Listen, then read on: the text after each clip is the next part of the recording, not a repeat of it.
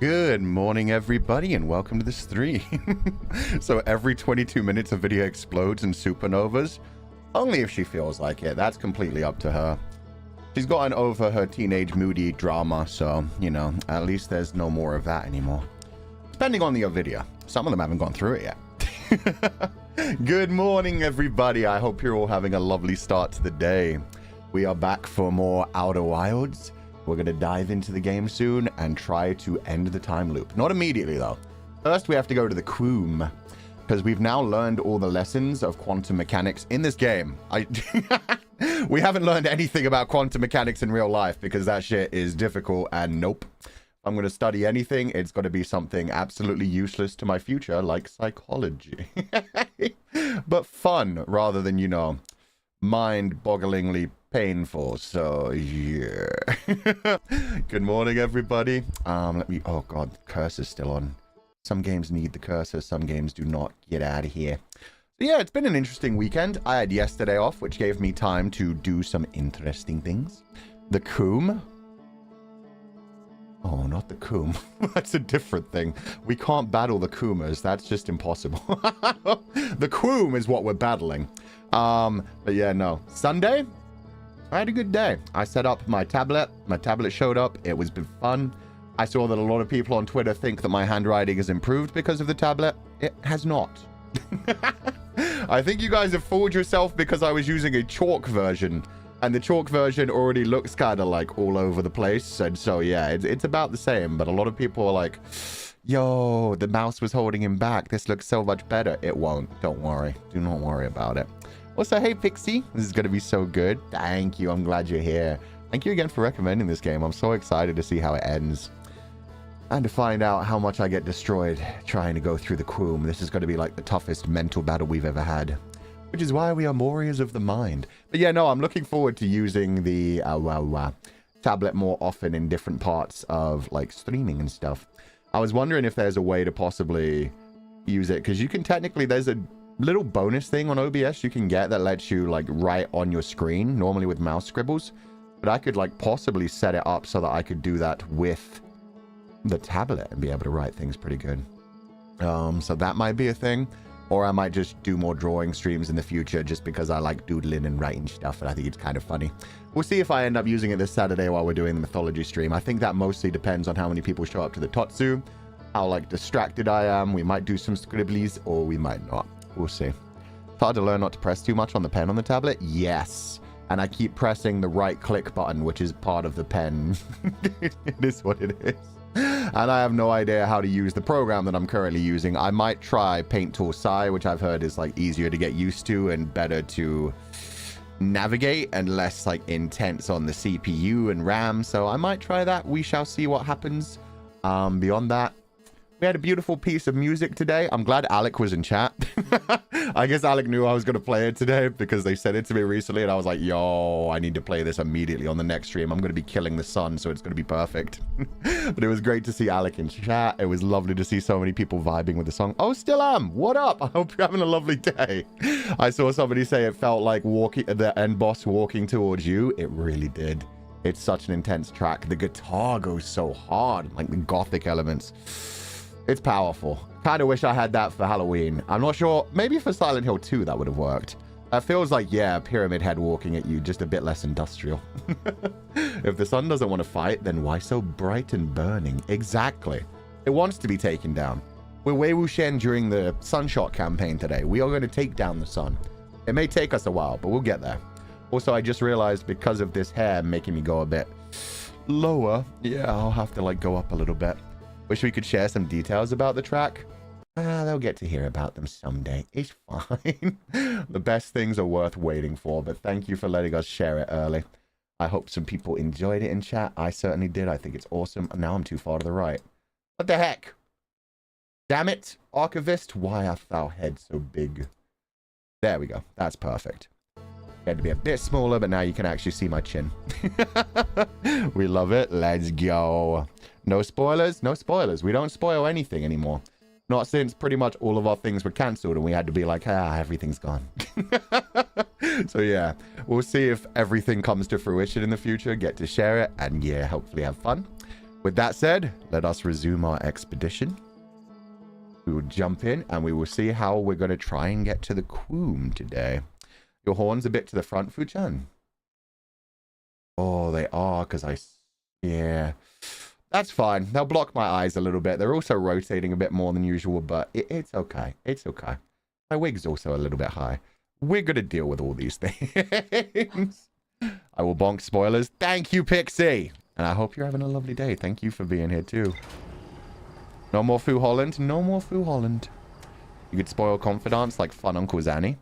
Well, I have in the past, and it's bit me in the arse, so I've learned my lesson. This is 2025, Fu-chan. We no longer spoil things. Rumor mode. Okay, we got to figure out about the Quoom, which, yeah, is the only thing that has question marks still left on it. That's crazy.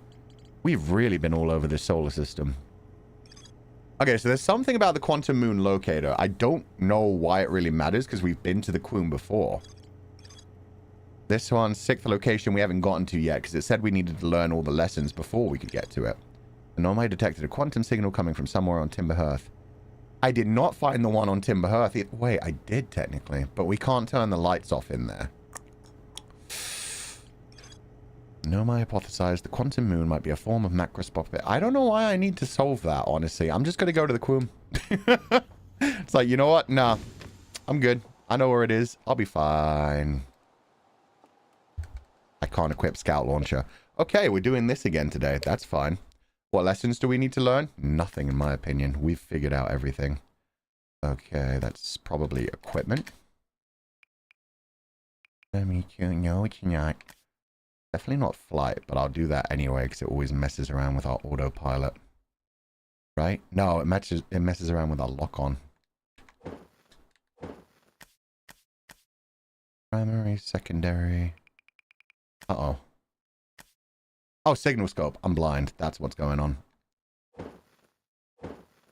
There we go.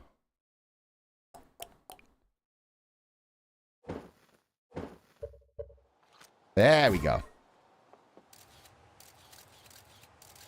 Need you looking straight forward, buddy.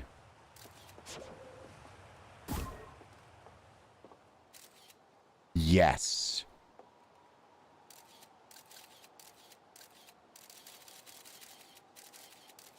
Looks right. Okay, let's go to space. Remember the suit? Yeah, I needed the suit to even get the signal scope, so we're fine. We're fine this time. Okay. Is that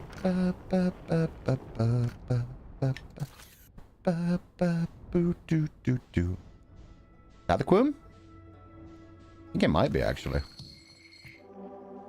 Yeah, it is. Holy shit, we're right there. Okay. No, that's Ash Twin. I'm blind, apparently. Must be on the other side, then. Okay, where are you, Quoom?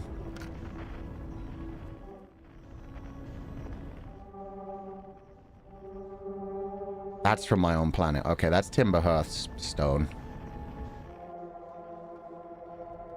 Yeah, Ash Twin has a quantum rock, too, I guess. Giant's Deep has one on the tower. There you are, Quoom. Coming at you, buddy. Okay, we found it. The lesson is that the moon's haunted. Pretty much went behind the thing. I don't know if it's going to disappear. Oh, we got it. Okay, that worked somehow. Okay, we need our scout launcher. Wait. No, this ain't right. There we go. Okay, now it's looking the right way. Let's just chill. And take ourselves down. Short hair Fu-chan today? Yeah, I decided I want to look a bit respectable for our final voyage. Whoa! Okay, we're here.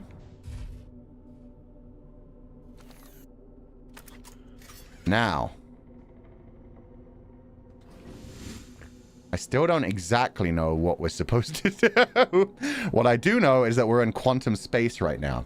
Because we remember the fact that when you're on a quantum object, you can be taken around. Yeah, I can't even open the map because I'm currently being teleported to all places at once. The Quoom can take me wherever it feels like. And if I break atmosphere accidentally, which I did once before, everything goes wrong. So I need to get to, I believe, the North Pole. And it actually marks the poles on this map. Yeah, we got a little red thing and a blue thing. I don't know which one's north, but we'll try it out. Remember, Fu-chan, don't jump too high. Shit gets scary. We learned that lesson. That sure is a sentence. Yeah. Quantum mechanics is crazy.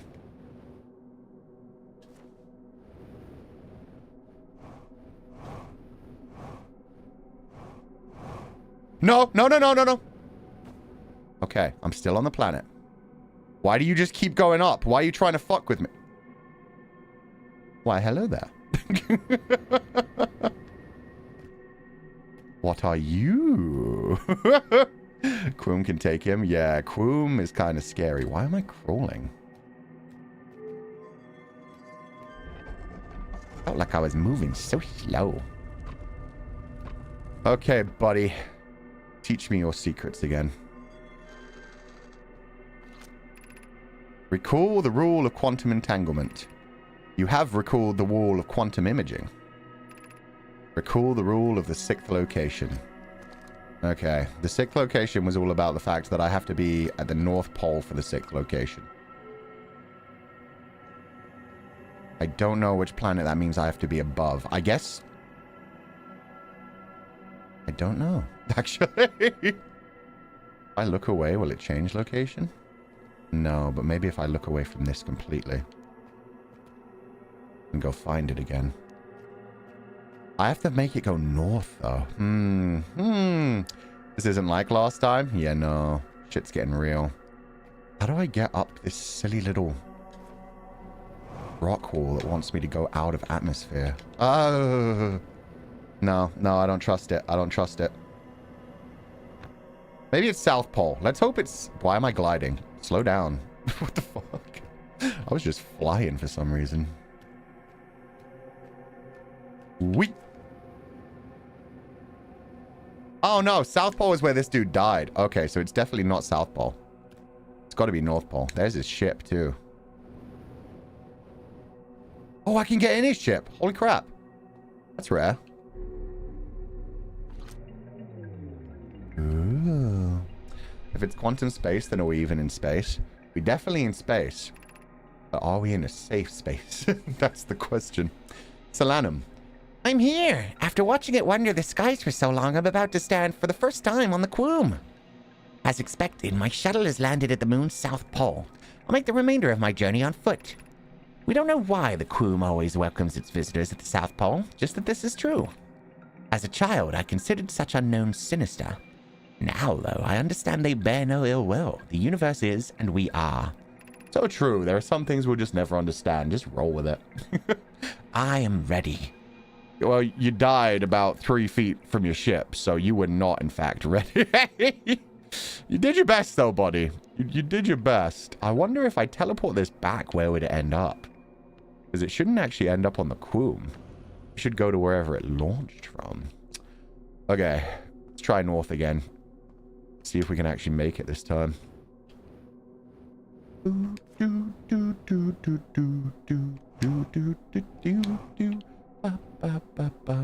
No, it's always blocked off. What if I just spin?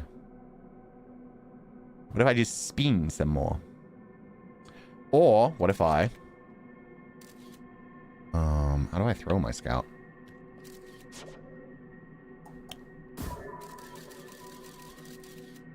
I mean, there's got to be something up there, right? Shit. Okay, too high up.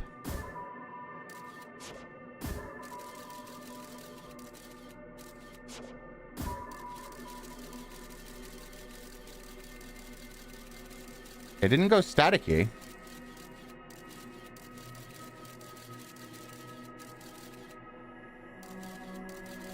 I also don't think I can see what's up there. Damn. Okay, we need a lower point.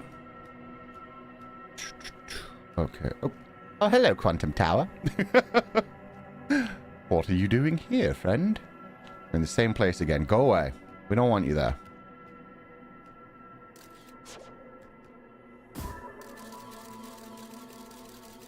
Damn it, not quite high enough.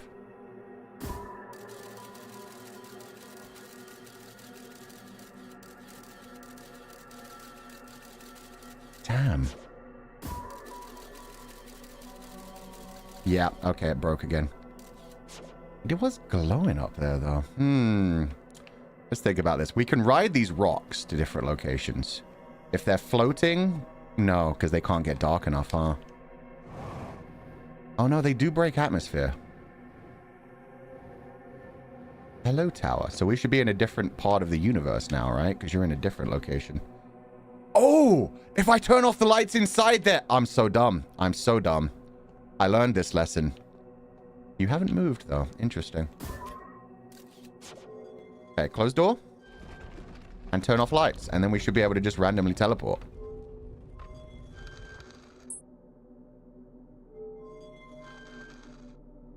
Okay, now we're above Timber Hearth. Let's see if that's the north. No, we're not at the North Pole yet. Okay, we need to be at the North Pole. We figured it out. Now we're at Hollow. Still not the North Pole. Okay, okay. Oh, wait. Because my map is on, are we not actually moving around the universe? Oh. We're moving around the universe, but it doesn't move the tower. Interesting. Okay, I guess we'll have to go out to explore each time. See which part of the planet we appear on. Or if just we can actually... Oh, it changes the quoom! Oh, you stay here. You don't leave me. It's like a Timber Hearth flavored quoom. Oh. Water, no ice. So maybe the ice mountains have unfrozen at this point. Or no, we just can't get around here at all. There's just mountains everywhere. Okay, okay. So different locations, different things to see. Okay, I should have gone out earlier. That's crazy. Yeah, that's cool. That is crazy, though. How many dimensions does this thing exist in at once? Because the whole, like, oh, the quoom itself changes. Wait, why aren't the lights going off? Oh. Idiot. I made my own light. Okay, now we're at the Ash Twins. Oh, yeah, and it's sandy. That makes sense.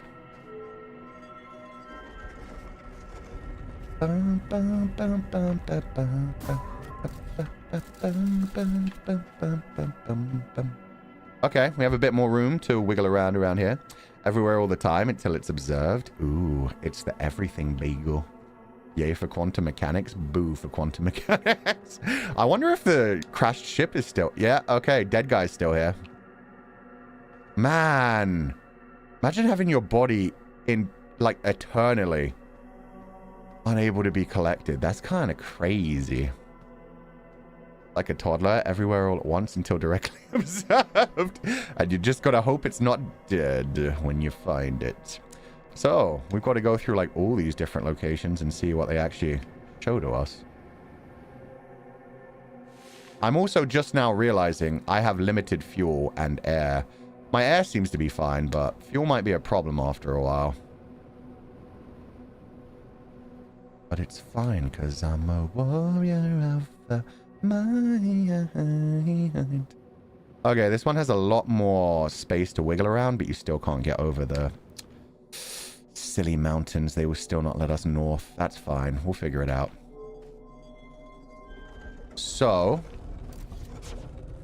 not you, and it's not you, and it's not you. It's got to be one of these three.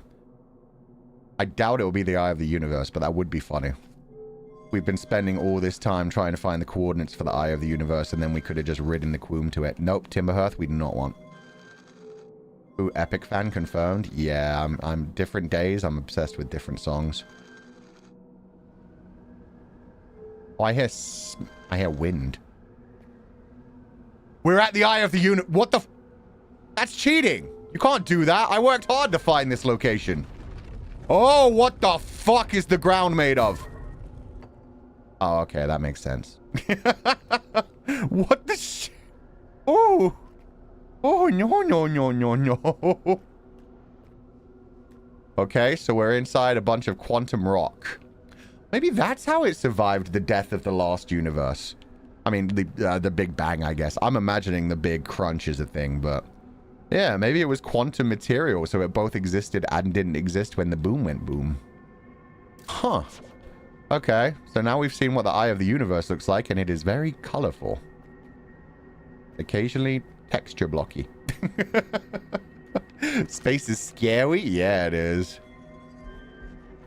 Yeah, let's close that up before it breaks my mind. Oh, we're still at the eye of the universe. My bad. Imagine if you just can't get away from this one. Okay. Water planet. Cool, cool, cool, cool, cool. Giant's Deep.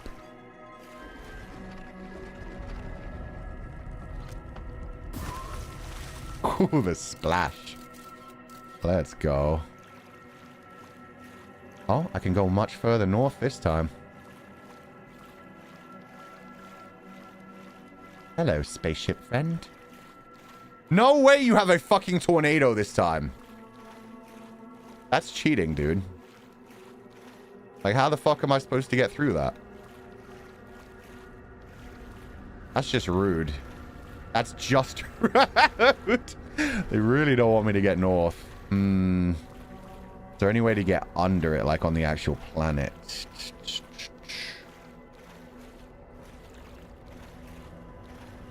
Wait, what if I could just ride the quantum tower?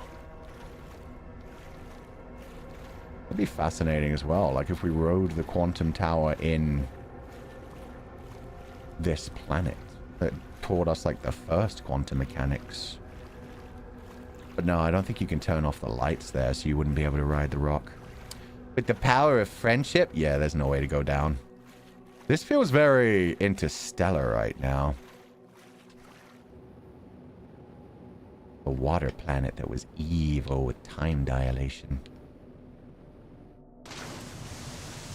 Those splashies are so fun. Okay, goodbye, friend. So, I mean, it must be you. Wait, have we been there? I think we were there. Uh-oh. Wait. I can move the tower. I think I've been doing this wrong. I could make the tower go as far north as I possibly can. Let's try that next.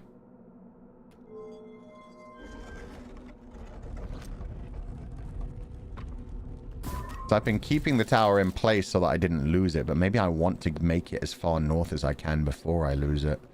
And then lose it and try to get it close to me, so when I teleport, we're going further north each time. That's what I think I have to do. I think I've been a dumb. Yeah, okay, every planet has, like, some way to keep you away from it. So I just need to make the tower appear at the far north. We just need to keep fighting our way north. Okay. Speed! I need a tower. Tower! Okay, now we're really close. We're really close to the North Pole now. Let's teleport to a different place and see if it opens up. The brain is braining. The brain is braining as hard as it can. Is it doing intelligent things? Who's to say?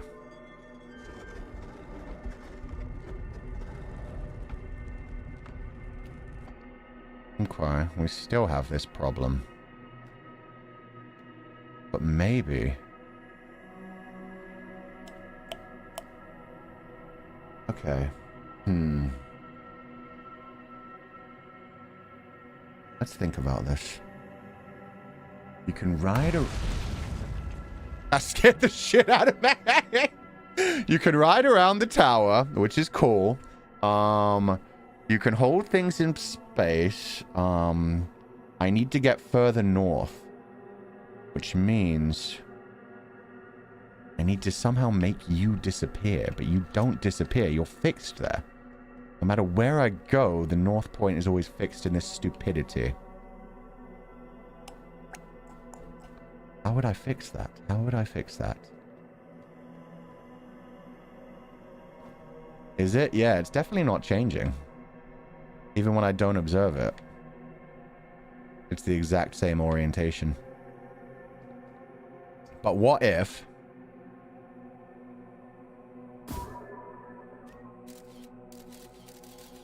I mark this and then go to a different location. Does that change anything? Now there's supposed to be mountains just outside of... There's supposed to be mountains just outside. Stop putting that away! Now I've changed location. But the mountains should still be there. I did not change location because my signal scope can see that. Interesting.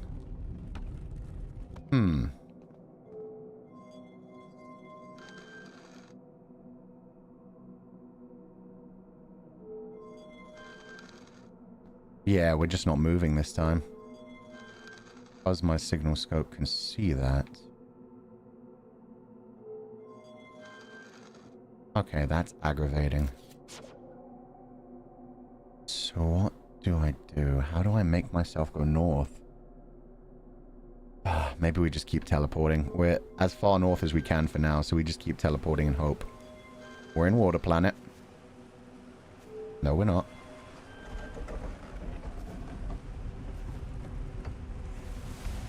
Excuse me?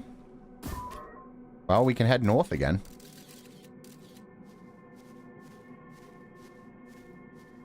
Oh, we're clear. Oh. Oh, we're Timber Hearth.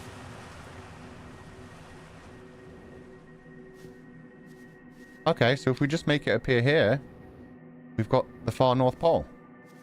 So just... Speen to win?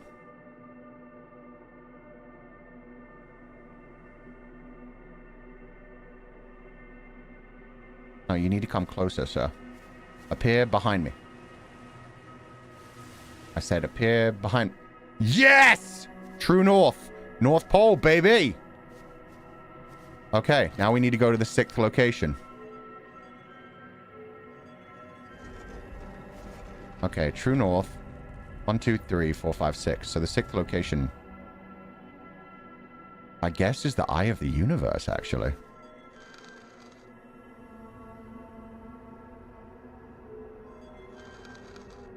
And we're there.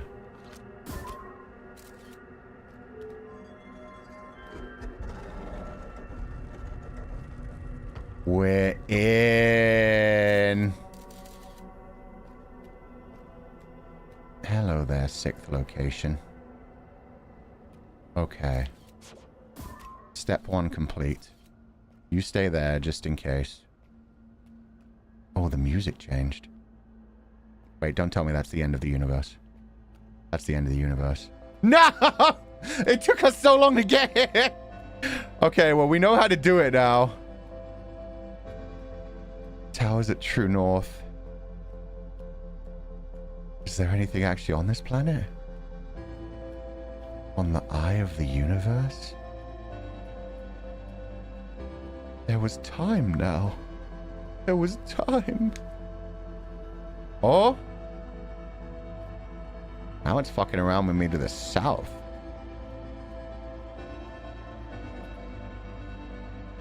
You're alive! Hello? Solanum? I found your body! Who are you?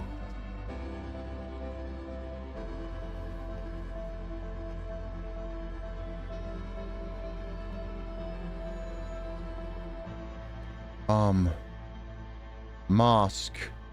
Something. Me? You speak? Eye of the universe. Pick up identity stone. Already holding identify stone. Pick up explain stone. Oh. You. Explain. Eye of the universe. No! You was about to explain the eye of the universe.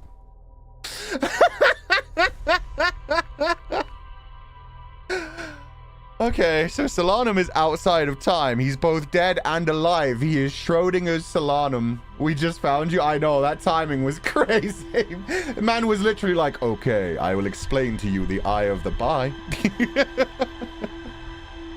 No, that's a cliffhanger. Yeah, but we know how to do it now. Okay, okay. Back to the Quoom. That's so funny. Oh my god. Okay. Tell me your secrets, spaceman. Eye of the bye. The bye of the universe. Oh god. Okay. Signal scope. Boop, boop, boop, boop. Look forward, please. I said forward. What are you looking at? You're looking up. Okay. Giant steep. Some more this way. Sure. We'll say that's good enough. Speed, baby. He waved his hand and we just snapped out of existence. Yeah. We didn't even get to see the solar eclipse because I mean, not the solar eclipse, the solar explosion, the supernova. Because, yeah, it was just like we both existed and didn't exist at that point. No, change frequency. Quantum, yes. Where you at, Quoom? Where you at?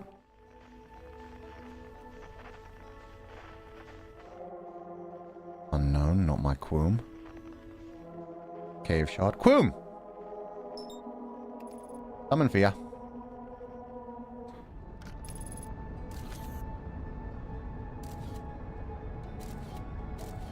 Think that's about right? Sure, let's say that's about right. Back to the Quoom we go. Yeah, at least we know how to get it to true north this time. You can reproduce what you saw. It's a snap. Yeah, it should be fine. It should be fine. Okay, slow down. Slow down. What are you doing? Oh, we're dead. Lovely. Did we land? Well, okay, we're landing. That's okay then. I can repair this. This is fine. I love autopilot trying to kill me. This is fine. I don't even really need to repair it because we ain't coming back, but here you go, big guy. Why won't you let me repair you? We were too excited for the Quoom. The Quoom just be like that sometimes. Sometimes it's just too exciting. Okay, you can't get north at all on this planet. This one sucks. Told you. Worst twin. Ash twin, worst twin. Where's my tower? Give me a tower. Oh, there we go. Almost ain't my ship, but I'll take it. Bum, bum, bum. Bum, bum, bum, bum, bum, bum, bum. Do, do, do, do, do. And off we go. Okay, where are we now? We're at the Eye of the Universe, so that does nothing for me. We have to teleport again. It will be locked. Yep. Cease. I said close.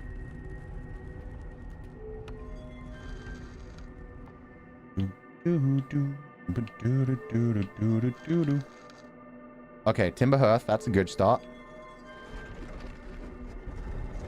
And we go north. North we go. Do not. This isn't even Timber Hearth. I'm dumb. Wow, it's not letting me north at all this time. Why are you so rude?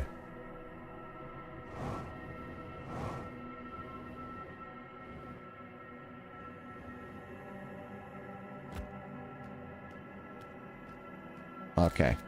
Come to me, my tower friend. I said, come to me, my tower friend. There we go. Perfect. This is actually really easy once you understand what's going on. Makes me feel stupid about figuring it out, but I'm glad we did. Okay, that's different. Will it let us further north? Yes, it will. No, it won't.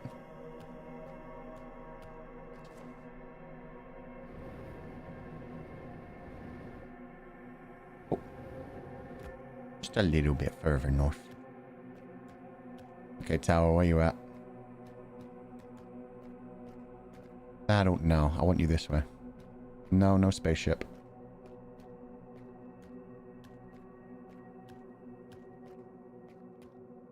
That'll do. We've moved at least. Okay. Knowledge is power. And power is half the battle. Gives you a sense of mastery. True. I don't even know if I'm doing it quite properly.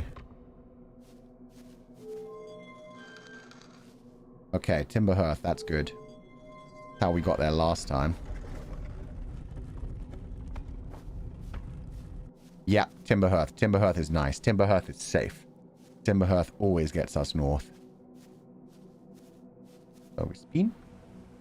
And we win! Okay, we're here. To the eye of the universe. Let me in. Let me in.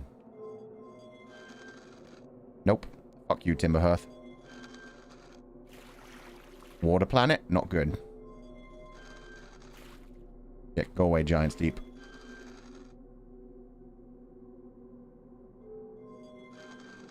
Nope, still not. God damn it. Fuck you, Ash Twin.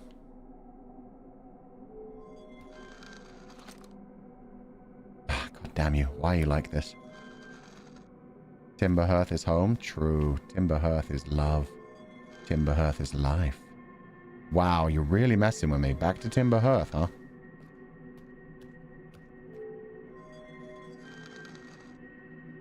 Okay, you know what? No.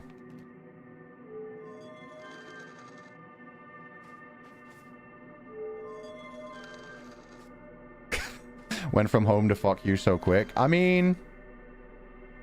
yeah, that's pretty much every growing person. Sometimes you want home, sometimes you want to leave. Oh, shiny floor. We're here. Okay. Let's find Solanum. Really wish he could just write things so I could just use my translator. He's at the South Pole. I'm coming, you son of a bitch. Why am I spinning?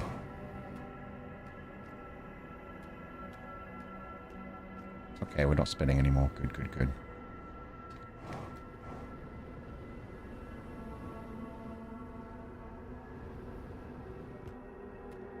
Oh, that's so creepy looking.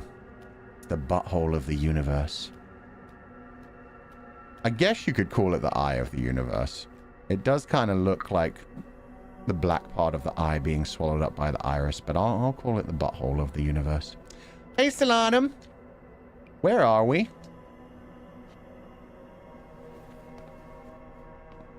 Okay, wise man, you keep your secrets. Okay, as I was saying, identify, explain. Okay, let's start with identifying things. How about you identify me? What are me?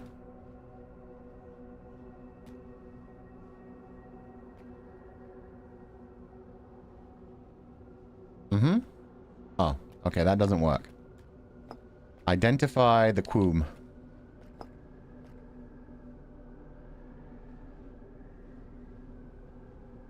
Okay. I don't think he likes to identify things. Explain me.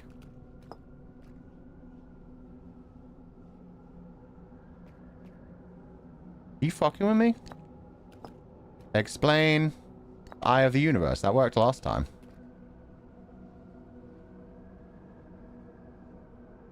Bruh? Bruh?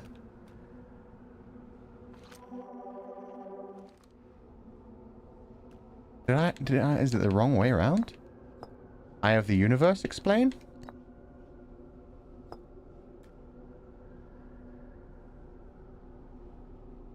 Hey! What the fuck?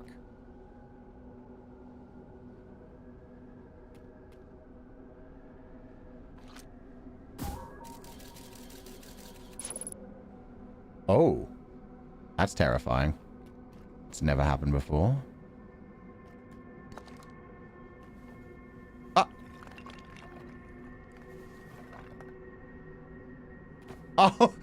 Oh, that's not even where we put them. Oh, okay. Eye of the universe, identify.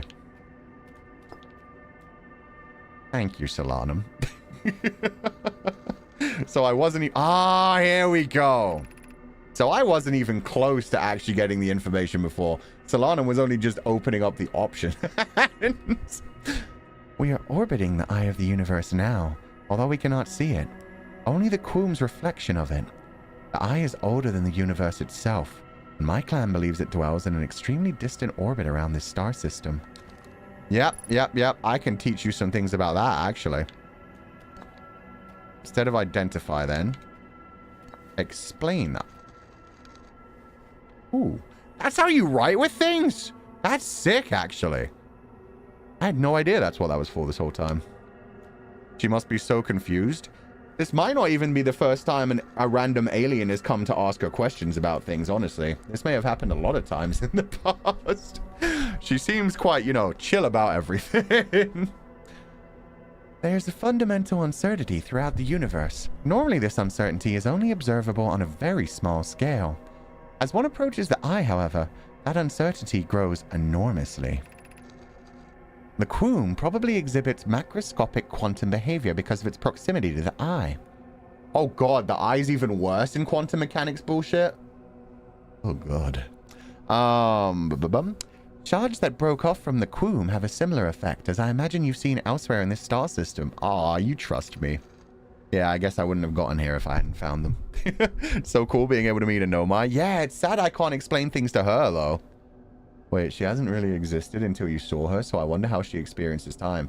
We also saw her dead body at the South Pole, so she's both dead and alive right now, which is even more creepy. Conscious observation forces a quantum object to collapse to a single possibility.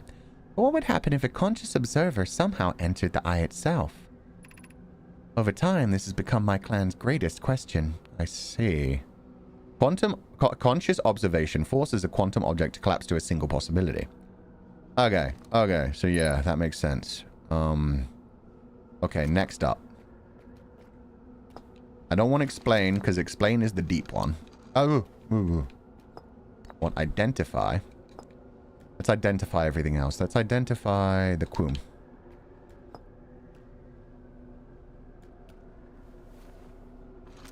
Maybe she has a twin. That'd be kind of funny if it wasn't actually quantum at all. I'm just an idiot. This is the quantum moon where we both are standing. Despite also orbiting other celestial bodies, the Quoom is the eye of the universe's moon. Ah, that's why it gets all fucky-wucky. Okay, not Quoom then. Identify me! Who am me? What am I? Tell me who I am, Solanum. You have all the answers. I've never met one of your kind before. It's an honor to speak with you. I particularly admire your 4 eyes. Oh, she's down. Okay. I admire your 3 eyes. Why don't you take off that silly little... Well, I'm wearing a helmet too. How can she see my 4 eyes? There are many questions I would ask if I could comprehend your language. You have my gratitude for understanding mine. Yeah, it's a shame I can't type in it. I haven't quite gotten that far. Okay, identify you. You are Solanum, I know that, but teach me.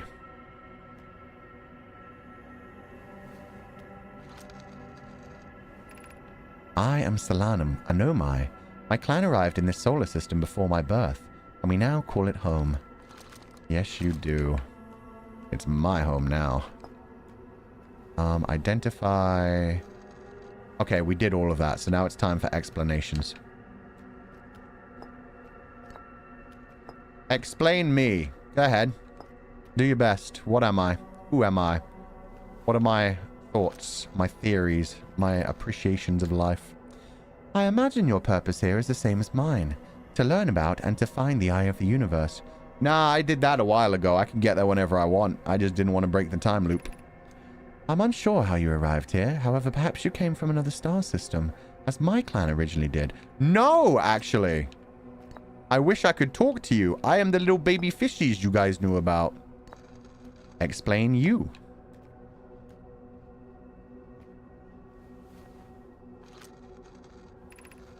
I am on my first pilgrimage to the Quoom. All Nomai and my clan make this journey when we come of age. Even though the eye cannot be reached from here, the Quoom remains special to us, as it carries us nearer to the eye than any other place we know. I've journeyed here to be close to the eye. While the eye is obscured from our sight, we can see the Quoom's reflection of the eye in the sky above us. While the eye is obscured from our sight, we can see the Quoom's reflection of the eye in the sky above us. Interesting. Yeah, okay. That sucks. Yeah, you've explained you, you've explained me, you've explained the Quoom. No, you've explained the Eye of the Universe. Explain the Quoom.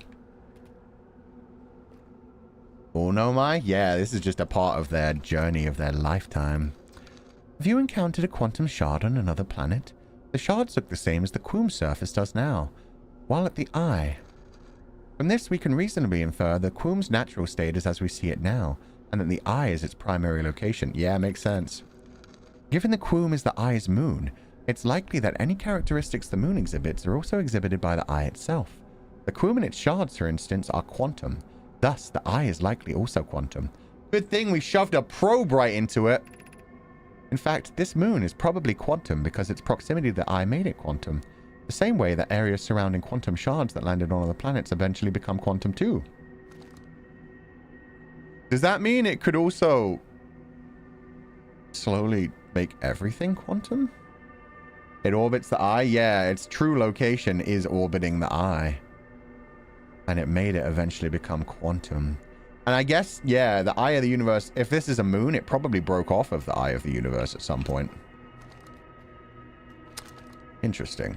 Okay, you've given me all the information you can. I think. What if I explain identify? Ah! These are the two tenets of Nomai philosophy. To seek out and to understand is our way of living. Us too sometimes. Sometimes we be like that. Sometimes we just be blowing shit up. It's an interesting time being a human. Me and you. Friends? Question mark?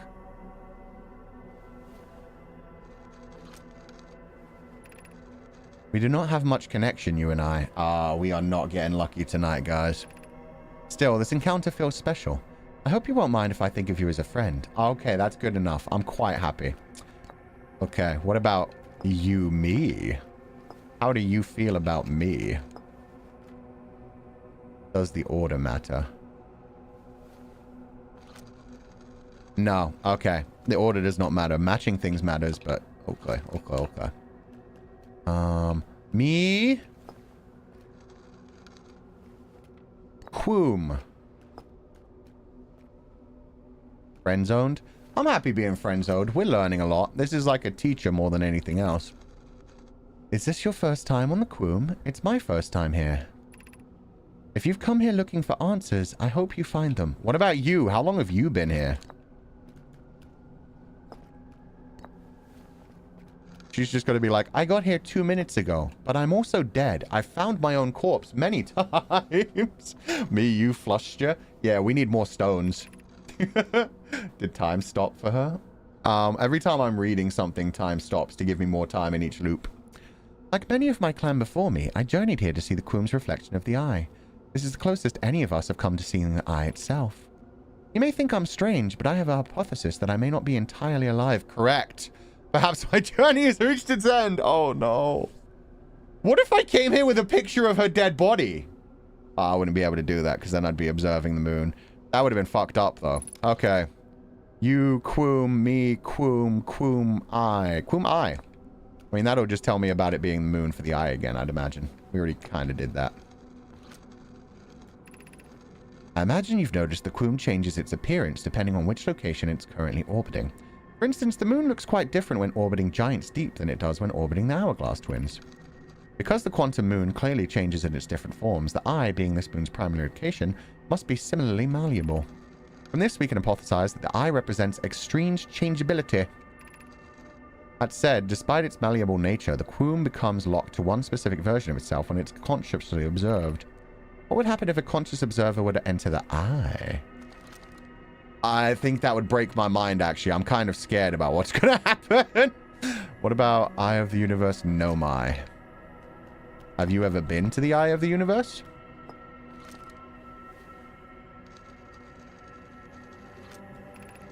Many in my clan believe the Eye called to us for a particular purpose. When I was a child, I used to believe the Eye was malevolent. To have lured my clan to this star system only to then vanish from them so completely. But I don't fear the Eye anymore. In fact, it became my fondest hope to see the Eye itself someday. But I fear this may be beyond my reach. You may think I'm strange, but I have a hypothesis that I may not be entirely alive. No, yeah, okay, I already know about that. Me alive, you dead. Hotel? Travaglia. She said it's a coming-of-age ceremony. Is she about to hit us with the tomorrow is my 17th birthday? Oh, we gonna get van-vanned? Maybe I shouldn't have been flirting with her. But I mean, when you meet an alien that knows so much more about the universe than you kind of... There's some admiration there. What else? We got Quoom. How do you feel about the Quoom? Oh, wait. This is Eye of the Universe and Quoom. I already did that, didn't I? I think I did. No, we're good. Okay, Boojaboo, babadaboo, babadaboo. Maybe I should do me an Eye of the Universe, as in, I am going to go to the Eye of the Universe. I'm going to go where Nomai has gone before. Technically, she's over 200,000 years old. That's some anime logic right there. Technically, she's 17 years old and 200,000. It's Schrodinger's jail bait. Until we get confirmation, you can both go to jail and be totally legally... Look, man. Let's not. Let's just not, okay? Solanum. Suppose you could reach the Eye of the... Oh, she's also dead. That's so true. It's also Schrodinger's necrophilia. Oh, my God. Wait, what if we could drag her dead body?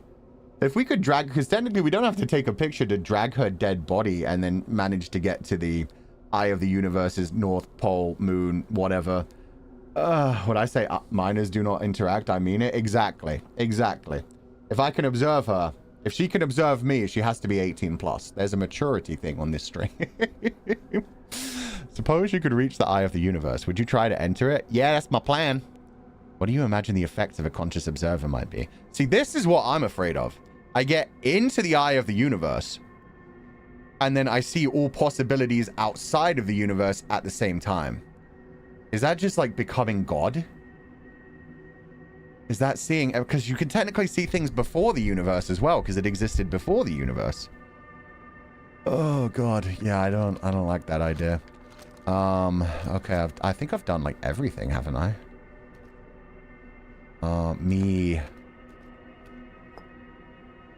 Mikum? I don't know if I did Mikum. I did Mikum. Yeah, I think I've done everything. Okay, nice to meet you, Solanum. I hope you enjoy your life, death, and death, life, and life, deathy, life, life, death. I'm gonna go back to my sheep. Wait, is there a second Eye of the Universe? No, only one. Unless there's something on the ground I didn't see. Oh, we're good. I also like the fact that she's always safe at the South Pole because she's a conscious observer as well. It's nice to have a friend. Is there anything else on the Quoom? I didn't see anything on my way here, but who knows? Let's explore a bit more. Yeah, I think there's only like this general path between the North and South Pole. I know my bestie. I know, right? She did say we can be considered friends now. I finally have a friend in this universe. Someone other than Gabbro, who just honestly does not really give a fuck about what's going on. Gabbro's in his own little world. Time to enter the Eye. Yeah, I guess it's time to reset time again. And yeah, I have to steal the black hole generator from the giant spinny thing, shove it into the dead Nomai ship, teleporter, and then teleport to the Eye. Okay. Yeah. Bye, Solanum. It was nice meeting you. Your people were very smart, and they've helped me quite a bit. Now I'm going to go solve the mysteries you never could. I can't believe I'm not even going to offer her to come join me. That's rude. That's rude. Also, where did I leave my ship? Maybe it's better to just restart time. Yeah, it's probably better to... Oh, or even better, I'm jumping into the eye. I'm jumping into the eye. That's the way to end this one. Maybe... Boop. Okay, baby. First, you catch.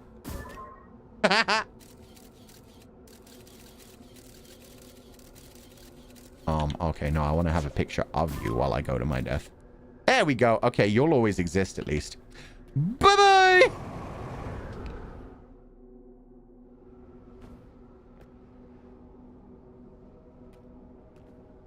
Okay, well, that's just... No, that's... No, no, I don't like that. I don't like that one bit.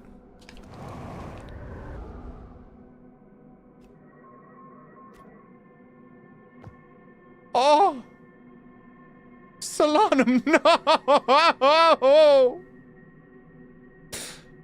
She's only alive. Oh, there's fucking... You could see the bones inside. Oh, fuck. She's been dead for a long time. Okay, well... I should have kept my camera on her. My friend. My one friend in the universe. God damn. I made you see depression. So true. Where's my ship? It's not even appearing on my HUD, which is... Yeah, okay, I'll just reset time. This is fine. Boop. Or Solanum? Yeah, I know, right? We had one friend, and the eye stole her. Eye's a bit of a yandere, honestly. Not a fan. So mean, and it happens every time. But technically, she's also still alive at the south pole of the eye. So if I go to the eye, maybe I can send a message to her and be like, hey, I'm at the eye.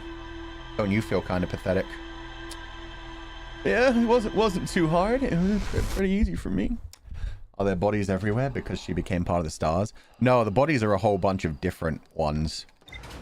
Okay, gonna end the solar system now. Goodbye, everybody. Huh?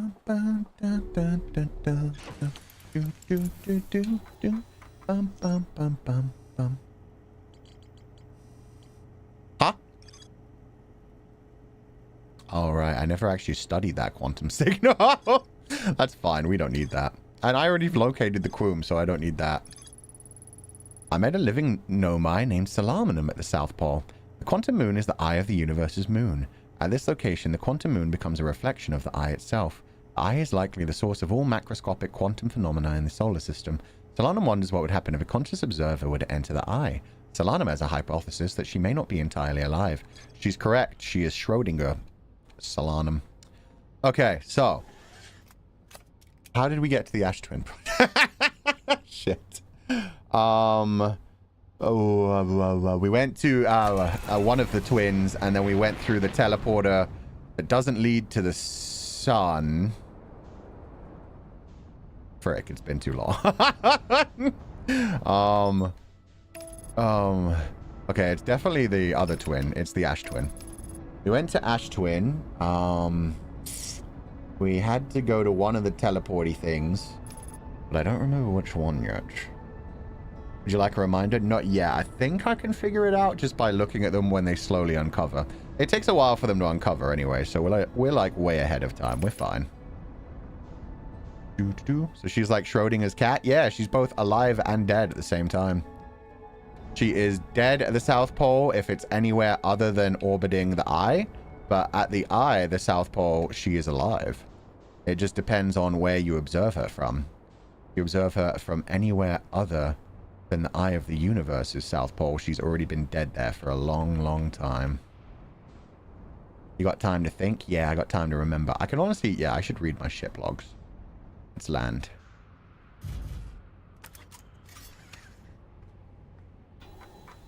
Okay, ruptured core, gravity cannon, frozen Nomai shuttle. Eh? Oh yeah, that's where we found the jellyfish. Okay, Bramble Island, orbital probe cannon, control module, Ash Twin project. The Ashwin Project. Black Hole Forge. Advanced warp core was approved for installation in the central chamber of Ash Twin. So yeah, it's this. There are 8 monoliths with no mine masks attached. 3 of them are. The Ash Twin project was designed. The sun station did not work. There's an advanced warp core. Okay, so no mine mines, statues, high energy lab. It doesn't say how to get to it, but I'm sure I'll figure it out. I'm sure I'll figure it out. Okay, I think we had the 2 twins. Yeah. We had the 2 twin towers. Let's not call them that. But we had the 2 towers that teleported us and had the 2 twins things. Yes, okay. One of them you could actually ride in because there was a ceiling. The other one didn't have a ceiling. We have to ride in the one without a ceiling. We have to get into that little chamber and then burst ourselves down. Okay, I remember. I think one of the logs had a hint, but that's it. Yeah, it was actually quite difficult to find this one, honestly. Solanum is like the dad on a milk run. He's alive, but not...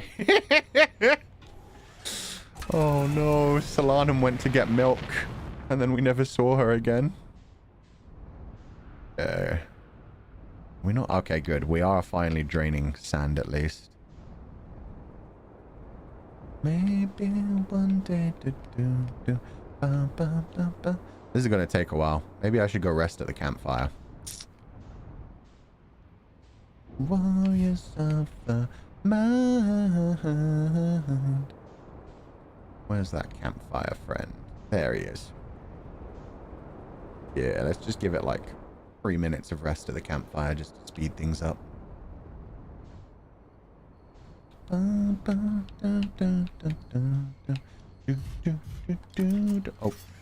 Yeah, we're good. Oh, no! We might not be good. We might not be good. We might not be good. We're so good. Everything's fine.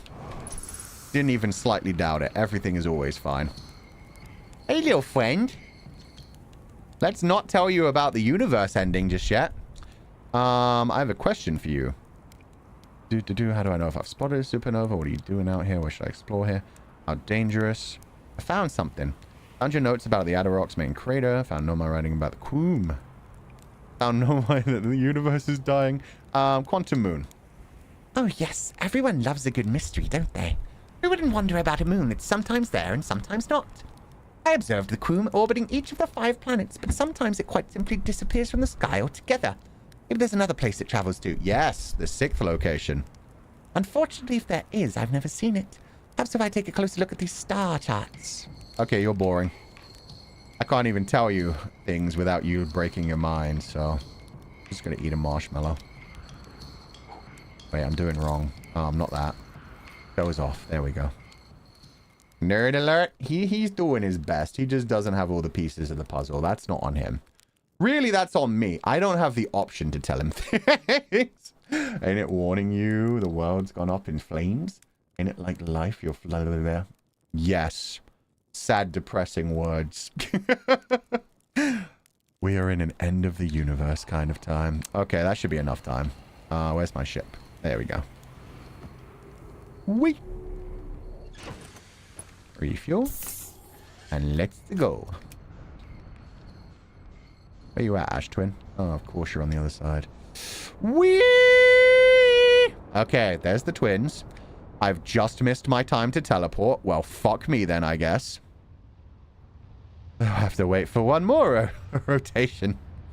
Really hope I have enough time to, you know, get into the eye of the universe after that. A lot of dead Nomai around here, man. If only they were in the time loop like me. Scrubs. Pretty pathetic, all things considered. Okay, this is where I want to be. If friend, then why so food-shaped? You want to crack open? Don't crack open poor Eggman. Eggman is good, boy. Get good at Nomai. Yeah. If you guys were so smart, well, why the heck didn't you figure out the fact that... Ooh, spinny. Why the heck didn't you figure out how the universe works, huh? Huh? Okay, now we'll know when the sand is coming. Ooh. Goodbye, Ember Twin. You so... Oh, wait, no, that's the sun and the sun station. Oh, now I feel dumb. I just had my Nomai moment. No, my. We don't have to mind. Later I'm gonna have dinner with my fam, but all I can think about is the end of the universe. That's okay. End of the universe is a happy time, honestly. If you managed to make it to the end of the universe, you've probably had a pretty incredible life. Means you've done more than most humans ever will. We did all that in 22 minutes. They needed decades and didn't even succeed. Just saying. Exactly. Kind of pathetic. There's the sun again. Where is my sand? Get me off this rock.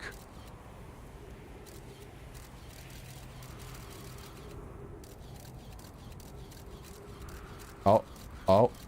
Here it come. Here it come. Every catastrophe and extinction event is just a giant skill check. True. If you're really the apex predator of the planet, shouldn't you be able to figure out a way to survive it? I'm just saying. Dinosaurs? Kind of mid. Kind of mid. They failed the skill check. They didn't have the natural buffs that humans have. What are we doing now? Oh, Pixie, we are ending the universe. We're going to go take that warp core. We're going to go find the dead Nomai ship. We're going to warp to the eye of the universe. We're going to break reality. It's going to be a fun time. 3, 2, 1, and go! Hello, friend. Okay, let's go steal that warp core. Oh, don't jump. I forgot. These are gravity floors. We can mess everything up if we jump too much. Birds are dinosaurs, so they're fine, I guess. Birds aren't dinosaurs any more than weird Neanderthals. They evolved from these things, but they are not these things. Okay, so we need to turn off gravity, but only after we've done this. Opened up. To steal from the Nomai.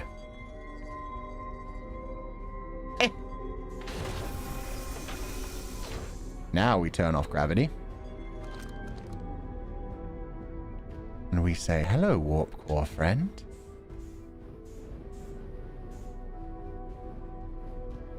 I need to borrow you.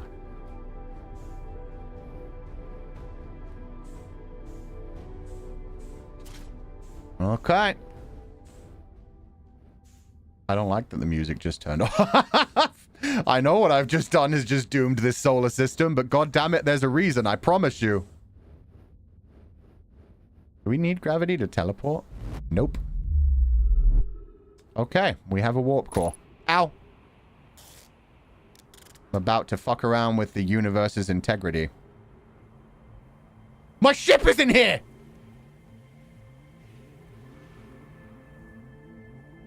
Oh, fuck me. This is fine. This is fine. I can catch a ride. Why does it sound like the universe is already ending? We've got so much time for the... Why? Oh no, we're fucked. We're so many levels of fucked. Why did it end early?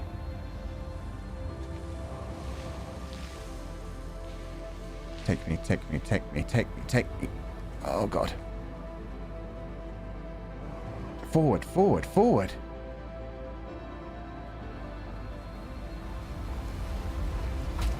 Ow. Why is it going supernova early? What the fuck? Refill.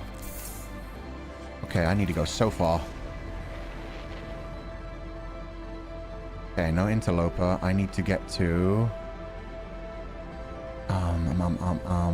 the one with the anglerfish, which is Dark Bramble. Oh, the music's crazy. Okay, take me. Do not fly into the sun. I swear to God, game. Autopilot, I am trusting you. Sounds a little different. Yeah, it's extended. Okay, so the supernova is not actually happening. It's just telling us this is your last run. If you don't do it this time, this supernova is the final supernova. Okay, how did I get to the ship? Dark Bramble. We went to Dark Bramble, and then we had to go through the evil fishies, which we did by going through the red one. Fuck, I should have done a practice run. I think we go through the red one, and then we get out of our ship and we float forward. Okay. Board autopilot, you're going too slow. We need speed.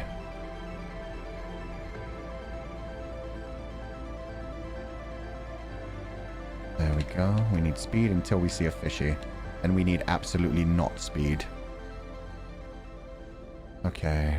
We start with red one? I think we start with red one. Or do we shoot a signal? No, we can go with red one.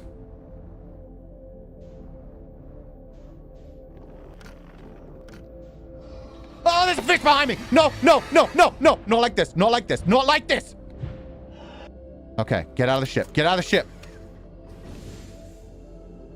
Why am I going so fast? Why am I going... Don't hurt me, don't hurt me. I have a warp core, I have a warp core. I'm so close to the fish!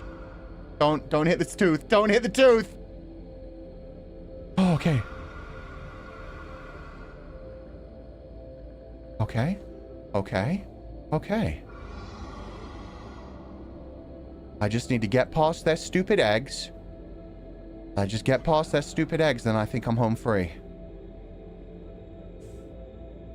Yeah, there's their stupid eggs. I should have shot the signal thing.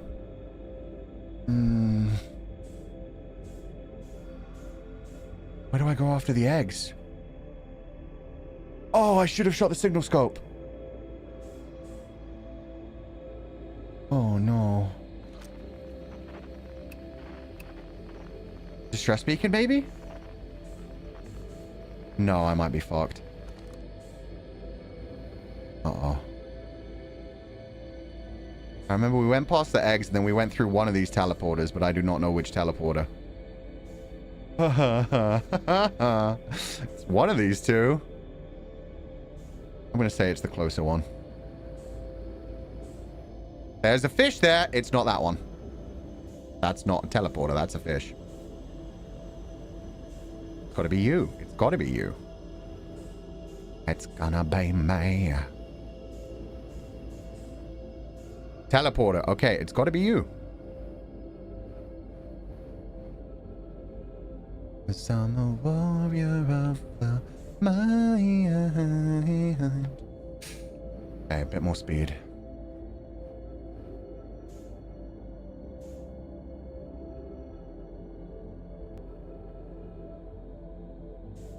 Should there be lights in here? I don't remember there being lights. There's supposed to be a bunch of... No, it's supposed to be circular brambles. We fucked up, didn't we? We fucked up.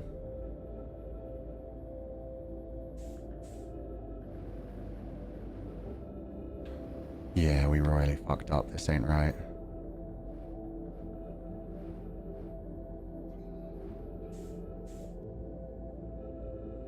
Well, I've doomed the solar system and fucked everything.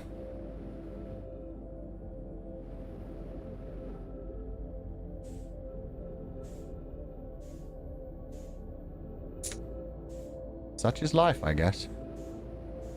I guess without the signal scope, you're just endlessly going in circles between these two white points. That's fun. Yeah, there's already always two more white points in here. Is one of them even a fish? Oh, one of them just disappears.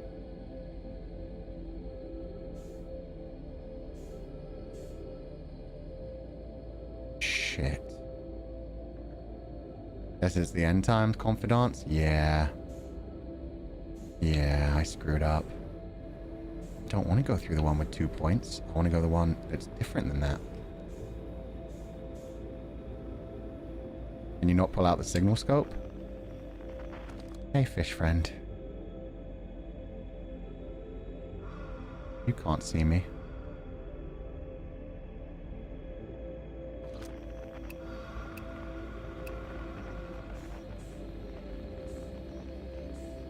The signal scope just ain't even working. I can't find my ship. I can't find anything.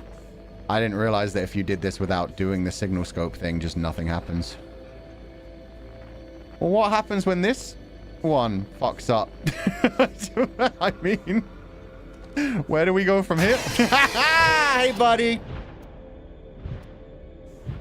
Oh, you can't reach me because I'm against the rocks. Well, doesn't that suck for you? Hey, you want a signal scope? That's a big old mouth you got.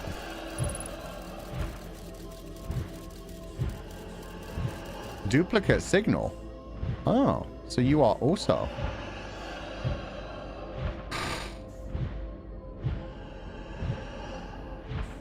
Why don't you just give up and go somewhere else?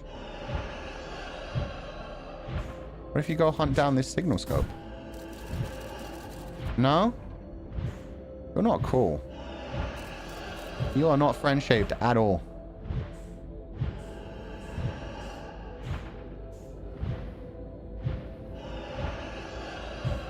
And you keep up with me, though.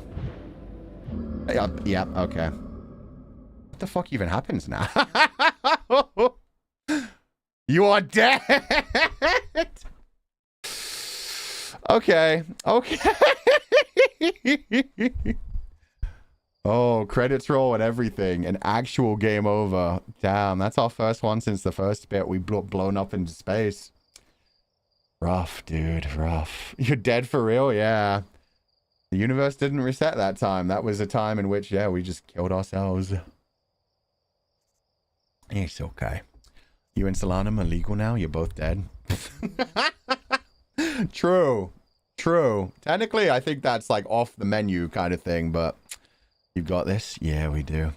One more go. This time I know I have to send the signal scope. I was dumb. I was rushing. I was just like, it'll be fine. Anyway, everything will work out. God damn it. Let me back in. Load previous save. Yeah, you don't even get to continue expedition. It's just like, nah, you died, bruh. Oh, God. Do we save scum? Yeah. Yeah. To really get the ending we're looking for. I mean, I wouldn't have considered that an ending. That's just a death, so. We're not going to count that as an ending. Okay. I'm going to get my suit. I'm going to waste 2 minutes on this planet, and I'm going to go to Sand Planet. Even though sand is coarse, and it gets everywhere, and it's rough, and it's fine. Okay. Doze off for 2 minutes. You can make your ship show you where stuff you've already found is, by the way. Oh.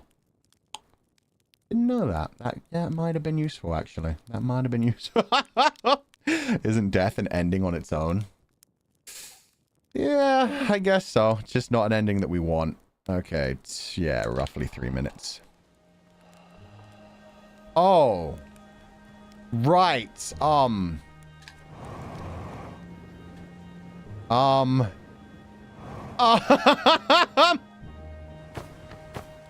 Have I fucked myself for this loop? No, okay, we can do this. Whee! Just have to do some platforming and still nope. Okay. Okay, I have to climb a bit more first.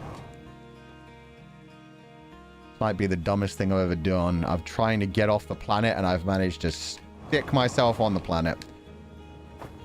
I'm gonna be a space Herthian, they said. There we go. Geyser is your friend? No, no, no. We did that literally the first time we played. It didn't work well. Okay, so hold up. What if I mark... All the Quoom. We need the ship. Volcanic testing, Black Hole Forge, Ash Twin Towers, Statue Island, High Energy, White Hole, Sunless City... The vessel! Yes. Mark location. That's what we want. So then I might not have to do the whole other thing.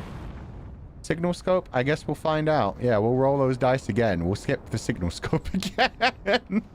Why not? And there's my twins. Okay, Ash Twin, buddy. Second time's the charm? Hell yeah. And look, the vessel's already marked. We're halfway there. But we're going, we don't need no elevators? Damn straight. We make our own gravity. You way undershot it, autopilot, but that's fine. I will finish your mistake. Okay, so just under 3 minutes isn't actually enough time. It's about to be good, though. Oh, no, no, no, son. Bad son. Bad son. Bad son. We don't like that mean old son. Where are we going? What is going on? What in tarnation? Yep, those are the twin ones, so those are the ones that I need to actually get uncovered. Sun just wants to be your friend. The sun is a deadly laser, and I do not want to be its friend. I have a friend. Her name's Solanum. She's dead most of the time, but also alive. It's a complicated relationship, but we managed to make it work. Are these not the ones I wanted? Shit, maybe they're not. Oh, nope, they are. They're just not uncovered enough yet. Okay. I don't want my ship to leave without me, so I'll put this one to the side this time so I can actually get to it on this planet. No getting sucked up by sand. Perfect. Learned my lessons from last time.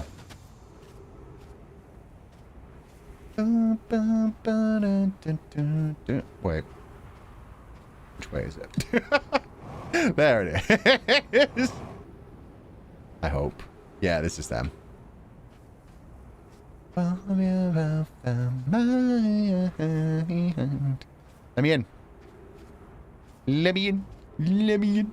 Let me in. Let me in. Let me in. Let me in. The sand elevator. The sand elevator is not fun. I'm just gonna say it. I don't want to be its friend either. I have enough friends in my life. I'm good. Science compels us to blow up the sun. It's not friend-shaped. Exactly. It fires its deadly lasers at us. We fire a probe cannon at it. And then blow it up eventually. Okay. Can we get it on the first loop? Ooh, it's me. Hello, me. What if you fire your signal scope into the sun? Oh, that ain't gonna... I mean, scout. I keep calling it the signal scope. Yeah, that ain't nearly close enough. It didn't even catch in. Oh, well. Imagine it landed on the sun station. That'd be kind of incredible. Sun just wants to give you that vitamin D, if you know what I mean. I don't know what you mean. Please, explain to me. What kind of vitamin D would the sun give to me? Oh, here we go.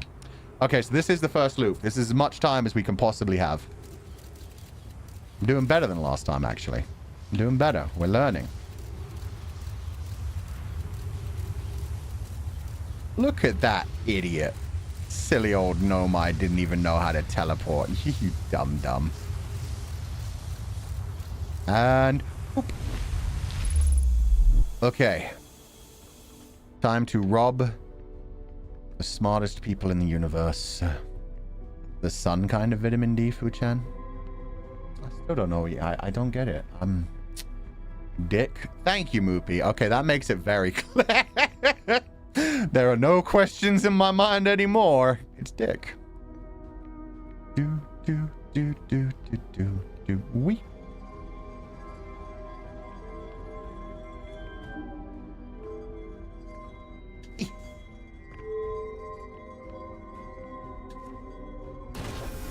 Okay, opened up. No gravity. And yoinky splunky.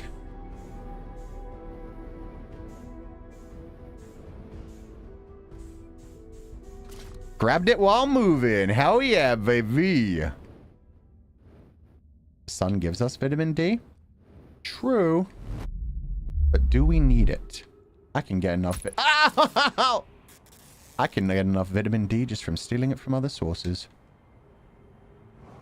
Other meat that I consume. Oh, here comes the music again. Hey, we're doing way better than last time. We've learned a lot of lessons. We have the vessel marked.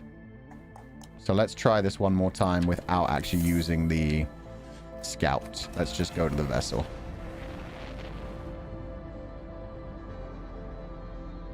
It's beautiful music. Novu-chan, not that vitamin D. Okay, now I'm confused. I don't think you guys know what you want from the sun. And that's honestly just going to confuse our poor friend the sun. You need to be more consistent. Okay, autopilot, you go ahead. I believe in you. I'm going to have to do a lot of correction because I was going very fast. Fuchan is going to end the universe thinking about D's. Isn't that what humanity's all about? Isn't everything we do in pursuit of the vitamin D?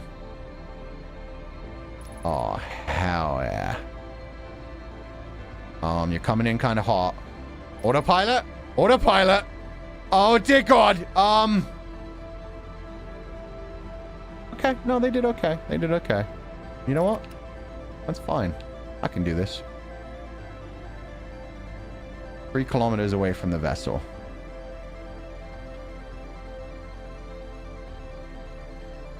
Gonna be thinking about dentists?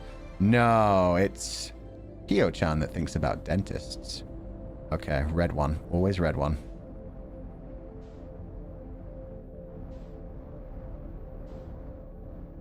Red one, and then we're going to see the fishies. So let's slow down.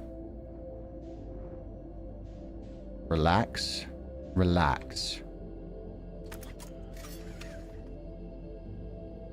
Vessel 2.5 kilometers. Out we go. Just float.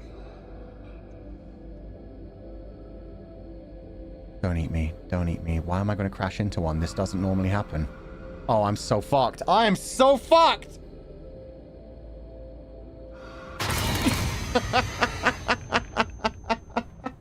What?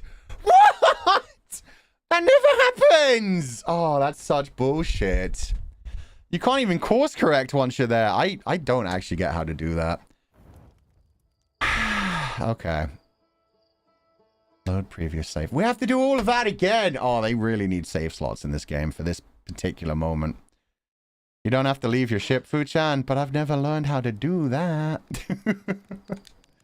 Okay, doze off for 3 minutes. 3 minutes was the golden. 3 minutes seemed to be perfect most times. You became the last meal of a dumb fish. Well, I'm glad for them, at least. At least I gave a fish some happiness. Sure, the sun can give you vitamin D, but it can also give you painful sunburns. True. Especially if you're like me and Irish. We get sunburns very easily. Giving all the stages of grief. Yeah, I was just like, I'm going to hit it. I'm going to hit it, but maybe I'll just go through it. Maybe it's fine. Maybe everything's okay. It was not okay. Nothing was okay. That's okay. Each time we're learning new things. This time we learned to sleep before we took the elevator. Rumor mode, vessel, mark.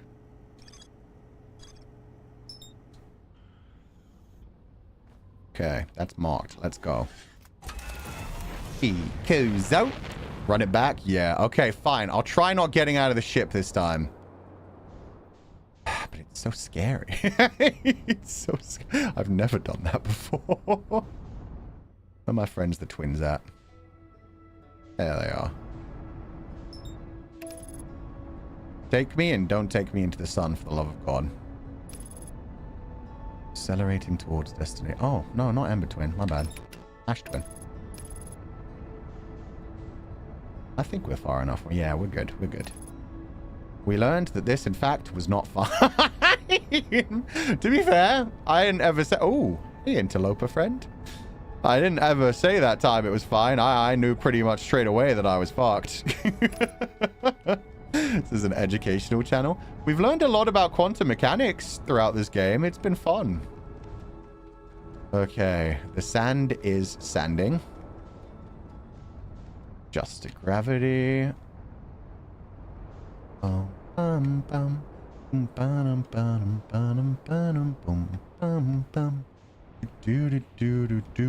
Okay, which one are you? Oh, yep, you're the twins. Perfect. Exactly what I need. And I need the broken one, which is this side. So, I land just over here. Be a little bit closer. Don't want to get sucked up. This should be good. Even twist. We can watch the sand go. There's a liftoff camera? Oh, man. I didn't even know that was a thing. Okay.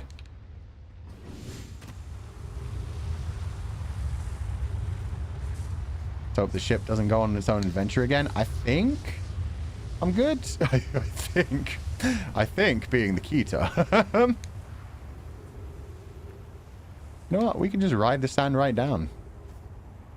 I forgot that this one is open at the top. Awesome. Awesome.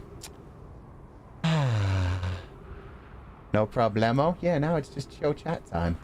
I learned quantum mechanics from this game. Also Big Bang Theory. Still trippy no matter what. Yeah.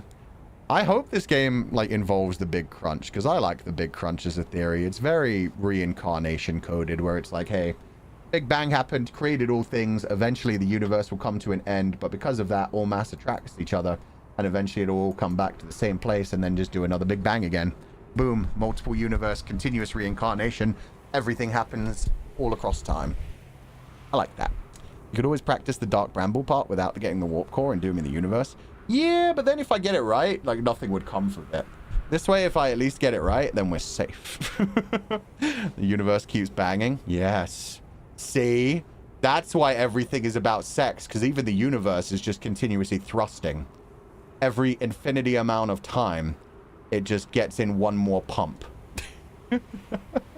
The twins' friendship is a lie, say the fishies? No, the twins have a good friendship. It's just the fishies don't like me. The fishies don't give a rat's butt about me. Love how people never look at what the ship can do until the very end. Happens with every playthrough I've seen.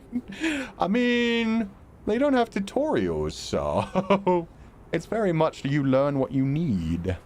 I hated every word in that sentence. Good. Good. Why don't you like the idea of the universe being a kinky fucker? There's nothing wrong with it.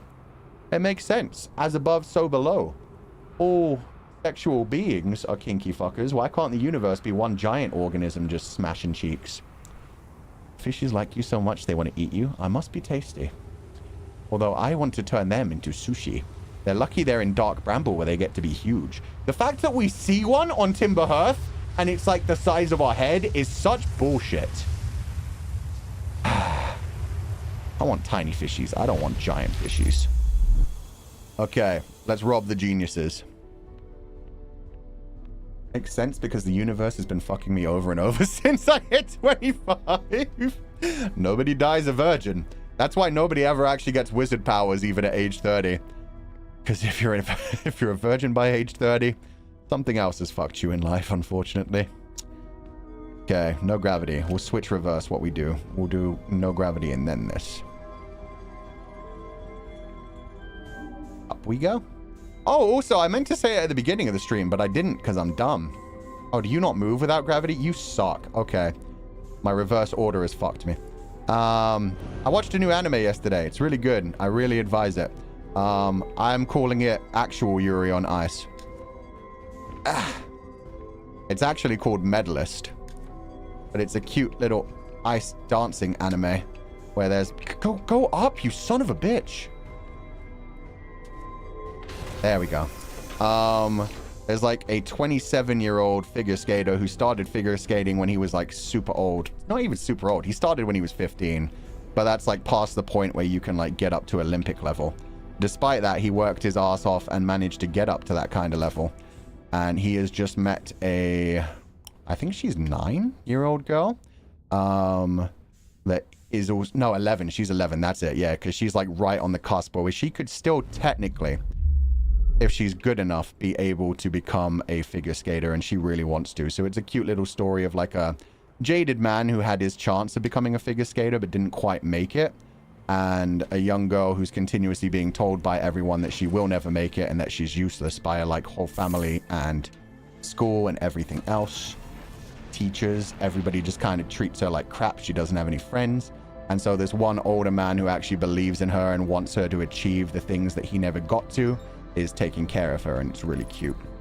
I hope it continues to be amazing. It looks like she's going to have an amazing rivalry with a figure skater that she's like super obsessed with right now, but they're going to be competing against each other in the future.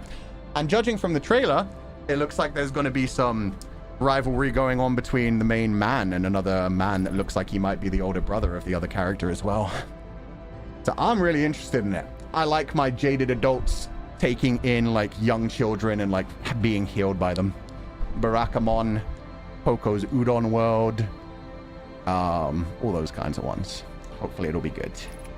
Okay, now, what are we doing this time? What did we do wrong last time? We're not getting out of the ship. We're floating past the fishies. Other than that, I think we're good. Well, I can't believe we've managed to fuck it up so many times again. Father-daughter moment? Yeah, exactly. Apparently in the manga, it was like a much more abusive relationship for the poor little girl and like her family. Oh, why is the fish? That's not a fish. Okay, don't scare me like that.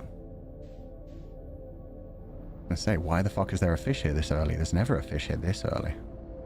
Okay, just through here is the fish. And there's a fish behind me. Now slow down. I just don't move. I just don't move. If they get me this time, I don't even know what to do. I'm just floating forward.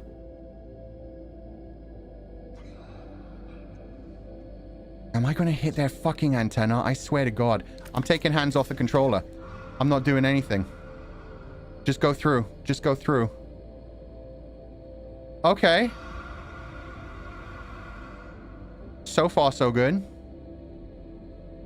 Just keep floating. Ah.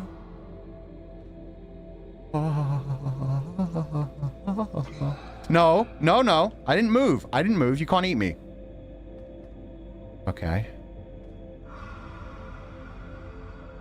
I think once we get to like 1.5 kilometers, we can actually start to move.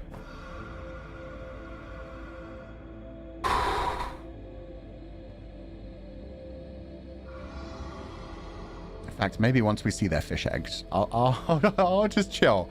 I'm just gonna chill. Why have we not invested in a watch? Why is there not a countdown to the end of the universe? That would help me a lot.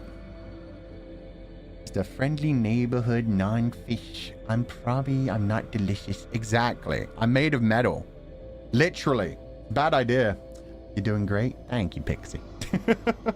Time for Zatsu. Yeah. Oh, there's the fishies. Okay. I think I'll wait for it to hit 1.5 kilometers. I also hate that I can't see. I should have put my scout on the back of my ship. 1.6 still. Okay, I can barely hear them breathing. Okay, 1.5. Accelerate slowly. Yeah, this one, the light's blocked. That's so evil. Okay, so there was another light that I didn't even notice last time. That's how it got so messed up. Is that a fish? No, that's the teleport. Okay. No! No, no, no! Okay, full speed, full speed, full speed! No! No! Oh my God. Okay, we're in the right place. Holy shit. Oh God, I heard him. I heard him coming for my ass. I heard him coming. Okay, the vessel. We're at the vessel. We've got the thing. And I can grab the coordinates. Should probably print screen it again. Or can I just float you right in there? Maybe I can. I've never tried this before. I cannot. That's okay. You've done your job. You've done amazing. Let me match velocity so you don't get lost. Okay, good. Okay, okay. Tell me the coordinates. That's what I need. View entry. Print screen, I guess. Control window up. Oh, you can zoom. Awesome. Sorry, guys. I'm cheating. I'm print screening. I don't trust myself to remember this. Paint. Control V. Crop. You stay over there, friend. Currently Googling how to restart my heart. Sorry. Yeah, that was... I didn't expect the fish to come at me in like the last 3 seconds. Oh, the music's getting more intense now. Let's go.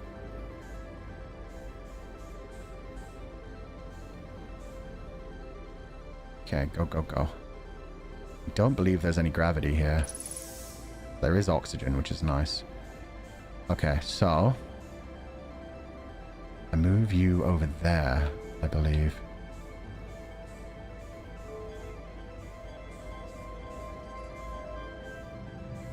Yes, okay, okay, chill. Slow down.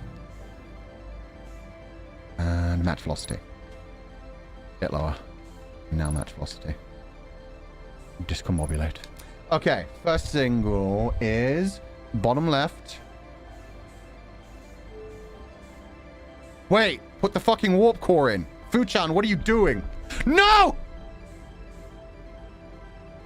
Oh, it's span. Okay. Let's make it spin 3 times. 1, 2, 3. That's fine. We're going to go put the warp core in before we do anything.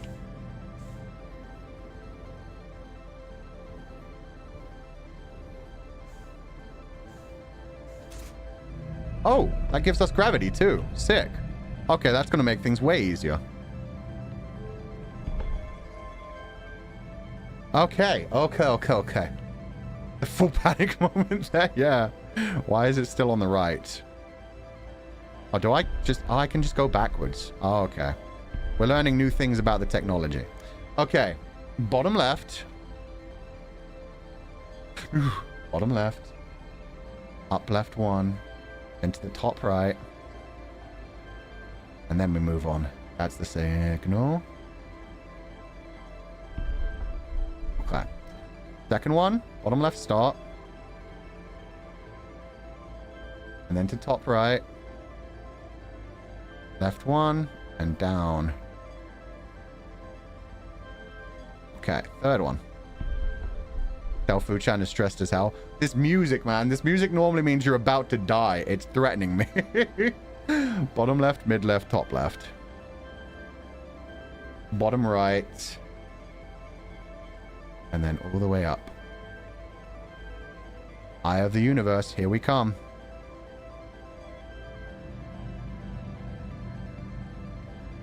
Shall we warp?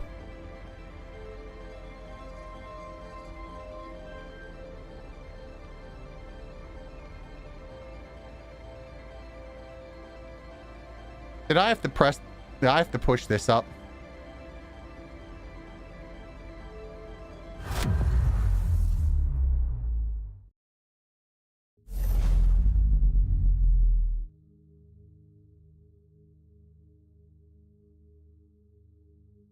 Oh.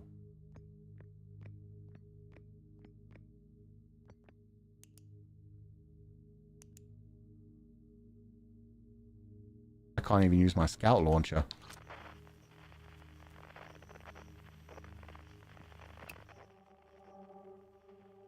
That'll be it.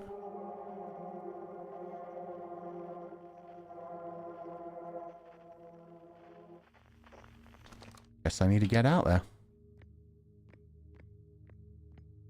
We're at the eye of the universe.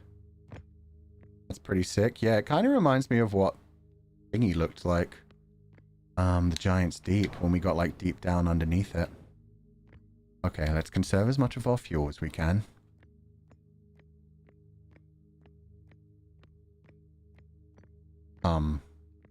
Why am I locked in here this time?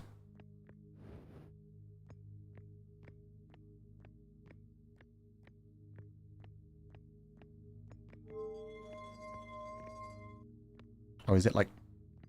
Huh? Let me out.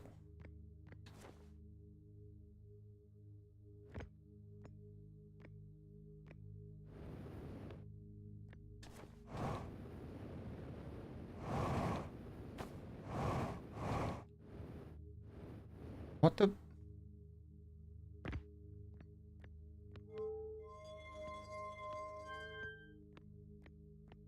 I have to turn off gravity? I can't though.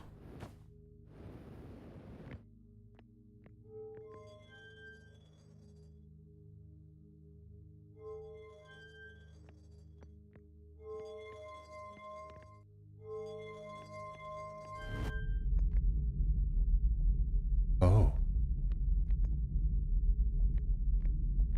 Oh, okay.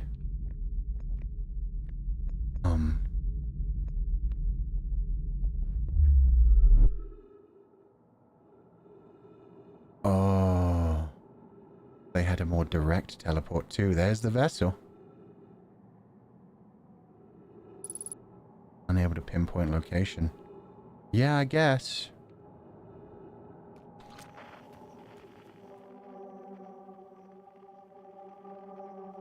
$696 meters straight down, huh? That was trippy. Yeah, I love the, like, black hole teleportation thing. You'd think it would shred you to pieces, but apparently not. What is that? He's so glowy. The sun's so far away. Holy... Oh. And yeah, right. We're quantum fluctuating too. Sorry. Oh, God. This is crazy. Try to zoom in. Can you do that?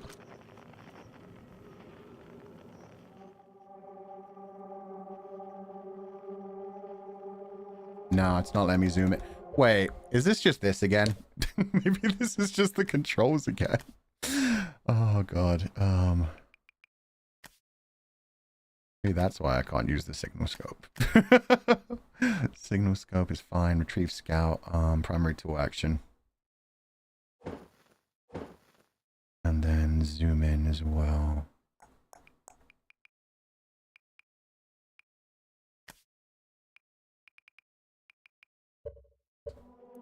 Yeah, it was... it was the glitch again. Oh, you can't lock onto it. Oh. Still unknown. Oh, but I can fire this now.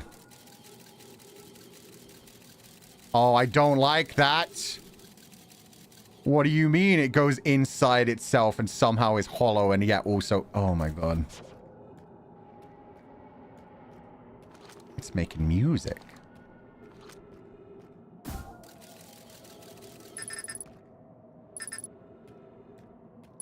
Worrying.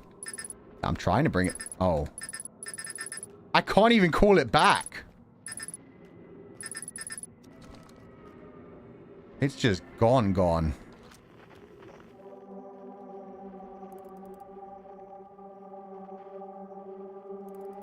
Okay, 500 meters to go.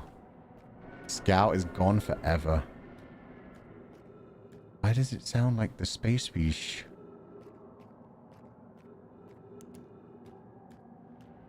Oh, Timber Hearth. Oh, not Timber Hearth. There's trees for a second. Okay, so the lightning storms are making things appear. 400 meters to go.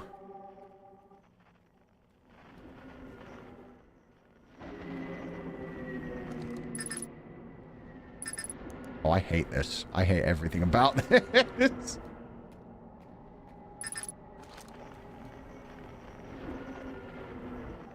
Oh, the Quoom is here.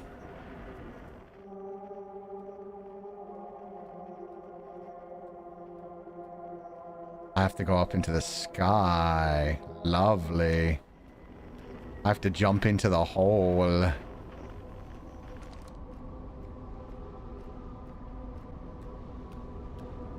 Oh.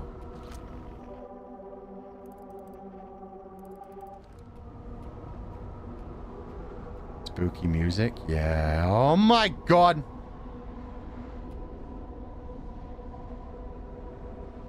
I don't like any of this.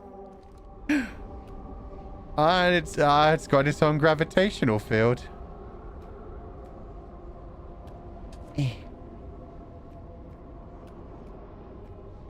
Okay, now it really looks like an eye.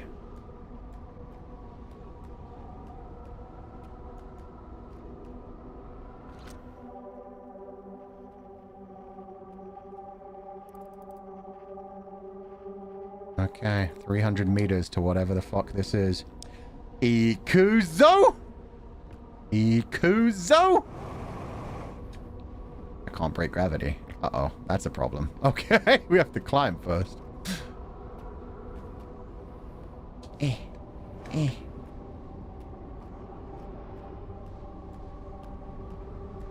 Eye looks like it has a heartbeat. Technically it does. Like your human eye. Oh, now it looks like the abyss. 'Cause I'm stuck in the abyss. Pew, pew, pew, pew. Alright. Whee!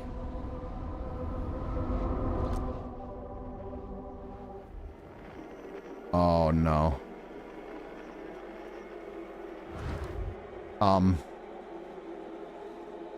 Oh, hello, space-time continuum.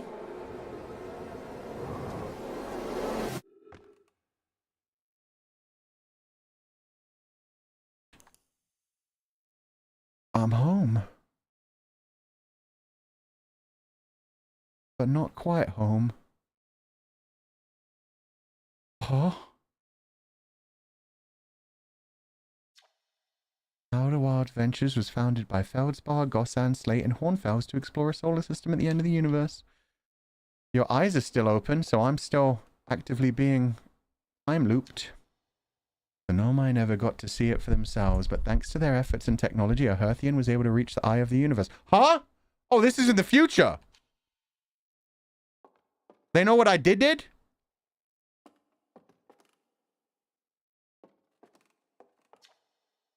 The radio tower on Timber Hearth was built to receive transmissions from our deep space satellite. How's some of the last ever photos taken of the entire solar system? Oh, this is post-solar system! That's why everything's so dark! Hornfels noticed a curious anomaly in one of the photos, but it ultimately went unexplained. The Quoom?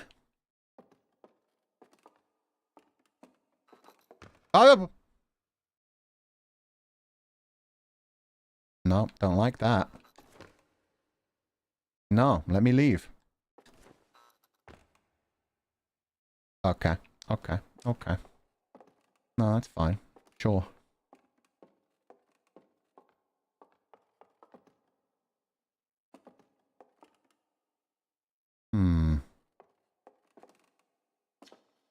Nomai who came to our solar system were following a signal from the eye of the universe. They perished when the interloper arrived. They know everything I know now! Bringing with it the deadly substance we called ghost matter that flooded the entire solar system almost instantly and without warning. Yeah, I figured that out. No gravity stones anymore? Damn. I got bored of that, I guess. What are you? Oh, little tiny fish friend. Except you're now super dead. Of all the life forms who will perish in the oncoming death of the universe, we will miss the anglerfish the least. So true. Okay, so this is after the death of the universe. They knew it was coming. At the end of its lifespan, our sun collapsed under its own gravity and then exploded in a violent supernova. Okay. Still can't go out there. I wonder if somebody's waiting for me upstairs then. Or am I just alone at the end of time? Because that would fucking suck. Oh. Glowy.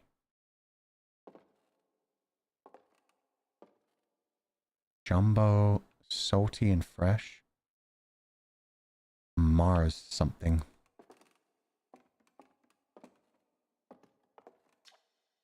Hornfels observations. This is incredible. At first I thought the points of light in this image were stars, but they're not. They're galaxies.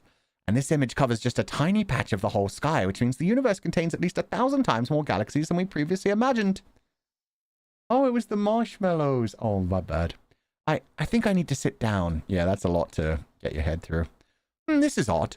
According to my redshift calculations, every single galaxy in this image is moving away from us. In fact, the farther away a galaxy is, the faster it appears to be moving away. It's almost as if the entire universe is expanding. But if that's true, was everything closer together in the past? How far back can we extrapolate? Did the universe have a beginning? That's been the theory. Jumbo marshmallows! Soft and fresh. Oh, I can't read. That's my bad. In a can. Observe. Okay. No. No. No, don't do it. Don't. No. No.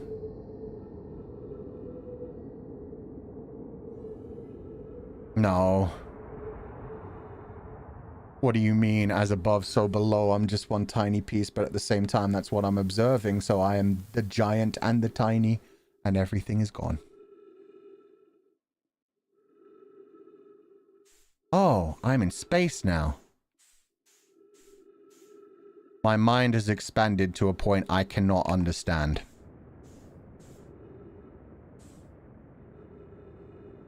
Watch them all be anglerfish. Oh, Timber Hearth? And a bunch more universes. Yay!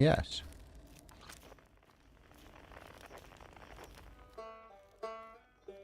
Boom, bum, bum, bum, bum, bum, boom, bum, bum, bum, bum, bum, bum, boom, bum, bum, bum,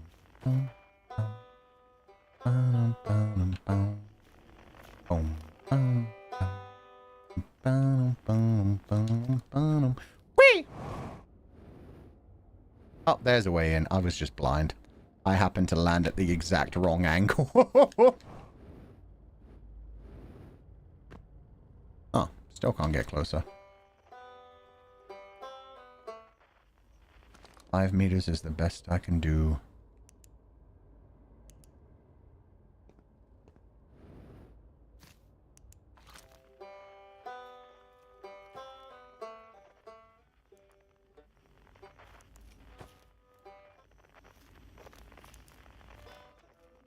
There we go.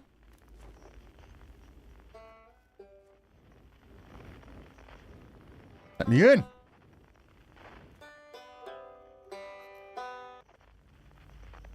Oh.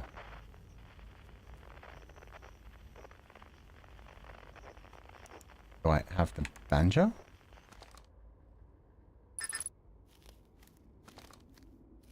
I guess we're gonna go play music with Eska. The music fled. It was certainly hard to... Oh! Hey! Ryback. Aren't you forgetting someone? Yeah, yeah. It's not quite time yet. I'm pretty sure we'll need the others for this next part. We'll need, you know, everyone. Okay. No rush. Take your time. I don't even exist here. I get the feeling it will. We're gonna create a whole band out here, huh?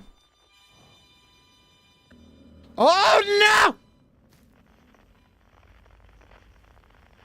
I scared the shit out of me. We're good. Oh, we're good. We're so good. Okay, harmonica, done. Let's go get those drums. A scream of terror, yeah, because I was like, I was too late. I was going too quickly. There was no chance of, like, aborting court. Oh, that was a sign. The Quiet Shade. Oh. Now it's closer. Across old bark.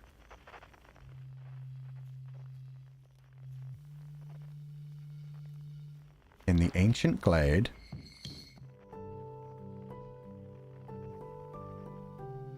They're playing together.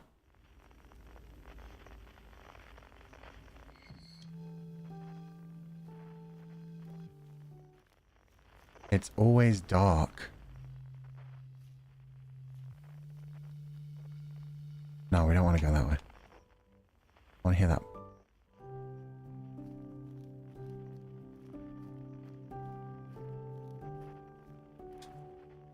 Who are you? I've never found you.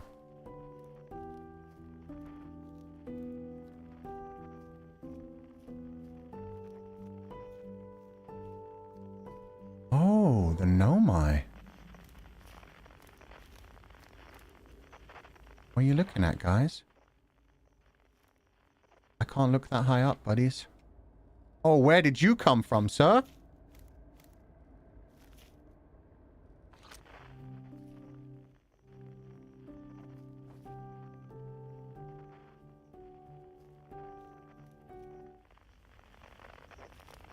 Oh, they're climbing.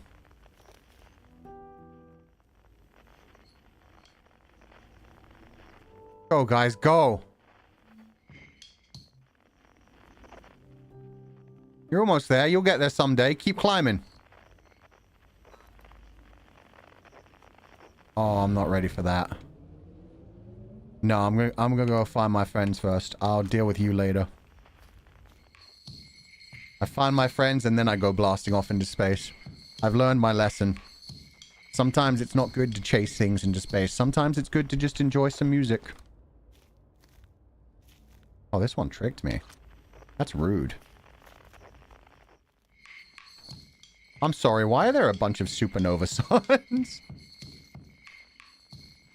Oh, that signal was moving.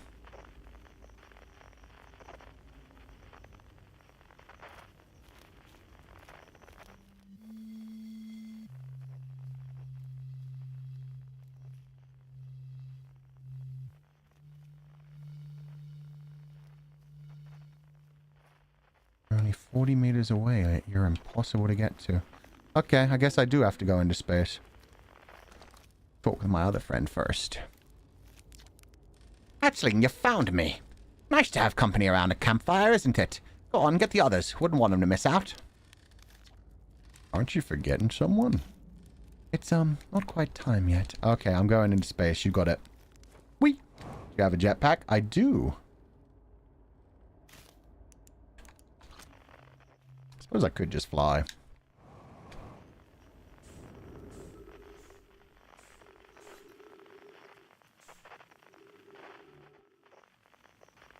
Then again, things get quantum when you go up there. Fuck it. Guess I was always about the space journeys. Bum, bum, bum. Bum, bum. I'm coming.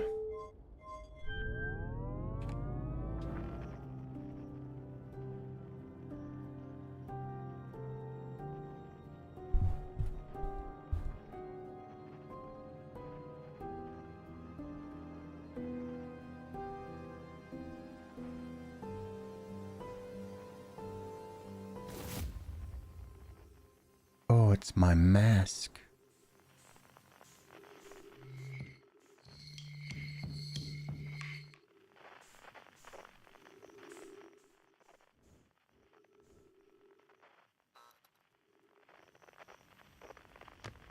Okay, I got my mask. The music is so nice. Yeah, it is. Oh, not my mask. Solanum? Yeah, how you doing? Hypothesis. Everyone must be here before we ping and be in. Once they arrive, I believe we'll be ready for the next step. I'm glad you remembered me. I couldn't forget you. You're my only friend in this universe. Okay, let's find the other guys.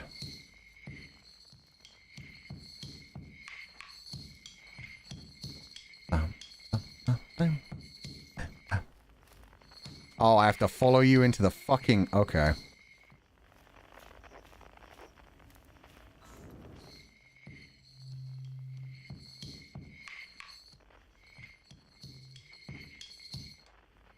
That's just cheating, my dude.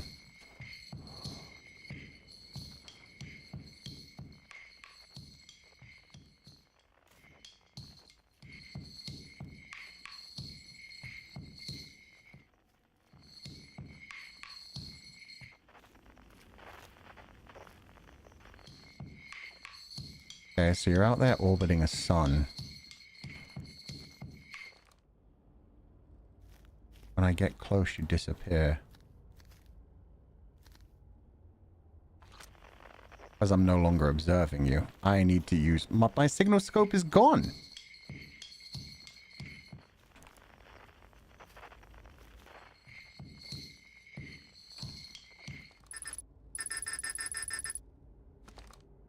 Huh.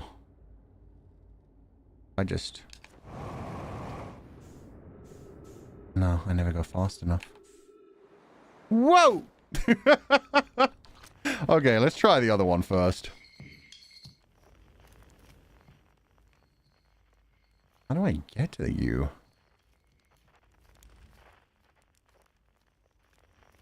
Up in the sky somewhere. Wait, it's back to... No, fuck off. I don't want you. That's what I want.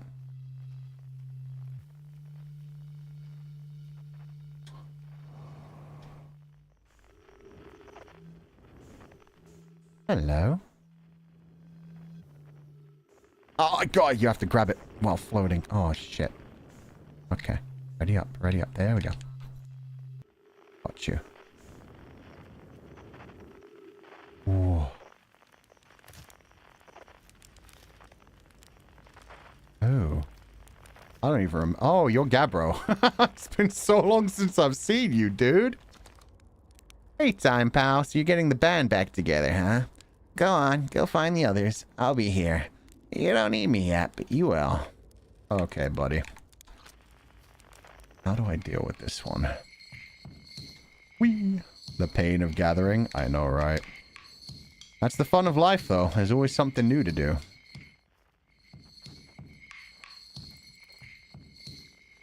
Oh, that's cheating. I thought I had to get to it. Okay, I think I've gotten everybody. We ready to start the symphony? Band member acquired. Yep, all band members acquired now. We ready to play a song? What am I going to do? Am I going to sing? Hey, little egg friend. Shall I begin? No. Take your time. I don't think there's anything left to go supernova. Yeah, seems that way. A conscious observer has entered the eye. I wonder what happens now. Is it time to find out? No. Then I will wait until you're ready to know the answer. Should I begin? Not yet. Okay, I'll wait until you're ready. What do you say, time buddy? Ready to start the music? Not yet. No rush. I'm not going anywhere. Little baby feldspar. What do you say then? Should I get the old harmonica? You got it, Hatchling. When you're ready, just say the word. I can't wait to play with the whole group again. Can I start? Yes, you can. Let's go, buddy. Okay, I won't let you down.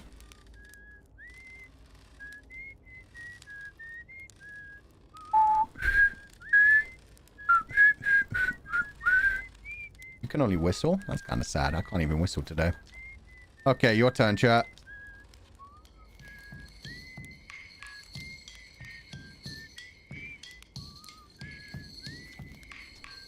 You got it. I'll do my best.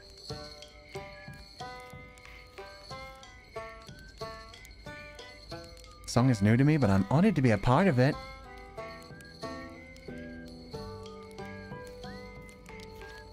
What do you say, time buddy? Ready to start the music? It should be cool. Oh. What do you say then? Should I get out the old harmonica? Here goes nothing.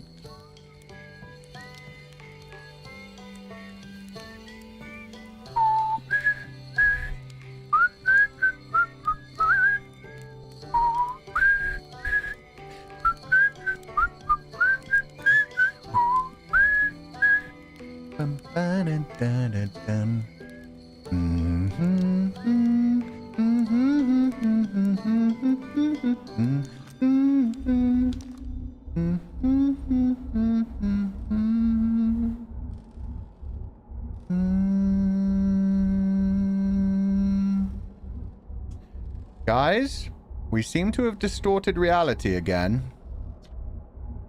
Cut it a little close, don't you think? Well, it worked all right in the end, I suppose. I hope there are beasties in the next one. Wow, how long has it been since I got to make music with everyone around a campfire? I'm really happy we're all here. Even if it's over now, I had a good time learning. But I think the rules are about to change. Yeah, I don't know what the fuck we're going to do in there. I learned a lot by the end of everything. The past is past now, but that's, you know, that's okay. It's never really gone completely. Future is always built on the past, even if we won't get to see it. Yep. Still, it's, time for something new now. I believe we've reached the end of our journey. All that remains is to collapse the innumerable possibilities before us. Are you ready to learn what comes next? Nah, let me talk to my other two buddies. It's tempting to linger in this moment while every possibility still exists. But unless they are collapsed by an observer, there'll never be more than possibilities. We just make a universe? Technically, we made all of the universe. Did I just see the eye? I'm sure I saw an eye appear right here. Am I going crazy? I might be going crazy. Oh, that was a creepy swirly thing. I hadn't seen that before. But yeah, this is currently every possibility. Until I actually get in there and observe it, I don't know what's going on in the universe. I'll tell you what, this has been really fun. And I got to help make something pretty cool, so I've got no complaints.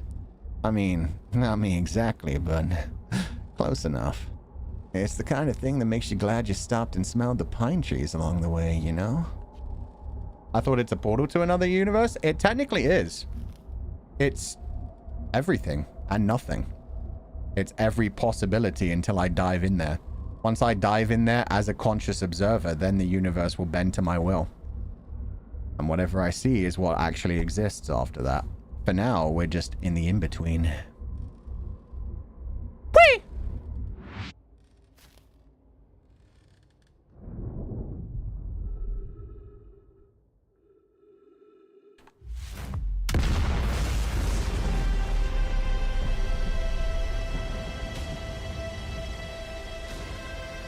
Oh, that's the big bang right there.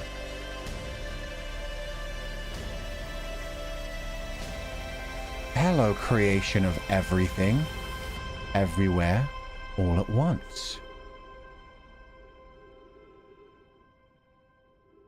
I am God. New universe? Yeah, because we were in the eye. We became God. We have crafted a new universe.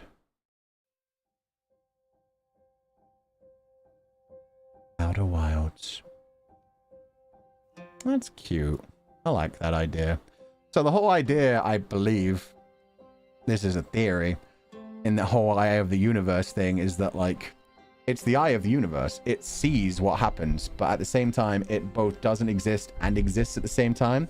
You have to be a conscious observer to know that it exists. So the whole universe is based around a consciousness. Without a consciousness, nothing exists anymore. So when everything goes to die, you go into the eye of the universe and you create a new Big Bang. Because the eye of the universe survives through Big Bangs. It exists before the universe was created.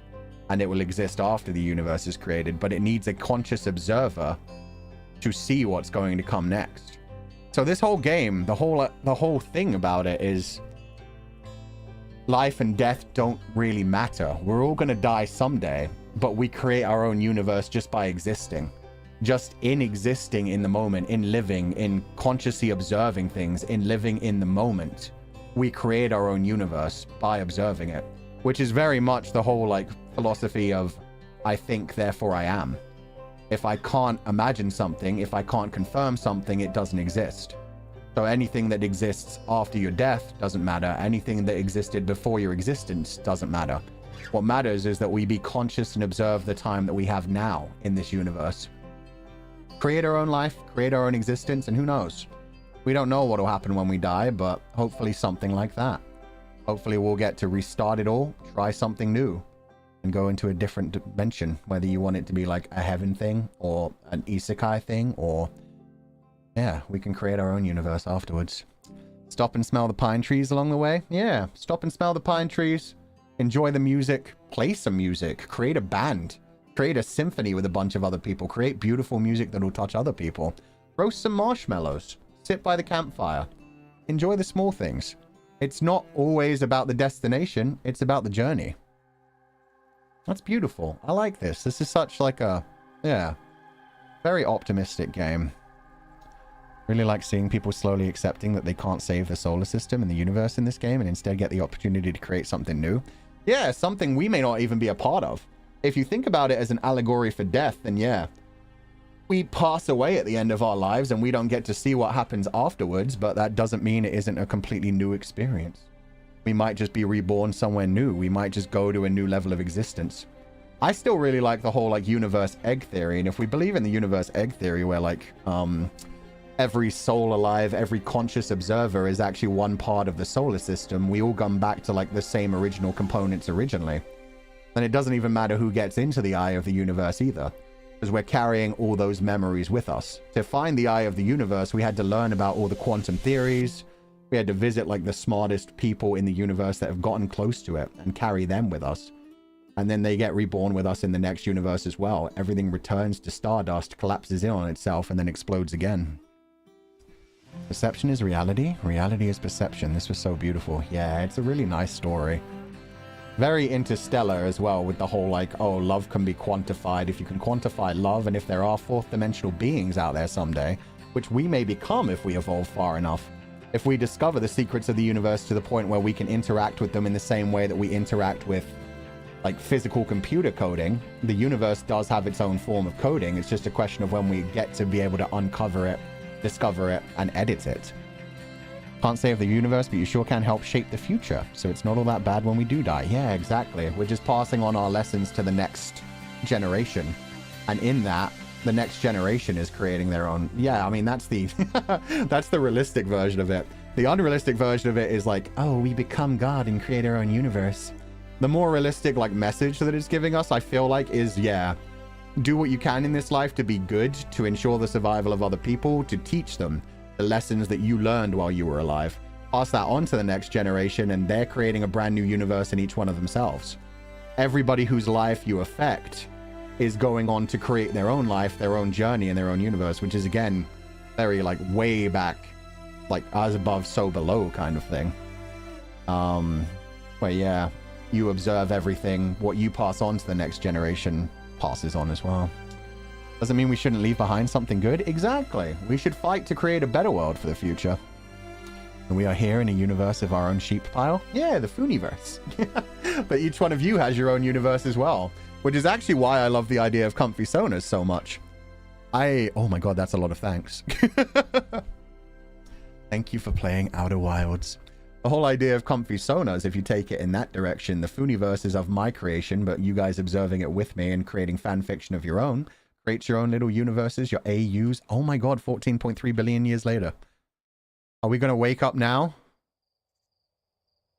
Well, there's no probe this time.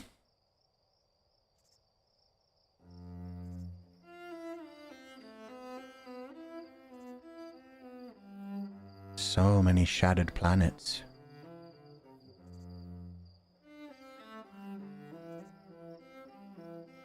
What kind of looks like the remains of Timber Hearth.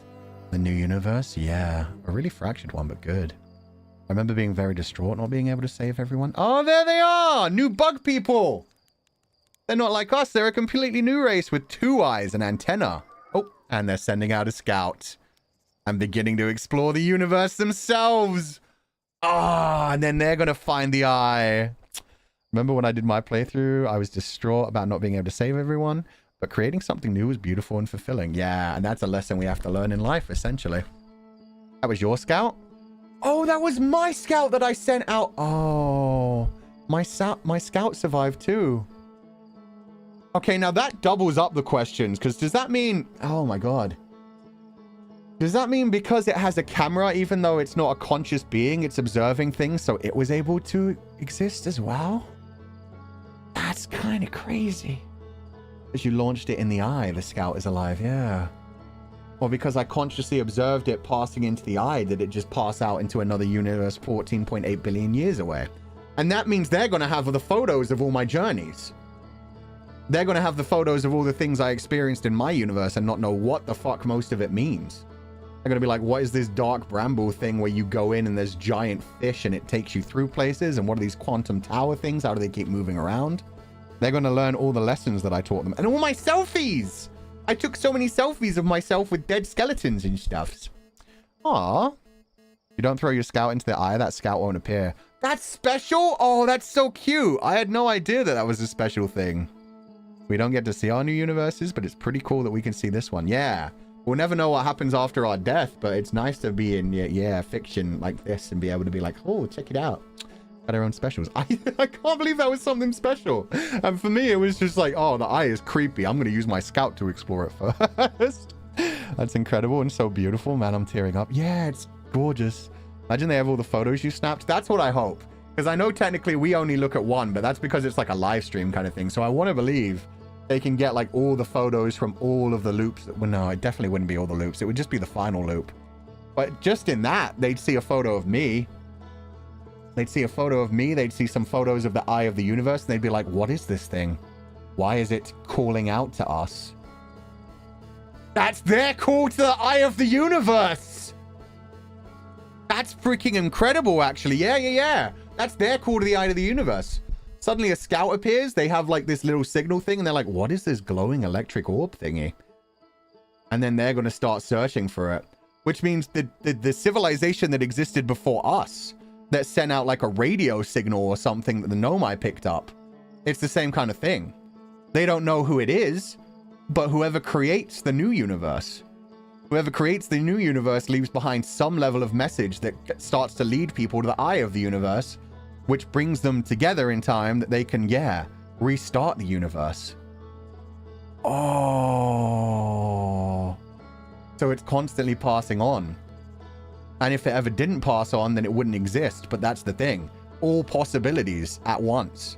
Until a conscious observer goes into it, there are no possibilities. So a conscious observer, there has to be one universe where a conscious observer finds the eye and then passes on that information, that way to seek it out to the next universe, the next generation, but not just generation as in like one life cycle.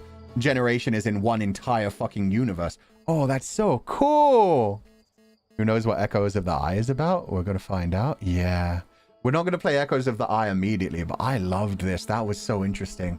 I just want to sit on this ending for a while because that is so gorgeous. I always wanted to save everyone, but I guess growing up means understanding that you can't save everyone, but you can always leave something behind for the next generation. Yeah, immortality would be a waste. I mean, look at that. That was a fun part of the game as well. We could have just sat there getting out our marshmallows and roasting them over the campfire. We could have just chilled with that. We could have just been like, you know what? Eternity with Gabbro, with all my friends that were playing their music, all my friends that were creating the other universe. We didn't have to dive into the sphere. We could have just like, existed for as long as we wanted to, talked, chilled, have a nice time. That's basically heaven right there. It's heaven, but with a way out. Heaven where you can also just say like, okay, I've had enough. It was lovely spending time with you guys. And hopefully in another life, in another universe, we'll meet again. Because who's to say that it isn't the same series of souls continuously being reincarnated as well? Or at least the same way in which like humans live, get built up of carbon, break down, and then get absorbed back into the environment and then get absorbed by other creatures in that kind of way. Maybe not like if you don't believe in souls, at least if nothing else, we're all made up of the same building blocks. So everything is eternal. God, this is so beautiful. I love this game. That's better than Interstellar. I've always been mind blown by Interstellar and the way that it handles like fourth dimensional beings taking care of third dimensional beings. But man, in this one, it goes even beyond that. It's so gorgeous. Loops inside loops going full circles. Yeah, that's why I was so freaked out when we dove into the eye. When we dove into the eye and it was just like a shit ton of gravitational pulling into every direction. Yeah. I guess that was us like becoming the conscious observer of everything. Eternity. And the only way the human conscious mind could put that into perspective was by creating his own little slice of heaven, his own little timber hearth, where it was him, his friends, even the Nomai who guided him on the direction. He created that so that he could be accepting of it and give himself time to think and plan ahead and be like, okay, this is it. I found the eye. I achieved everything. This universe is dying now, but a new universe is about to begin. That's so cool. Straight up crying. This is such a wonderful game. Yeah, I loved this. Also, fun fact about the main title screen. It takes exactly 22 minutes for Wild's part of the title to drift apart. Oh, I didn't realize that it... That's so funny. I've seen people using different versions of the logo in like the thumbnails that the beautiful artists have been providing for us. But I never realized that that's what happens on the title screen, that it slowly drifts apart for 22 minutes. And 22 minutes is really just like, yeah, even though it's 22 minutes in the game, I think the whole idea is that's like a life cycle. So it's our entire lives. You only get one life. It's a question of what you choose to do with it. What kind of memories you make, how you affect the environment around you, that goes on to create new universes for everybody else. We're only conscious here for a little while, so enjoy it, do some positive for the world, and hope that the future generations will carry on your memory and the things you wanted to do. The quote from the Quantum Trials sticks with me. You walk in the footsteps of those who come before you, and your path guides those who follow later. Yeah, that's a beautiful way to sum it up. It's like the whole story there. You are creating footsteps for the future generation. And even like the name of the DLC, Echoes of the Eye, I'm wondering if that is going to have something to do with like us possibly finding out about the people before the Nomai, the people who sent out the signal to the Nomai. Oh, and also that ties to like so many people like being depressed about finding out that the eye didn't lead them to anything great for the Nomai. The Nomai showed up trying to track down the signal and we're like, oh God, it's led us to our doom. We can't communicate to anybody else. The planet's going to blow up eventually. And then they got hit by the ghost matter as well. Only Solanum got to survive. And even Solanum said at one point they thought that the eye was evil, malevolent. But now they just realize it's not malevolent. It's just natural. It's the same thing we've been talking about continuously on this channel for like the last 6 to 7 months about like optimistic nihilism. The universe doesn't care about you, but you make your own universe. You make your own point. You make your own path in life. You make your own meaning to life. So it's optimistic in the fact that, hey, you're creating your own journey. You're bringing people along on the journey, hopefully, too. And creating new memories with them and affecting the lives of everyone around you. So in doing that, you're creating a universe not just for yourself, but for future generations and for everyone you interact with. Fun note about the track that plays during the credits, the instruments change until it's being played by an entirely different set of instruments. Kind of like how a new universe is being made. Oh, that's cute as well. Because yeah, the Nomai had such like a beautiful instrument. It sounded like a keyboard. It was a bit synthetic, but it was like a beautiful traditional sound. Meanwhile, we all had like very traditional like drums. We had like woodwinds. We had strings and we had percussion. We didn't have anything that advanced, so it's different. The piano, yeah, so they had the piano, which is a bit more of an advanced kind of thing.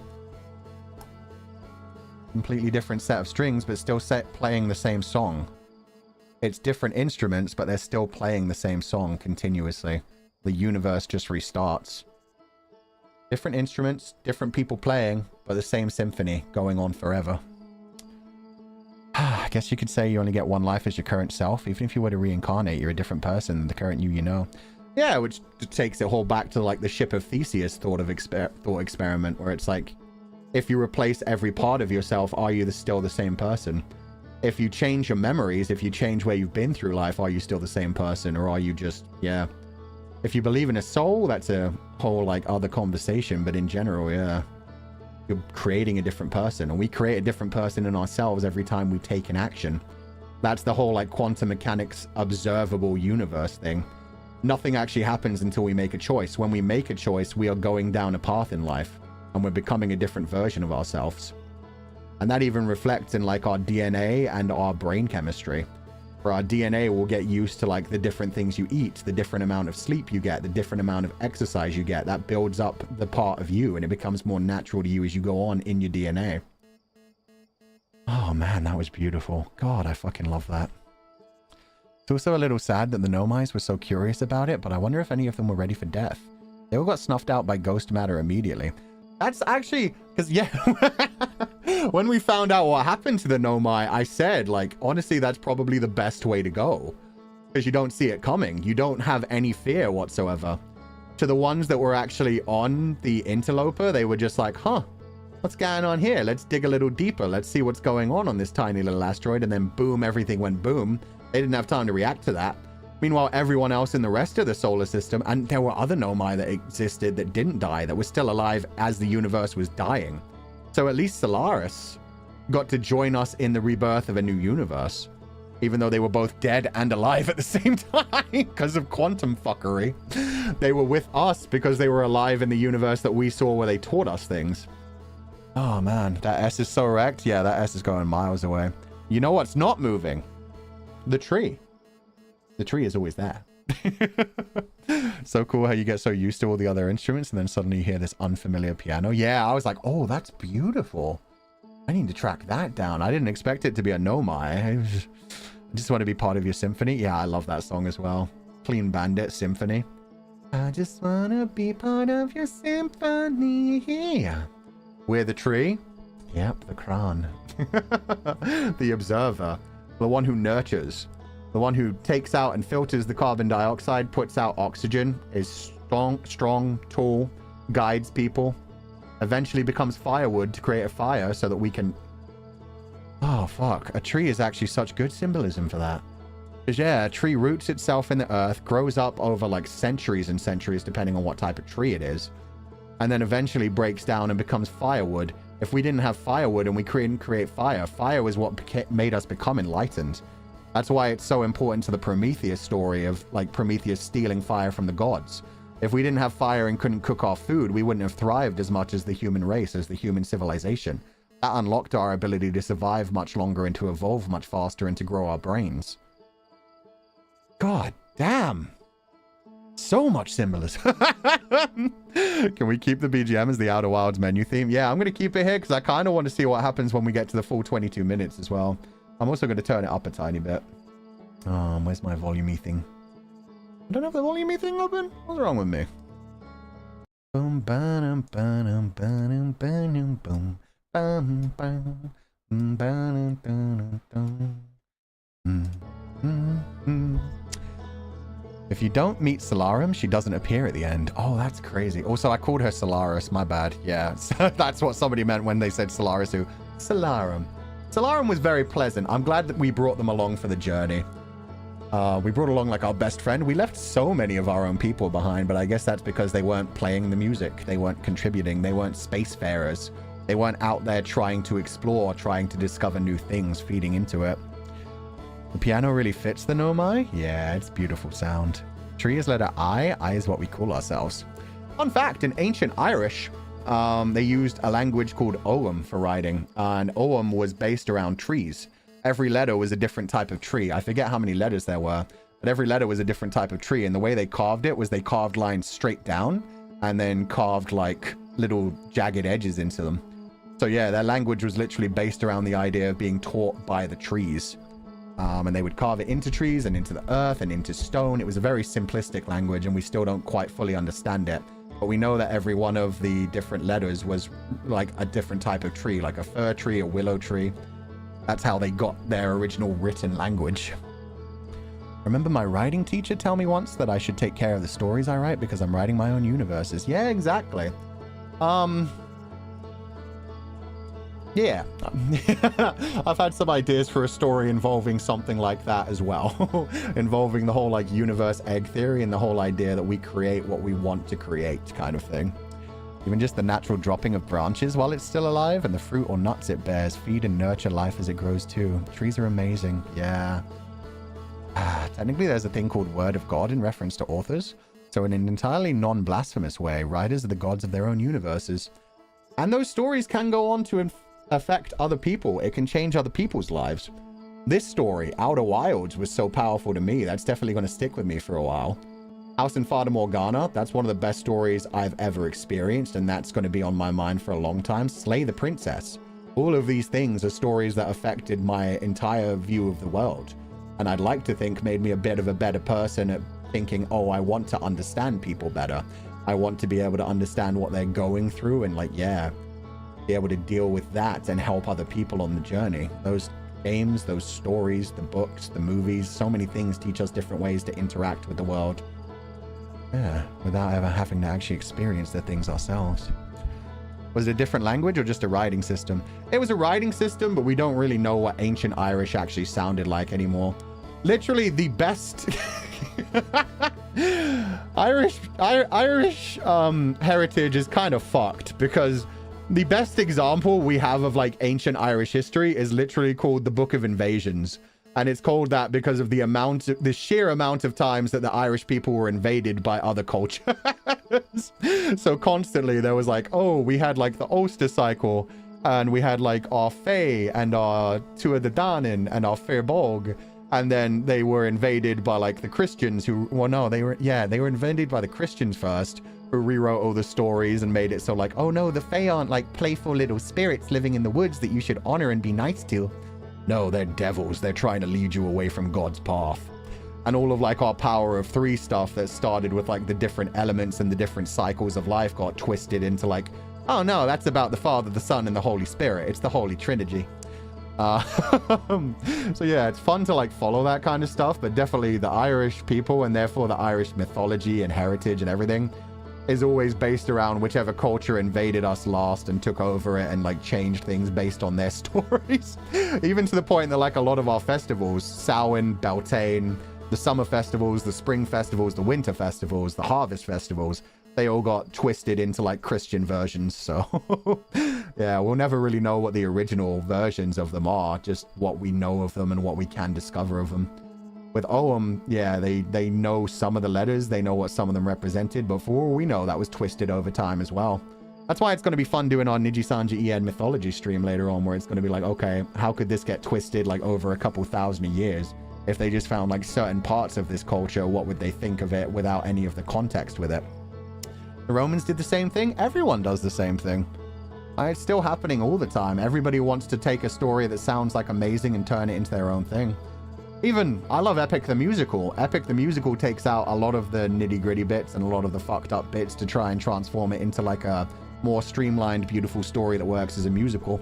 And there's constantly this whole thing, like I've been talking to it about a lot of people when it comes to like the Greek mythology thing, where people are like, I love Greek mythology, I love the way the gods interact, but at the same time, ew, I don't want to deal with the fact that all the gods continuously fucked each other, even though they were brothers, sisters, fathers, daughters, children, sons, siblings, cousins. They were all fucking each other. And so a lot of people are like, oh yeah, I love the mythology. Wait, what do you mean these two used to be cousins, but they're also parents of a different thing? We twist things based on what fits our like modern, you know, our modern civilization, what we deem acceptable. And then the stories twist and change. So we're still doing it now. We're all colonizers. In rural Germany, there's a lot of things that are traditions, but there's no proper explanation anymore. There's a wall in town nearby that is crying from some reason. Yeah. There's also, like, one of the things I like about Irish culture and heritage as well, there are a whole bunch of, like, mounds, and the mounds were also, like, connected to the Tuatha De Danann and the Fae, because the Fae were also known as the Aushi and then the Dwaynashi, which means, like, people of the mounds. And that's also how we buried our dead. We buried them in big, giant mounds where it was just basically like a giant funeral, giant like grave site, but then piled up with the earth high. But yeah, they also specifically had like, they made sure that the entrances to those things were facing the west so that they would follow the setting sun. So yeah, it's just a very beautiful, like you can tell that they were attached to the sun in some way, because like they understood that death was the sun setting on a life. They wanted the dead to be able to see the sunset and to be more relaxed, to be more like chill about it, and to be like, okay, rest now. You don't need to get back up again. There is no sunrise for you anymore. Only watch the night and the sun setting. Pass away gently and don't try to come back. No more vengeful, no more resentment. Your time is over. Move on. There are so many stories I don't know what to believe anymore. Well, you can choose your own. You can choose your own universe. Question, did you perhaps get the name Ovid from the poet? Yes, I did. That's why earlier when I like saw myself and then I suddenly turned into a tree when the light flashed, I was like, oh, I've come for Ovid. I've metamorphized. Because one of his most famous stories was the Metamorphosis, where, yeah, somebody turns into a tree. It was that also combined with Fulgur Ovid, meaning lightning and sheep, which is like, do androids dream of electric sheep? So tied into the whole like cyborg android thing, which was also a lot of fun to fight with for a long time, because spoilers for Legatus 505, I won't go into it too heavily, but I am a cyborg. Or am I a cyborg? What is Legatus? What is a man? But a bundle of mysteries. Just look at the northern mythology. Bands that mainly use Mongolian throat singing and Middle Eastern instruments. Careful, Fuchan, you have a fellow Christian in your chat? It's all good. I think J-Dog jumps in every now and then as well. We have literal Jesus in chat sometimes as well. Look, I have always said this very clearly. Whatever you choose to believe based off of religion, spiritualism, afterlife thoughts, anything. If you're just full on like agnostic, atheistic, whatever you are, I don't care. Like, we all vibe together. If you believe in a religion, I respect that. At the same time, I am agnostic. I don't know what to believe. I am on a journey. That's actually why I wear a... Fuck. We'll talk about that a different time. But I really like the whole... Let's talk about... one of my favorite movies of all time. It's probably in my top 3, actually. Millennium Actress. The whole thing where she's constantly wearing a key around her neck while she goes about her life. And throughout the story, you think the whole point of the key is it's the lost love that she's chasing after. And really, that was just like a stand-in for her passion. when she gets to like the end of her life and she's having a good time with it, she's just like, hey, it was always the chase that I was in love with. It wasn't actually about finding an individual man. It was about the fact that she loves the chase. She loves creating her own journey. She loved creating her movies and chasing after love. That was part of what made her her. That was part of her passion. And so, yeah, even though throughout the whole thing, you're like, oh no, she never got to find the man. In the end, she's just like, nah, the chase made life worth living. It was all in the pursuit. It was all the journey. Every human is free to believe what they want. Yeah, exactly. I vibe with anyone. If religion makes you feel more comfortable with how you deal with the universe, if religion gives you guidance on how to act in life and how to live your life and hopefully on what's going to happen in the afterlife, more power to you. I respect that. I also respect people who are agnostic and are just like, I don't know what's going on, but I like aspects of different cultures and things. And I also like the whole, like, just full on, if you're atheistic, that's fine as well. If you're just like, once we die, absolutely nothing happens, that's kind of a sad way to look at things. And it's how I looked at things for several years of my life as well. But at this point, I'm just agnostic because I'm like, I'm not smart enough to know what the fuck happens after. At the same time, I'm not pompous enough to be like, oh yeah, then nothing happens. It's like, no, I don't know what happens. I don't need to know what happens. I'm here to live my life and we'll see what happens afterwards. Religion is usually an interpretation of life that makes it a little bit more bearable to us. We can interpret however we like, no? Yes, exactly. That's what I'm saying.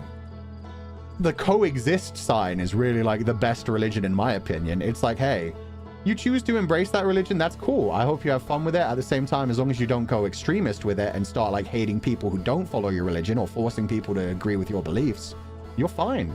Vibe, be happy. Use it as guidance for the way you live your life. Use it as how you want to live. But yeah, that's why I have no problems with people of any religion. It's just once they get to the point where they start hurting other people, then it becomes a problem. But that's not always a problem with a religion either. That can be any individual belief. Hell, we're at the point now where if you're not progressive enough, people think, oh, you're not progressive enough, therefore you're a bad person and you don't deserve to live. We're at the point where the people who used to fight against books being burned are now actively saying, we need this information to be removed. We need people to not be able to learn these things. We need to burn more books. It's crazy the way that cycles of reality go on and society. Ugh. Personally, I'm an atheist, but I like to hear about other cultures and religions and see nothing wrong about them as long as it doesn't harm anyone. I think they're cool, honestly. Yeah, they all have like different versions of like lessons to be learned. Like the Christianity religion has so much cool stories about like Lucifer being a fallen angel, having been one of the first species created, seeing God create humans and being told to serve humans and being like, nah, fuck that. I'm gonna do my own thing. Going against the established order and then being cast out from it. At the same time, you have humans who are so fucked up with the whole like, okay, guys, here's eternal paradise. You can do absolutely everything that you want, except don't eat that one apple. What did humans do? I'm gonna eat that apple. I mean, why does he want to keep us away from that apple? That apple is interesting. And honestly, I like that story as well. Because, I mean, in the Christianity religion, it's the whole thing of like, oh, you bit the forbidden fruit. But it's also the fruit of knowledge, which does like guide us into learning so many new things. If we'd never bitten that fruit of knowledge, if we'd never started looking out into the universe, looking into our souls, looking into what makes us human and what connects us to nature and the rest of the universe around us, we'd still be back in the Dark Ages. We'd still think every time a solar eclipse happened, like, oh no, God is angry at us. Instead, now we see a solar eclipse and we're like, ah, shit, that pesky moon got in the way of our sun again. We learn things, we develop, and hopefully that brings us together closer as a species rather than driving us apart. You're not the boss of me energy? Hell yeah. Human nature? Yeah, that's what I love about this game. This game had a very like pro-learning story where it's like, hey, explore the universe. That's the only way we're going to find things like the eye of the universe and possibly, you know, get outside of the bounds of the universe. We have always been explorers as a species. We became conscious. And the first thing we did when we were conscious is we asked, why? Why am I here? What am I doing here? Why do I exist? What do I want to do? That pursuit of knowledge is what drives us. Not just like out of the caves and out of the water, but into the air, into space, to find the edge of the universe, to find everything we don't know. And so far, what it's been teaching us is that there are a lot of things we're never going to know. But that isn't going to stop us from trying to learn everything that we can. And a lot of people get pessimistic when they hear things like that and how like unforgiving the universe can be and how quickly everything can end in an instant. But yeah, optimistic nihilism. Everything could end in an instant. That just means that you have to do what you can with your time here. I talked a long time ago about like one of the theories of death and life that I had in the past, where I think this was like back when I first joined Nijisanji, so it's been a while since I brought this one up. But I had a theory that like every time somebody dies, they basically create a new universe where they don't die. The whole thing of like when you get close to death, you see a flash of your life before your eyes.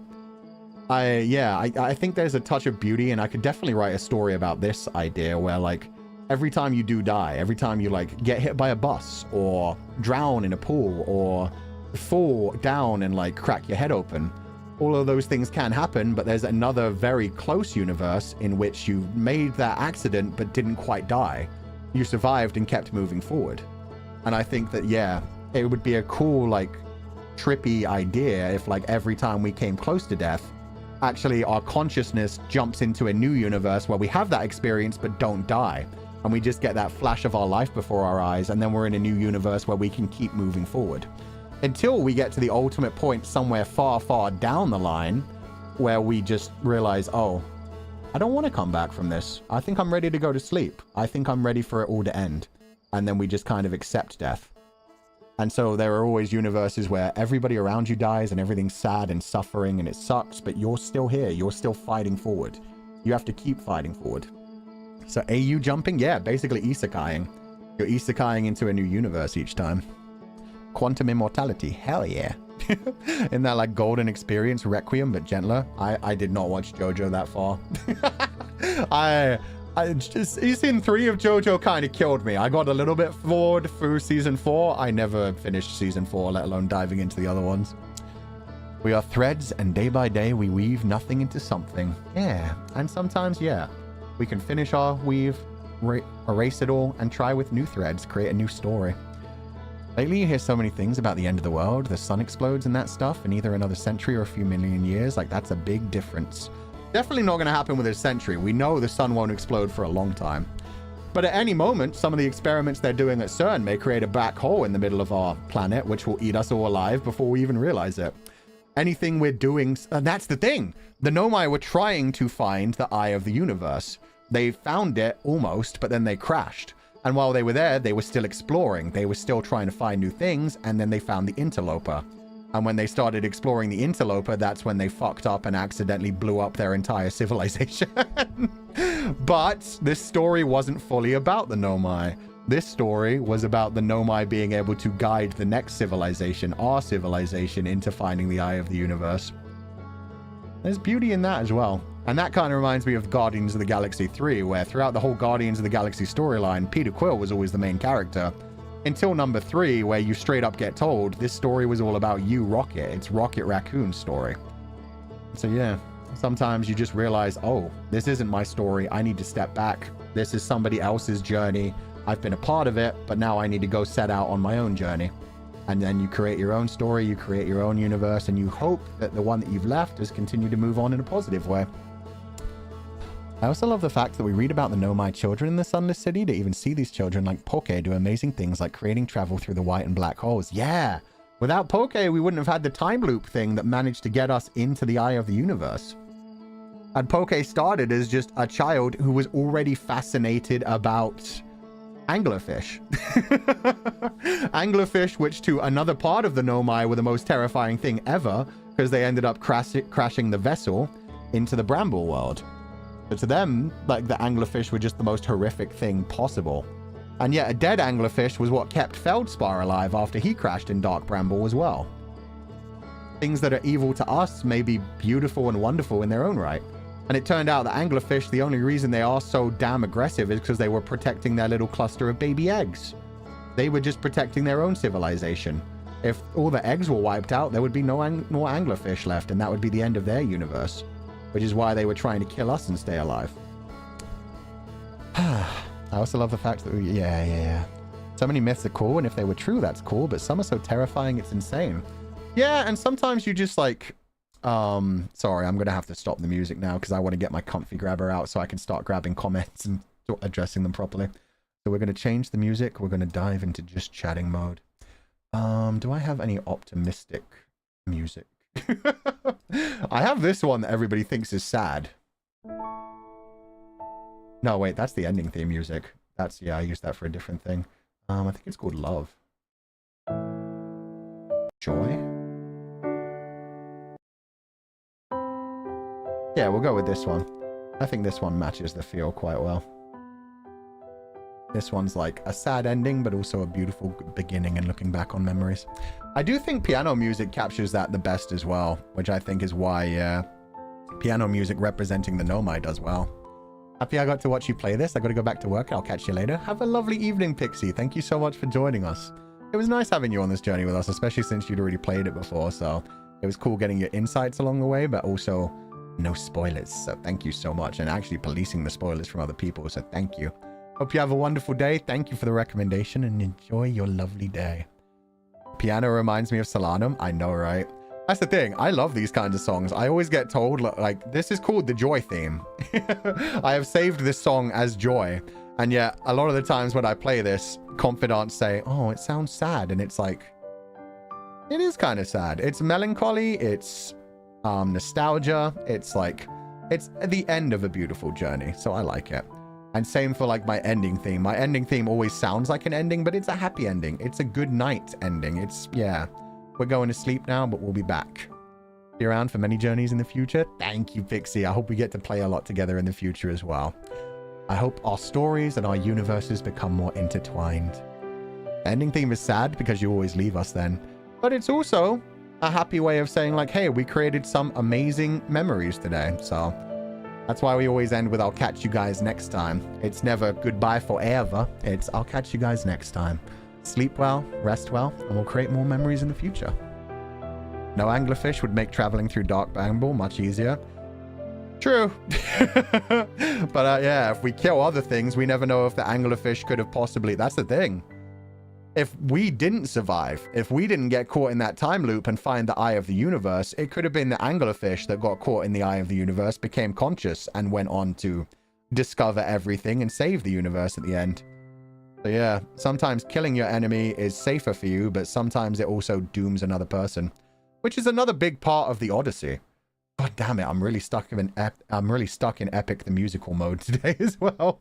A big thing about the Odyssey is like the first like giant kicking off point is Odysseus killing an innocent baby, because he knows if he doesn't kill the baby, that war is never going to end. It's the most horrible thing he ever does, but he does it so he can go back home to his wife. And then that tragedy messes with him so much that when he has the chance to kill a Cyclops, which is defenseless at that point, he's like, no, I won't kill it. I don't have to. I can let it be. Mercy is fine. Mercy is good. But then that mercy ends up making him get trapped in a 20-year-long odyssey where a god is vengeful because it turns out the Cyclops was the child of that god. And it's like, oh, fuck. I pissed off Poseidon. And I kind of need to use the ocean to get home. So yeah, a lot of like, you have to do dark things occasionally to move forward, but the dark things can fuck with you a lot. That is the nature of man. And then he has to go through one of the worst things anybody has ever been through and kill pretty much everybody he cared about just to get home. The anglerfish actually frightened me so much I couldn't finish the game without using a mod to remove them entirely, so I didn't get the full Dark Bramble experience. I liked the anglerfish. It was very much like, because I forget the term, what is it, the dark forest. The dark forest is a whole thing that talks about the mysteries of the universe. The whole idea that so far we haven't been discovered by another society, another spacefaring society. But someday there may be, like right now, billions, infinite numbers of possible sets of eyes looking down at us outside the dark forest. We're in this little safe area that we've cleared, that we've explored, that we know by our campfire. Looking out into the trees, we don't know how much is looking back at us. And at what point they'll decide, hey, they got a pretty good civilization there. Would be nice to steal all their water, turn them into slaves, end them. So we just don't know what's looking back at us because we can only look so far, and any more advanced society that had actually already gotten into space and done other things could be watching us right now and just like judging us. It could be like a thing of like, oh, they'll figure it out someday. I mean, that's the whole plot of Star Trek as well. The whole plot of Star Trek is like we get into space and then We're not supposed to interact with other species unless they've started to leave their own solar system and reached a certain level of enlightenment and consciousness to the point where we can actually talk to them and interact with them without ruining their own development. We don't want to step in and ruin their development. But without anglerfish, bramblewood would have no meaning to us too. Sometimes difficulty is what gives things meaning. Yeah, sometimes adversity is what makes the journey. Sometimes it's what makes it more exciting, more hard. We want to do things that other people haven't done before. We want to explore the unknown. And things that keep us away from that unknown are things that we have to overcome. And that journey can sometimes give life its meaning. Which is, again, what I was talking about earlier from Millennium Actress. The whole, like, it wasn't about that. It was the journey that I loved. It was like, yeah, the exploration, the feeling of being in love, the feeling of pursuing something, the feeling of having a reason to live, a meaning of life that you give to yourself. Also, talking about epic, do you have a favorite saga or song? Mine would have to be Ruthless and No Longer You. Right now, I'm bouncing between all of them. In time, it'll probably... like, single down, but for now, I like all of them so much. There are probably just ones that I don't like enough right now. For saga, probably the Cyclops saga, because the ones that are sticking with me the most are Remember Them. Probably Remember Them is my favorite right now, but I also love Warrior of the Mind, No Longer You, the final song, which name I don't even know. Legendary is really good. Fight Little Wolf is really good and reminds me of Legatus. There are so many beautiful ones. Even the one where the sirens are singing to him pretending to be his wife is really good. And the one immediately after that where it gets really dark. Ruthless is great, but then so is a Thousand Strikes or whatever it is. Would You Fall in Love with Me again? Yeah, Would You Fall in Love with Me is great. Fight Little Wolf is so good. Yeah, Warrior of the Mind is so, there's so many perfect ones. They're all amazing. So yeah, over time, it'll probably like eventually get to the point where I'm like, now I feel a bit more secure of choosing one, but right now it's just like a different day, a different favorite song for the time. Like yesterday, I was mainly listening to No Longer You. The day before that, I was mainly listening to Legendary. Today, I just woke up and I was like, Warrior of the Mind. I'm in a Warrior of the Mind mood. Yume Haya, thank you so much for donating the Fu funds. This game was incredible. Thank you for sharing this journey with us, Fu-chan. I 100% was not working, but watching stream. Oh no. I hope your work goes well after this, but thank you so much for donating the Fu funds, and I'm glad you enjoyed this. This journey was beautiful. Now I can see why so many people were like, I want to re-experience the game. It isn't about the puzzles. It isn't about the quantum mechanics. It's about the fact that it uses quantum mechanics and science fiction and science possibility to like create such an incredible epic of like, hey, everything links together. Everything combines together. You're on this journey and eventually this journey will end and there's no reason for you to be scared of the end of that journey. The journey is its own purpose. Enjoy it, have fun, make your own meaning, and when it's time to clock out, hopefully you'll get to play some beautiful music and say goodbye on your own terms. Kit, thank you so much for donating the Fu funds. I hope you're having a lovely day. There's no message, but thank you so much for being here and please rest up. Thank you for your donation, Twilight Princess. Thank you for always supporting the channel. I hope you're having a lovely day and take it easy. Currently, it's Would You Fall in Love with Me again for me because of that animatic you retweeted earlier. Oh yeah, the cyborg animatic version of Would You Fall in Love with Me again is so beautiful. I think the reason that song hits me so hard is because it brings everything full circle. It leads to the point where Odysseus has been through this huge journey. He's gone from like a cute, naive, optimistic warrior who's doing his best to fight for his goddess and looks like young and heroic and beautiful. And then you get him coming back to his wife 20 years later and he's haggard, he's hairy, his hair is all long and mangled, he's got scars, he's covered in blood, he's just killed the 107 suitors and he's like, I'm not the man you fell in love with. It started with killing a defenseless baby, but it went on from then with me sacrificing every one of the men that I loved, betraying my goddess, and ultimately realizing that sometimes you have to do some inhuman things to fight for what you want. And she's still just like, hey, you still love me. That's all that matters. You love me. You remember our marital bed. You remember how much you care about me. You're still my husband. Of course, I'll fall in love with you again, time after time after time. And that's a beautiful message as well. That's how a partnership should be. I Me and Zanny were talking about this the other day when it came to like the confession stream. We got into like relationship advice. Your partner should be there with you through thick and thin, which means that even if you do some fucked up shit, it shouldn't be like oh, I'll forgive you for anything, but it should be like, oh, you made a mistake? Are you learning from that mistake? Can you move forward? Can I support you to go forward through this? If yes, then yes, we're still in a relationship. If not, if you're just becoming a completely different person from who I cared about and you don't care about me anymore, you don't care enough about me to actually care about what I think about you and about my feelings on things, then I have to let you go. But Penelope being like, okay, you did some fucked up shit, you're still my husband. It's just beautiful. I love it. It's so gorgeous. Claudines, thank you for donating the food funds. Buchana, must tell you, sheep are watching you. Oh, I know. They're everywhere behind me, including that little guy who's being milked over there. And Dog is always with us here in the forest as well.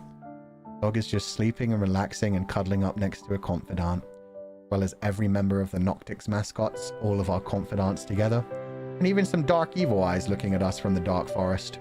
We got some glowing eyes staring at us from the darkness, but they're not going to hurt us because we're all together and we found our safe space. Now, it's also on your shoulders to be like the rest of us, recommending this game to others but being cryptic as hell about it. Yeah, I'm impressed how much people manage to avoid the spoilers. When people were telling me about this game, they didn't even mention the time loop, and the time loop is in the description for the game.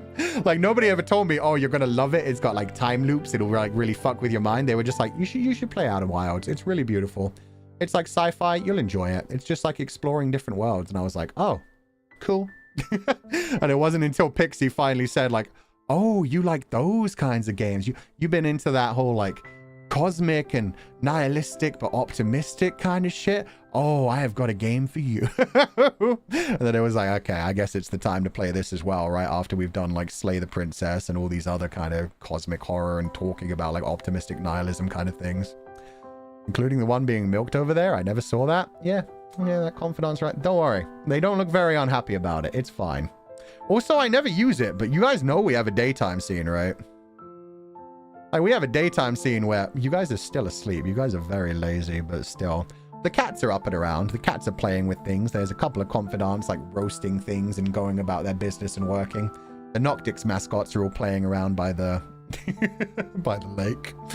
Sorry, yeah, I'll go back to nighttime mode. Nighttime is a lot softer on the eyes. That's why I like it. That's why I mainly use that. Originally, what I was going to do is start every stream with like a 10-minute Zatsudan in just chatting mode and have it like in daytime mode and then switch to nighttime mode when we exited, but yeah, I didn't ever really do that. That's something I'll have to do some other time. That's the true Outer Wilds experience. Recommend it, but don't tell anyone about it in the most ominous way possible. Fun times.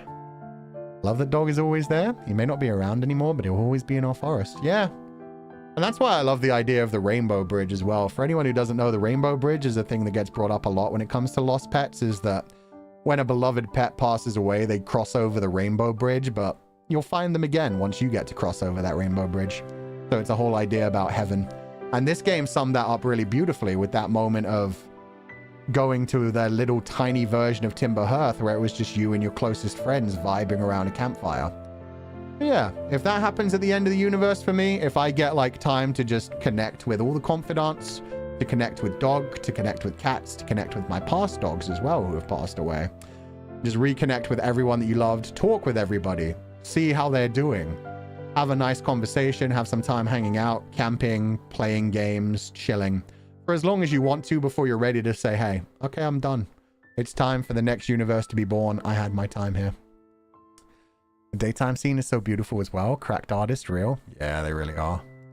How dare, we're just enjoying the sun. No sun for you. The sun is a deadly laser.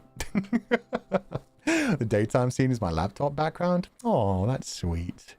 You're telling me they crossed the Bifrost? Yeah, pretty much.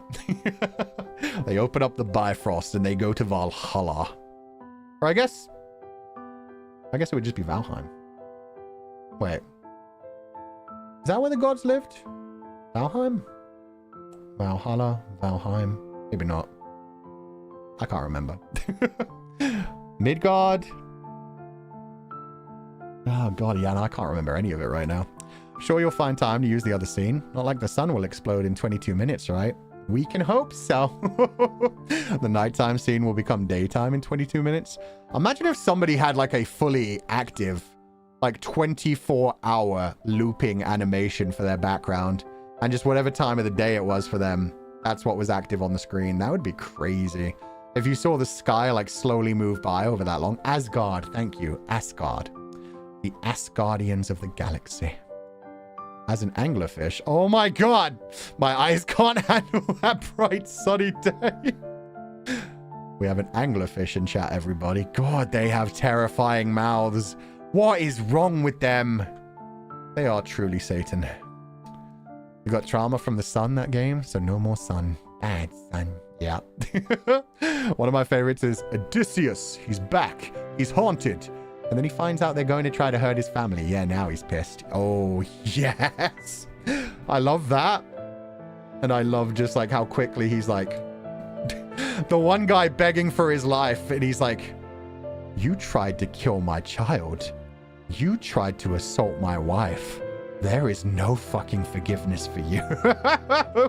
And his moment with Poseidon is so great as well. His moment with Poseidon where they're like, hey... you open up that bag and you're never going home. He has to open the bag to be able to survive the fight against Poseidon. But then once he's got Poseidon down on the ground, he's like, yeah, you're a god. You can't die. But I've noticed you've been feeling pain. You're going to cancel this storm yourself, or I'm just going to torture you for all of eternity, my dude. Let's see how long it takes you to break, because I'm not going anywhere until I get to my wife. Odysseus is such a badass. He really is the original, like, I will burn down the whole world for my loved one, and I will do it with a smile on my face once I'm in my bed with my wife again. I just imagine Doggo will just be reborn as a human and you'll meet him again. Ew, I don't want him as a human. Yuck. He can be reborn as a dog again. Maybe my first dog was also dog in the second life. Yeah, maybe I'll have a third dog someday. I do like that whole thing about, like, you ever have those creepy moments where like somebody just randomly connects with you really well and it's like, huh, maybe I knew them in another life. That definitely does happen with dogs quite a bit as well. Like you go into a shelter and for some reason there's one dog that's incredibly sweet to you and people are like, oh, that's weird. That dog isn't normally nice to other people. And you're like, oh, I guess this is the one. I guess this is the one I'm taking home. Outer Wilds is an allegory for the end, and for many players who played this game, helped them greatly with grief or loss over something/someone important, or over their own mortality. I can totally see that. Yeah, it's 100% about death, the great beyond, passing on, and the entire journey of life, and how much we should enjoy that journey of life on the way. Maybe instead of a fully active background, or just 3 scenes that switch depending on the time, that would still be cool. Yeah, that's kind of what I was going for like the night and daytime scene that I got for this one. I was just like, I like the night one more. It's softer on people's eyes. Plus the fact that my daytime is most people's nighttime anyway, because I think we have like a 30% audience from the West, but we have like a 60 to 70% audience from Asia. So yeah, for a lot of people, this is like their nighttime stream. And so it's it kind of feels wrong blasting their eyes with a daytime scene when we first start. Being like, hello, everybody. As an Outer Wilds fan for a while, I always wondered why they have space anglerfish when there's a water planet right there. Jellyfish too scary? Stargazers are haunted for real. Jellyfish are really cool as well. I always knew, well, I shouldn't say I always knew. I learned like a long time ago that there are some jellyfish that like make themselves immortal. When they start to get sick and when they start to get old, they just like turn back time. They're able to reverse time and become babies again. And then they're just reborn with the exact same DNA. But there's also jellyfish where if 2 jellyfish are injured, they can actually, this is a different species of jellyfish. They can move into each other and use each other's bodies to create a new single jellyfish. So there are 2 jellyfish that when both are injured, basically become one organism. And what's left is like, it absorbs like every one of their organs and their organs start to combine. So they become one organism. It's such an alien thing for us, but it's such a cool thing. Imagine just like getting old one day and being like, I want to be a baby again. And then you just shrink back down into a baby and get reborn. Or even beyond that, imagine like 2 people on death's door and they're like, yo, you want to keep living? Let's do this. Fusion. Then the bang. Brand new person, healthy, with all the organs that they need, ready to go on living, but a combination of the 2. Mention of Poseidon reminds me of this one line from the not that great Percy Jackson movie. Son of Poseidon, I used to date your daddy. Oof. Wait, who was that even by? I can't even remember. A lot of people dated a lot of the gods. But either way. Yeah, pretty badass how if you're a son or a child of the Greek gods, there's probably a lot of people out there that either smashed your parents or are just, you know, cousins, siblings, half-siblings to you. It was Medusa, okay. It didn't end well for Medusa. Athena was kind of a dick about that whole thing. Medusa didn't choose for that to happen, but she certainly got blamed for it. Anyway, Ukeisuke, thank you so much for donating the food funds. I hope you have a lovely day. As an Asian confidant, true, I need to be awake in 5 hours for work. Will I sleep early? No. Oh, God. Rest well after this, Asian confidant. Get some sleep. Work is more important. The VOD will always be here. And don't tire yourself out. Imagine how confusing it would be for jellyfish. Yeah. Well, that's the thing. We don't understand, like, what level of consciousness they're at. For them, it just comes natural. It's what they do. So, yeah, it's something we can't ever truly understand. It's like when they do like, when they do sci-fi stories, and so they have, like, other species that are conscious, able to do things like that. To them, it always comes natural. And to them, it's always like, ew, you humans smash your genitals together and make a baby? Ugh, disgusting. Especially to, like, any kind of asexual thing. It would be like, huh? You don't just, like, clone yourself? What the fuck's wrong with you? Ew, yeah. The jellies be like, you guys don't do these things? Exactly. It's like, what? You guys just die at the end of your lives? What fucking pussy shit? We just go back to being babies and get reborn. Huh? You think you love each other and yet you don't become one being at the end of your lifespan? You guys suck. The jellyfish are the only ones who actually know the history of the planet. And that giant mushroom. The relationships between the Greek gods are interesting. Yeah, they are. Starfish are also cool. They can lose limbs and they become new starfish. Yeah, that is fascinating. There's lizards who can, like, drop off their tails and, like, regrow them. But yeah, with starfish, if they lose a limb, the limb can regrow a whole new starfish. Which is interesting as well, because it makes sense. Because when it comes to, like, octopuses, and I think squid, definitely octopuses, like, they essentially have multiple brains. Their whole body is a brain. Their whole body is full of, like, not just the motor neurons, but the thinking neurons. Which is why, like, if they lose a tentacle, some of them will rip off a tentacle, and then the tentacle will lead the predator away. It'll swim in, like, a very drastic way so that the predator follows it. Because it has the thinky parts. It knows to move far away from the original octopus to get eaten by the predator so the main octopus survives. So yeah, they imagine being able to rip out a part of your brain. Imagine being able to, like, rip off your leg. Your leg runs away to lead somebody a different way. You eventually regrow the leg. But at the same time, the leg was conscious enough to think, I gotta get away. I gotta lead it away from the main body. That's why I like the version where Medusa was turned into the Gorgon not born. As punishment or as protection is up to interpretation. Yeah. The way I saw it was a punishment. I guess it does depend on interpretation. But essentially, Medusa got royally screwed. Because she got screwed while not wanting to be screwed, and then was essentially punished by Athena and turned into the Gorgon. But yeah, I guess you can take it in a nice way of like, oh, she turned her into the Gorgon so that she'd never be touched by a man again, but not a great existence to live as. She has no friends anymore. Everyone she looks at turns to stone. The Greeks had some crazy myths. They were amazing. Jellyfish can live multiple lifetimes. And yet I wonder if they ever know what they've lived for so long. Or are they too head empty for that? Exactly. Are they conscious? Can they think about it at all? Can they think about what's going on? Can they choose to like start their life again? Can they choose to just die? We don't know. We don't know if there's anything else in the universe that's conscious in the same way we're conscious that can actually think about themselves and their place in the universe. But they might. That's the terrifying thing. Everything alive might be able to think about that. Even the planet itself might have its own form of consciousness. Even the entire universe as a whole may have its own consciousness that we just can't understand yet because we can only interpret things in the ways we understand for now. But if the leg is like the autopilot in this game and sometimes just gets you killed, well, if the leg flies into the sun, it's fine. But yeah, if the leg is kind of a dick and it's like, yeah, if you tear off your leg and tell it to like run away by itself, but then your leg's like, hey, fuck you, I don't want to die, you die. And so the leg like jumps around you instead, like, hey, he's over here. He's over here. And then when the predator starts to eat you, the leg hops away like, fuck you. Oh my god. That one is the Roman interpretation. The one where she's born a Gorgon is Greek. Ah, okay. A lot of the Greek myths were ultimately about getting what you wanted, but both the good and the bad side of it. Yeah. Like King Midas and his golden touch.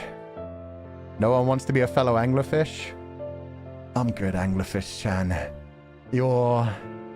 I hope you have a wonderful life, but I'm good. I like being cyborg, if not human. I oddly prefer the punishment version Medusa because she's like a symbol of protection for women, especially SA victims. But in that case, it's also a case of blaming the victim. Unless you see it as like transformed into a Gorgon specifically to keep men away. But even then, it's like, shouldn't she be able to choose when she lets men come close to her? I prefer Cersei. Cersei's a better one for like, hey, abused by men and then, you know, learned magic and to turn them into pigs to reveal their true nature because men are pigs who did horrible, horrible things to Cersei and her nymph children. Anglerfish are cool. Don't worry, Anglerfish Chan. There you go. See? Hey, they got your back. Anglerfish sheep is here? Exactly. You could become an anglerfish confidant. You could get woolly. Get some wool on your body and then maybe that giant gaping maw wouldn't look so terrifying. Since her sheep is Dolly part of our lore? Maybe. Maybe that was going to be a part of the spacefaring Fulgur Ovid story. Anyway. Okay, I'm going to go back to old super chats. Oh, also, we're going to be reading the Streamlabs that we didn't get to from the Zatsudan stream. The New Year's Zatsudan stream. We're going to be reading those on Saturday, Sunday, or whichever day. God damn it. Let me check my own schedule. Ugh, I know I planned it out. I think it's a collab we're doing, but then it makes sense to do it then. Oh, yeah. Nijisanji EN Mythology. I figured for that one, we'd do open Totsu for like 2 to 3 hours, go through some people's lore. There are already some people that have signed up that have said that they're going to show up, but I'm not going to count on it. We'll just see who shows up on the day. But yeah, we'll do the actual EN mythology stuff for like a couple hours, and then we'll close off the Totsu. We'll say goodbye to everybody, and then we'll make sure to go through those Streamlabs on that day, because that's like the most Zatsudan feeling thing that we're doing this week. Aww. It's still you despite everything. And as per usual, when I've opened up Twitter, now I need to send a bunch of things to myself to make sure I don't lose them.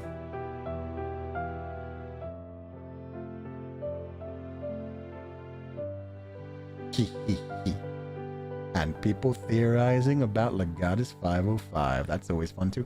Oh, Camille wrote Oem. Camille wrote Bar You in Oem. I actually tried to write this back when Shepard debuted. Oh, cool. Oh, I'm going to retweet that. I'm going to share that in chat. There you go. There's some Oem for you. And that apparently says bye you in Oem. Beautiful. Okay, I'm back. There's also one called a vampire squid. Ooh. Vampire squid is scary. Underwater creatures can be absolutely terrifying. Fuchan, have you seen those jellyfish in the deeper parts of the sea? I saw that one that is red and it's called the phantom jellyfish. I've seen some crazy ones. I don't know if I've seen the phantom jellyfish specifically. Let me look it up. Phantom jellyfish. Oh, yeah, he ugly looking. Yeah, I'm sorry. It's just like he's covered in like mold and stuff. Giant long tentacle tendrils. Kind of beautiful top, actually. The little red glow is nice. They kind of look like the ones that we went into to get away from the electricity. But yeah, mostly ugly. Mostly ugly. You compare that to like a moon jellyfish, the immortal one. Oh, baby, look how pretty they are. I'm pretty sure this is what the Stargazers were based around, because they just look like little tiny spaceships. Some jellyfish are absolutely gorgeous. Some jellyfish, terrifying. The ocean itself is terrifying. Yeah, it's a whole huge ecosystem that we are not a part of, and yet we keep invading and fucking around with. Step, thank you so much for donating the food funds. Oh, I forgot to say happy birthday at the beginning of the stream. I was so distracted talking about my new anime and other things going on, Epic and Infinity Nikki. A happy birthday, Step. Thank you so much for the huge Aka Super donation. I hope you're having a wonderful day. Happy birthday. Thank you so much for being here. And it was lovely to see so many sheep saying happy birthday to you before we started stream. They say nature is beautiful. I mean, it is, but some deep sea creatures are some very special cases. I'm sure they're beautiful on the inside. Truth is, they don't have to be beautiful. Maybe they're just specifically telling people, hey, I look like this because I will rip you to pieces if you come near me. And that's fine. Nothing wrong with that. Apple F, thank you so much for donating the food funds. Outer Wilds makes me remember the shortest horror story. The last man on Earth sat alone in a room. There was a knock at the door. Who knocked? That's a pretty good one. I don't like the final bit. I don't think it needs the who knocked. I think it would be even better if it's just the last man on Earth sat alone in a room. There was a knock at the door. Then came a knock at the door. That's just like, yeah, you can do that in one sentence. The last man on Earth was alone in the room. Then the door knocked. Then the door was knocked. Then came a door knock. Then came a door knock. There we go. One sentence. Nice and simple. He's supposed to be the last man on Earth, but something's out there. Or has he just lost his mind? Has he just gone insane? Either way, yeah, being left alone. I mean, I guess that's one interpretation that's kind of sad for the Outer Wilds. Maybe that was just the main character's mind creating a way for him to actually end his life. Which, yeah, is the dark reflection of the theory that I have about, like, every time you die, you just go into a new universe. The whole idea about, like, oh, maybe you go into a new universe, or maybe it's just something that your brain being pumped full of endorphins and serotonin convinces you of. It gives you a bright flash, replays your whole life, and then gives you like a nice happy ending that doesn't actually exist. It's something that only you see in your mind. And the universe goes on without you. That's beautiful as it is anyway. Nothing wrong with like lying to yourself. If you're creating your own reality, you're creating your own reality. You're having fun with it. Anyway.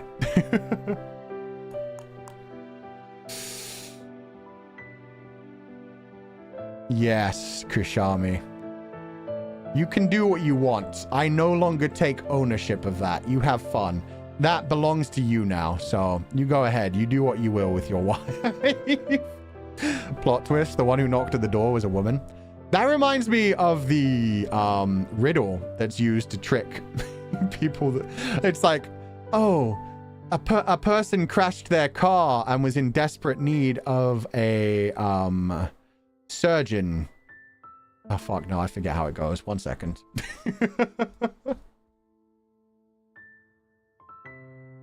There we go. Okay, it's very easy to find this riddle. A father and a son get into a car crash and are rushed to the hospital. The father dies. The boy is taken to the operating room and the surgeon says, I can't operate on this boy. He's my son. How is this possible? And the answer is very simple. I don't think that one really works in modern day because it's become so much more normalized, but I guess like 50, 60 years ago. Yeah, the surgeon is the mom. So the same general idea of like the last man on Earth did this, but it was a woman knocking at the door. It's like the mother is the surgeon. It's just, yeah, I can't operate on this patient. They're my child. Anyway. I'd be assuming he had more than one pair. I'd be assuming I have one pair. I don't know where Kushami found that, honestly. Letting my wife go back to her family. No, no, no, none of that. No. They've been banished from this household. They didn't exist in the first place, but either way, they're not coming home. First thought was the father was a religious father, not the dad. Ah, that could make sense as well. Yeah, it could have been a priest. Could have been a priest. Capisora, thank you for the huge Akasupa donation. It was my birthday on the 3rd. Oh, so 3 days ago. Happy to be able to watch the stream for the first time in a while. Happy birthday, Capisora. Thank you for the huge double Akasupa donation. I hope you're having a lovely day. Thank you so much for being here. I hope you had a wonderful birthday. Please rest well, take it easy, and yay, we have 2 sheepies having their birthday today. Thank you guys so much for being here. I hope you have a wonderful year, and thank you for being part of the sheep pile. It's been lovely making these memories with you guys, especially playing this game. We've been playing so many deep games these last few years. It's been wonderful. Last few years, I say. I mean, yeah, in general, we've been playing a lot of deep games, but especially like the last several months, I would say. End of 2024, probably from like midway through 2024 and then through the beginning of 2025. We've been playing a lot of ones like this. Maybe I'm a lion. Thank you so much for donating the food funds. There's no message, but thank you for the sweet little Shiba Inu super sticker. I hope you're having a lovely day and thank you. Initially, I thought the doctor was the husband. Father's gay. Fuck, that could work too. That one isn't even assumed in the riddle. That's so funny. It was like, yeah, the surgeon has to be a woman, or there could be two fathers. There you go. That's going to be like the next set of riddles. Is just like, you guys realize people can have two daddies. Genius, chat Sama, genius. Or the mother dressed up as the father? Well, will they still be the mother then? I guess it depends. I mean, you'd have to become the father, so it wouldn't just be dressed up. Anyway, Chimu, thank you for donating the food funds. Congratulations on clearing. This is the game that changed my mindset. It was my dream to have you play that game. Enjoy the DLC. By the way, don't you want to talk to the other self? I wanted to. I was just approaching him slowly and cautiously because I didn't trust it, but then he disappeared. I kind of wish I could go back and talk to Solanum. Was her name? Solanum, something. I kind of wanted to talk to her as well because she gave me the option to say yes to her. Let's restart the universe. But I didn't actually do it. I instead just jumped into the circle. I kind of thought jumping into the sphere, like I'd just reappear. But no, I should have talked to her. I should have said yes to her. That's on me. Maybe she would have come into the sphere with me. Sad. Might have been nice. But I'm glad you enjoyed this. Thank you so much. Thank you so much, Jimu. It was a great game. And my YouTube crashed. Of course it did. At least I got to grab this in time. B-Cream! Thank you so much for donating the foo funds. There's no message, but thank you so much for the super sticker. I hope you're having a lovely day. That's a cute little lemon hugging. I still don't know what that thing with the lemon is supposed to be. Would we say that's like an apple? Or maybe it's like a lemon that isn't ripe yet. Maybe it's his child. A lime. A lime would make sense. Lemon and limes do go together. It's got like kind of a bump on it, so it could be like a little baby lemon that hasn't turned ripe yet. I'm gonna go with that. I think it's its baby. So yeah, that's a parent hugging their child. Roku69, thank you so much for donating. Oh shit, thank you for the big donation, by the way, B-Cream. It only just crossed my mind how big of a donation that was. I hope you're having a lovely day. I hope you enjoyed the stream, and thank you so much for being here. That's a lime. Prove it. You don't have proof. Unless it like says the name of it. YouTube has been glitching. Couldn't chat for a while. Yeah, it's been doing that for a few days. I hope they fix it. It feels like a lot of things in YouTube's coding have been going wrong over time. Because it also just randomly disconnects from time to time. It's been doing that for like a full-on year and a half now. And yeah, now recently there's been people that just can't talk in chat because it's like, you need to wait 5 seconds. And it's like, it's been 2 minutes. What are you talking about? That reminds me, you could have made it easier yourself on the Quoom. As long as you're close to the North Pole and use the tower, you would have reached the North Pole at the eye. Oh, okay. Damn. Well, we figured it out our own way. We got there eventually. Thought it was my phone. Yeah, I can't talk to. It's happening a lot. It was happening, especially the other day. People were mentioning, they were like, did I get banned or something? I keep trying to type, but it won't let me. It's just a crapshoot. I don't know. And let me try turning off. Let me try something. I'm going to turn off slow mode completely. Which unfortunately will open us up if any spammers come in. But okay, slow mode is off. So let's see if it continuously starts blocking people out again or if we're good now. Sunny, thank you so much for donating the food funds. I hope you're having a lovely day. Missed you. Been busy catching up. Oh, not even food funds. Sorry. Thank you for joining the membership. Been busy catching up with Fadamoru. Finished door 4. Ah, door 6 even. Let's go. That's far down the game. I hope you're having fun. Oh, it looks like, yeah. It looks like we're just going to have to turn off slow mode for a little while. Okay. Yeah, we'll turn off slow mode in the future. We'll keep it off for a little while. I am sorry to the censorship. Censorship are going to have to be working hard, but we will do our best. We'll see what happens. If people start abusing it, then we'll have to get rid of some stuff, but hopefully it'll be fine. Mao Tian, thank you so much for donating the food funds. That could be a baby lemon. It could be a lime. I honestly don't know. It's cute. It definitely has that like bulbous size to it. It seems good. Thank you, Fuchan. No problem. I don't know why I didn't even think of just turning off the thing. Yo, censorship bot the goat.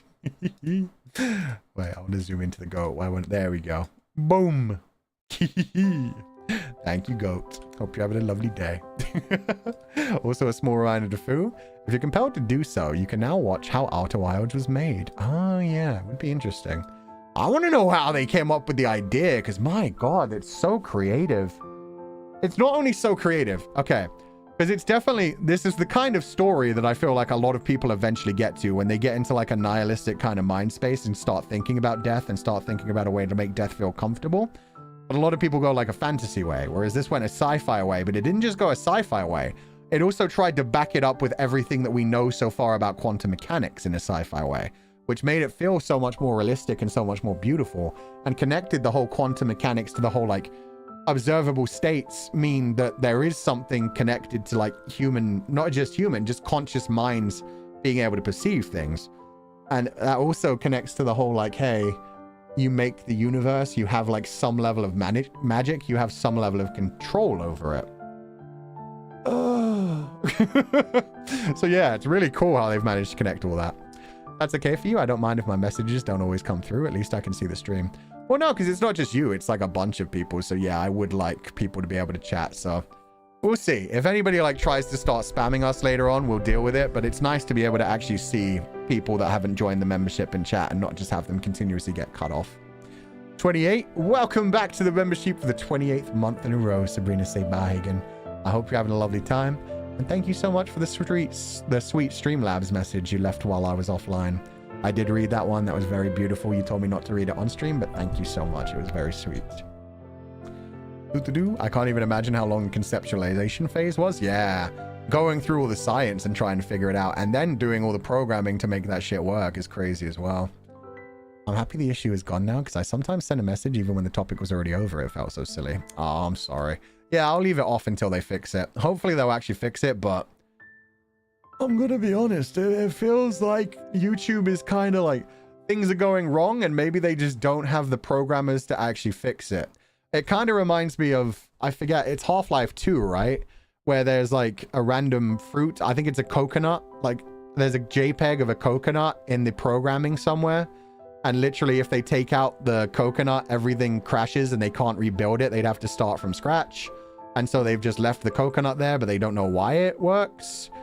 I wonder if something like that is going on with the YouTube system right now, where it's just like, okay, anytime we try to fix this, 1,000 other things break completely, so we're just gonna let the errors stay there.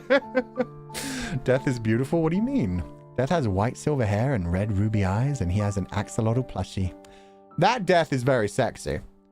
There's also Death in like the Marvel universe where it's like a sexy woman who wants to smash Deadpool and Thanos wants to smash, so in a lot of like different mythologies, Death can be very enticing. After all, Death is the love of the man. We are all eventually approaching death. Death is the only absolute. About the Rainbow Bridge, me and my ma love it too. And my next tattoo is the paws of my cat Apollo, who passed away a few months back, walking towards a rainbow with other paws by it. Oh, that's so beautiful. Icarus, that's lovely. I love that you named your cat Apollo as well to match with your name. Sorry, I zoomed in there kind of hoping that this was going to be an image of you holding your cat. But it's actually just a beautiful image in its own mind. But yeah, that tattoo sounds like a lovely little reminder. And that's nice as well. It's really nice about the whole, like, it won't just be your pets and it won't just be you meeting people in the afterlife. Your pets are probably playing with a bunch of pets while they wait for you across the Rainbow Bridge. There's something that can only be done outside of YouTube, and when it fails, everything on every site fails, I believe. That's terrifying to think about. That's like an extension to the dead internet theory where it's like, hey, there's a kill switch. Imagine if one day you wake up and just everything about the internet is gone. That would change lives so much. For one thing, the economy would go to shit. For another thing, we'd all be disconnected from each other. We wouldn't be able to watch each other's streams or communicate. I'd die. I'd probably die. Oh, God. Imagine if they couldn't fix it. And so we just had to accept the fact that, like, no internet. We'd still have quite a bit of technology, but we'd have to change the way it worked. And yeah, communication would be so much harder. Being able to like figure out where planes were at different times would be just about impossible. So travel would become a lot harder. Oof. I don't want to live in that world. I do know that there was a theory at one point. I don't know if this is still a thing, but like there are so many like waves going through the air that at some point we're going to run out of like digital download speed. Because there's just going to be like so many 5G and Wi-Fi signals going off at the same time. They're going to start interfering with each other. And then, yeah, it's going to be a rush to see like who has the strongest towers that can supply the strongest internet signal. Otherwise, yeah, you're just not going to have any internet signal at all because they're all going to be canceling each other out and you've got to get like a maximum speed. I don't know if that was just a theory or if that's something that we're eventually counting down to. Speaking of the Reaper, did you know in some interpretations the scythe isn't to reap the soul, but instead to protect them in their journey? I like that. That makes sense. It works better as a symbol than like a, oh no, I'm going to take your soul. Because why would death need to reap your soul? If anything, yeah, like you're already dead at that point. Death greets you at that point. So they don't really need the scythe to kill you. Out of topic, no need to read. Is there a way we can contribute with subtitles for certain VODs? I'd love to CC and sub Fatamora VODs, but copyright. I don't know how to do that on my end, Clowny. Honestly, I really don't know how to do that. That would have to be something I would have to ask Nijisanji about, because I'm pretty sure there's a setting in the YouTube, but I changed that. I let it so that people could submit their own subtitles, so I'm assuming that means that maybe they turned it back off for me, or maybe I didn't do it right the first time. I don't know. But I don't know. I don't know. I'd have to look into it. Rain the Fuchan Sheep, thank you for donating the Fu funds. What's scarier than anglerfish? An angler sheep. True. Don't have to be led astray by a shepherd if a sheep will lead you astray into the forest and then eat your face. Just a sheep with a lantern attached to it. And it just like guides you around the woods, and then once it gets you far enough that nobody can hear your screams. If I can't read or post my stuff on AO3 anymore, that's the day that's the die. I either perish or ascend to fistfight the gods. I love the Freudian slip of typing die for day as well. That's so funny. I think fans can no longer submit subtitles to YouTube as a platform. Only the owner of the channel can input them. Ah, frick. I liked it when people could submit things. They still have that option on Bilibili. On Bilibili, when you upload something, people can upload their own subtitles, but then you can approve them, which is a really cool feature.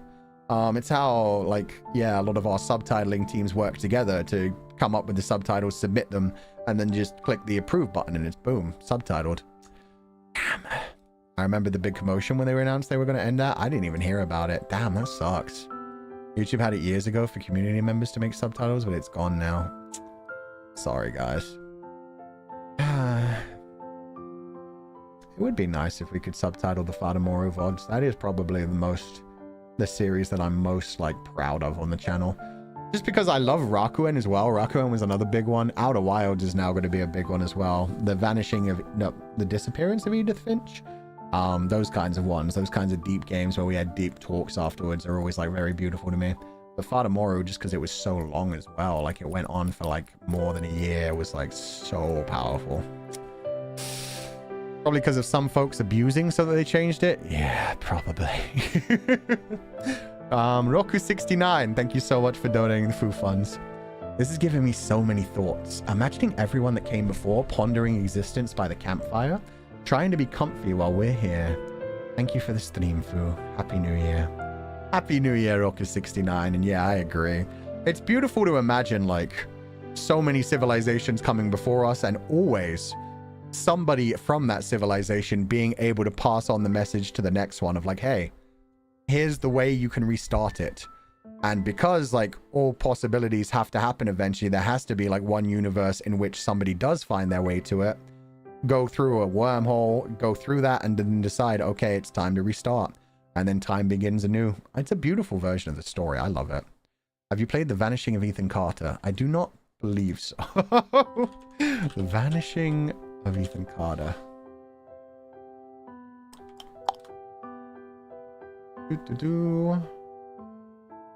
Vanishing of Ethan Carter is a 2014 horror adventure video game developed by astronauts for Microsoft Windows. It doesn't tell me what it's about. First-person story-driven mystery. Purchase this game to get both the original and Unreal... That doesn't tell me anything either! Okay. First-person mystery game that focuses entirely on exploration and discovery. It contains no combat or explosions of any kind. If our game leaves any scars, we hope you won't be able to see them. You play the game as Paul Prospero, an occult-minded detective who receives a disturbing letter from Ethan Carter. Realizing the boy is in grave danger, Paul arrives at Ethan's home at Red Creek Valley, where things turn out to be even worse than he imagined. Ethan has vanished in the wake of a brutal murder, which Paul quickly discerns might not be the only local murder worth looking into. That sounds cool. Similar to the games you played before, Outer Wilds and Dredge. That's a good sign. Isn't that connected to a game you played before? I don't know. If it is, it doesn't mention it on the Steam page. Very positive reviews. How long is it? The Vanishing of Ethan Carter. How long to beat? Oh shit! It's only like 4 to 5 hours too. Interesting. Okay. I will add this to my list. We may play that sometime in the future. Add page if we can get permissions. I don't know if anybody else in Nijisanji has ever played it, or if I have to fight for permissions, or if I have to cry. We'll see what happens. They intend to give you mental scars. Everything gives you mental scars. Is the comfy grabber acting up? No, I just haven't been using it. I've just been like reading things bit by bit. Hello, Fuchan. Have you ever seen any of the Twilight Zone series? The themes and messages seem something you might be into. I liked the Twilight Zone. I still often quote the episode. There's an episode about a man who constantly wants to read his books, but life keeps getting in the way. And then society finally ends. I forget. I think it's like a big explosion. So probably like a nuclear war kind of thing. And he wakes up and he's like surrounded by books. And he's like, yay, I finally have time to read. And then he goes and starts trying to read a book. And as soon as he like puts it down in front of his face, he looks down. His glasses fall off of his face and crack on the ground, and he can't read without them. He picks them up and tries to put them in, and they're just completely shattered. And he's just like, no, there was finally time now. There was finally time. I like that one. That's very, haha, fuck you. Have you watched The Girl Who Leapt Through Time? I have. I like that one. I think there are better time travel stories, but that's a sweet little, like, child-friendly version of a time loop story. Recently, I've been watching Twin Peaks. I still haven't watched that, but I've heard it's really good. The talk about humans and existence and morality is so cool. Yeah, I've heard Twin Peaks probably, like, informed a lot of, like, the best psychological horror that came along after it. A lot of games aren't deep if you just play through it, but the second you start to think about it a little more, it becomes so detailed and deep with such a great meaning. Like... click holding. I was trying to remember the name of it, but yeah, very much like click holding, where I played that game before anybody else in Nijisanji and was just like, oh guys, you're gonna love. I got signed out. Thanks, Mane-san. I'll just sign myself back in and kick you out. It's fucking 4 a.m. What are you guys doing? No, don't sign into the other one. Ah! Of course the page isn't working because I have a fucking YouTube thing, chat box open. Switch account. Oh my god.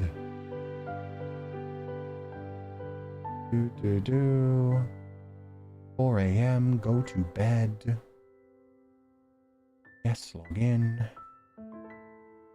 Back to my chat page. Oh my god. Create. Go live. Take me in. And finally, pop out chat. And we're back. No, not reactions. There you go. There you go. Now I need to find where I was in the super chats again. Oyasumi Mane-san? Yeah, they're going to feel so dumb. They're going to be like, huh? Why did I disconnect? And then they're going to realize, oh, Fuchan's streaming. Damn it. Anyway, yeah, like click holding, as I was saying. Click holding is one of those ones where if you just play it, you're just like, oh, this is a silly, creepy little game. What a strange little interaction you have with everything. And then, yeah, you actually think about it and you realize it's all about depression and addiction and all kinds of other things. And it's like, oh man, this kind of fucked up. Deep, deep memories. Claudines, thank you for donating food funds. Fuchan, do you know a visual novel called The Hungry Lamb, traveling in the late Ming Dynasty? It's super dark and horrifying, but interesting. I've never heard of that. The Hungry Lamb, traveling in the Ming Dynasty. Oh, what a beautiful art style. God damn, that looks nice. Oh, and it does have English subtitles. Trek across ancient China in a dark, boundary-pushing visual novel inspired by traditional Chinese art with modern animation. Animation too? Oh, this only came out half a year ago. Escort 4 girls to the prosperous city of Luoyang in a branching narrative with themes of revenge, cannibalism. I'm already down.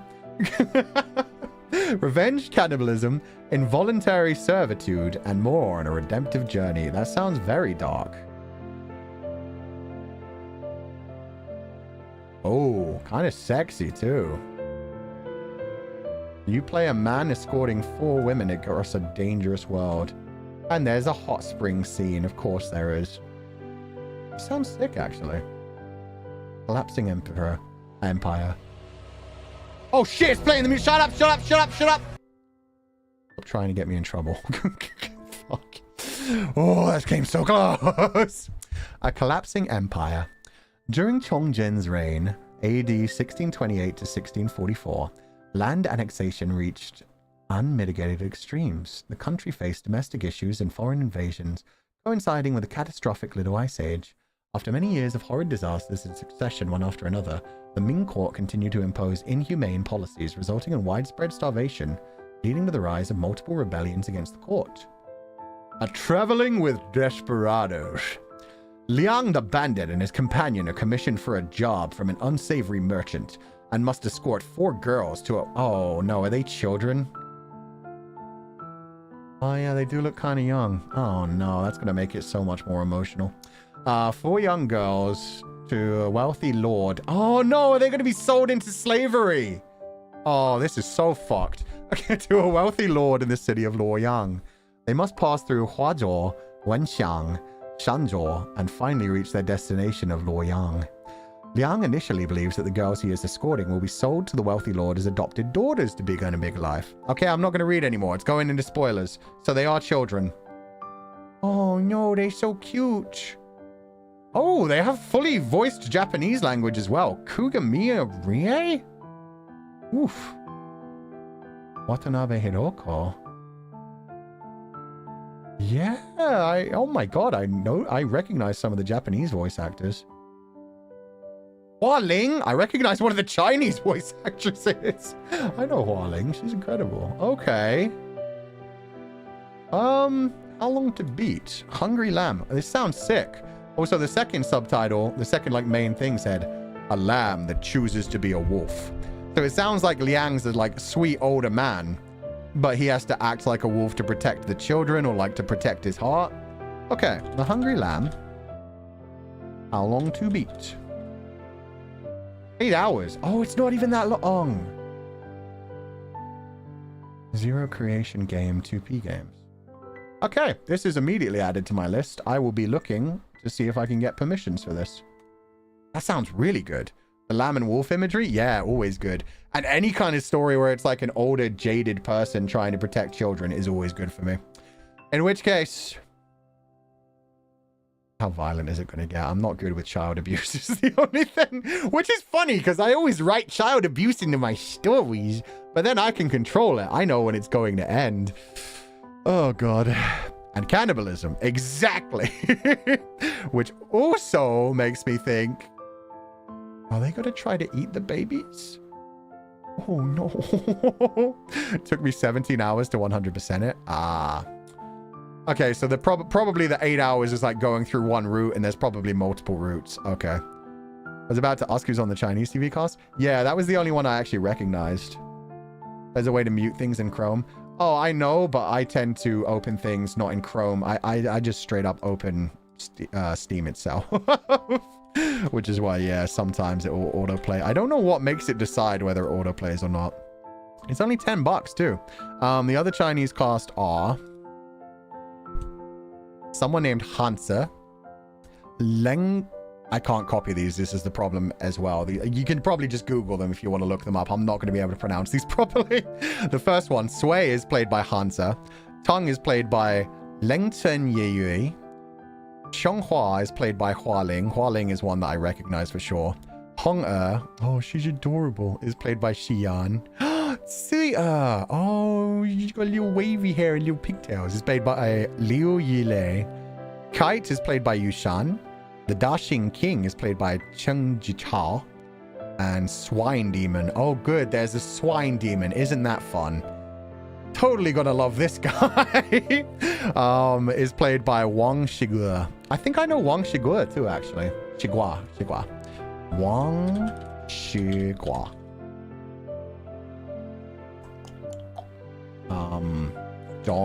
No, anime. If I search for anime, sometimes they have them on my anime list. No, it's not bringing up things. Oh well. Oh well. I think I recognize that name from somewhere. There's a Swine Demon? Yeah, there's a Swine Demon. Isn't that going to be fun? That is a good recommendation for a game, though. I'm definitely going to dive into that. I'll see if I get permissions if I can. That might be right after Vampire Therapy. I'm looking forward to Vampire Therapist, by the way. I'm really excited to see how that goes. Have you heard about Hashihime of the Old Booktown? I have heard of that. I was very interested in playing that. It sounds like a story that's right up my street. However, I got permissions to play the first chapter and nothing else. That happens with a lot of visual novels where they're like, you can play the first chapter. And no. I love that game. I know you do, Patty Tomo. There's been so many Comfydants throughout my career that have been like, Hashihime, you're going to love it. And I'm like, I would love it if I could play more than one chapter. It's the same for, what's it called? Buster Fellows. Buster Fellows was recommended to me so much by Petra. And it was like, I would love to play it. I'm not playing one chapter. Imagine one day the audio plays and yet no one would realize it until too late. Yeah, if it's just like, I was so confused by that because it didn't even sound like music. I was just confused about what was going on. And then suddenly I was like, oh, that's at the top. That's the video play. That's the intro. It's very common with visual novel perms unless it's an indie. Yeah, and I get why. Like, that's the thing. I don't blame them for it because the whole idea is like, if you play a visual novel and 100% it, a lot of people just won't bother to buy it because like, they've seen the whole story. So I get it. I get why a lot of visual novel makers are like, no, don't play our game on stream. It makes sense. I understand why they're doing that. It's just, yeah, it sucks for us who just want to play them and vibe with them. But yeah, it is what it is. Hashihime is so good, if only. Have you heard of Town of Nier? I have not. Town of Nier. Whoa, that's some graphic yaoi immediately. This is a boys love romance. Yeah, I can see that. The protagonist is a young man named Hisora, who works several blue-collar part-time jobs. One day, he suddenly finds himself lost in a strange world. This is an otherworldly boys love fantasy in which Hisora will risk his life to find a way back to the world. Oh, what a creepy little girl. And what a bunch of cute men. They're very young-looking cute men, though. They're all very twinkish. This looks okay. I'm going to save this for later. I might not dive into it. I might someday. The art style isn't really doing it for me just yet, but that doesn't mean it won't be a good story down the line, so I'll check it out properly later. But yeah, the art style, unlike the other one, didn't immediately make me go, yo, that's gorgeous. Love to see you play What Remains of Edith Finch on stream if you get the perms for it. You could actually go watch that one right now, Icarus. In fact, it's in the same playlist of this one. I have a playlist called Quiet Contemplative Games, which Outer Wilds has also been in. I've played Edith Finch. It's one of my favorite games that I've ever done on the channel. The whole experience was really beautiful, and the whole, yeah, like exploring the townhouse to find the family story was great. Yuki, keep recommending everybody like this. The list is going to become undefeatable. Dude, we already have a list. We've got to finish Vampire Therapist first, and then we can go into that other one if we get perms for it. I also did ask for perms for that camera dating game. I haven't heard anything back yet, so we'll see what happens with that. But if we do, we'll be playing another group-voiced visual novel. I also have like 3... Oh, God. We have... How many do we have? Yeah, we already have 4 collabs set up for next week. At least 2 of them are on the same day. So... It's not taking up everything, but yeah, for some reason, I've gotten very popular recently. We have a collab on Monday, we have a collab on Friday, and we have a collab on Saturday.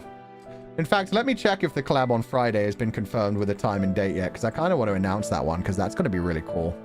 It's something that has been recommended to me to do for a long time, so let me check.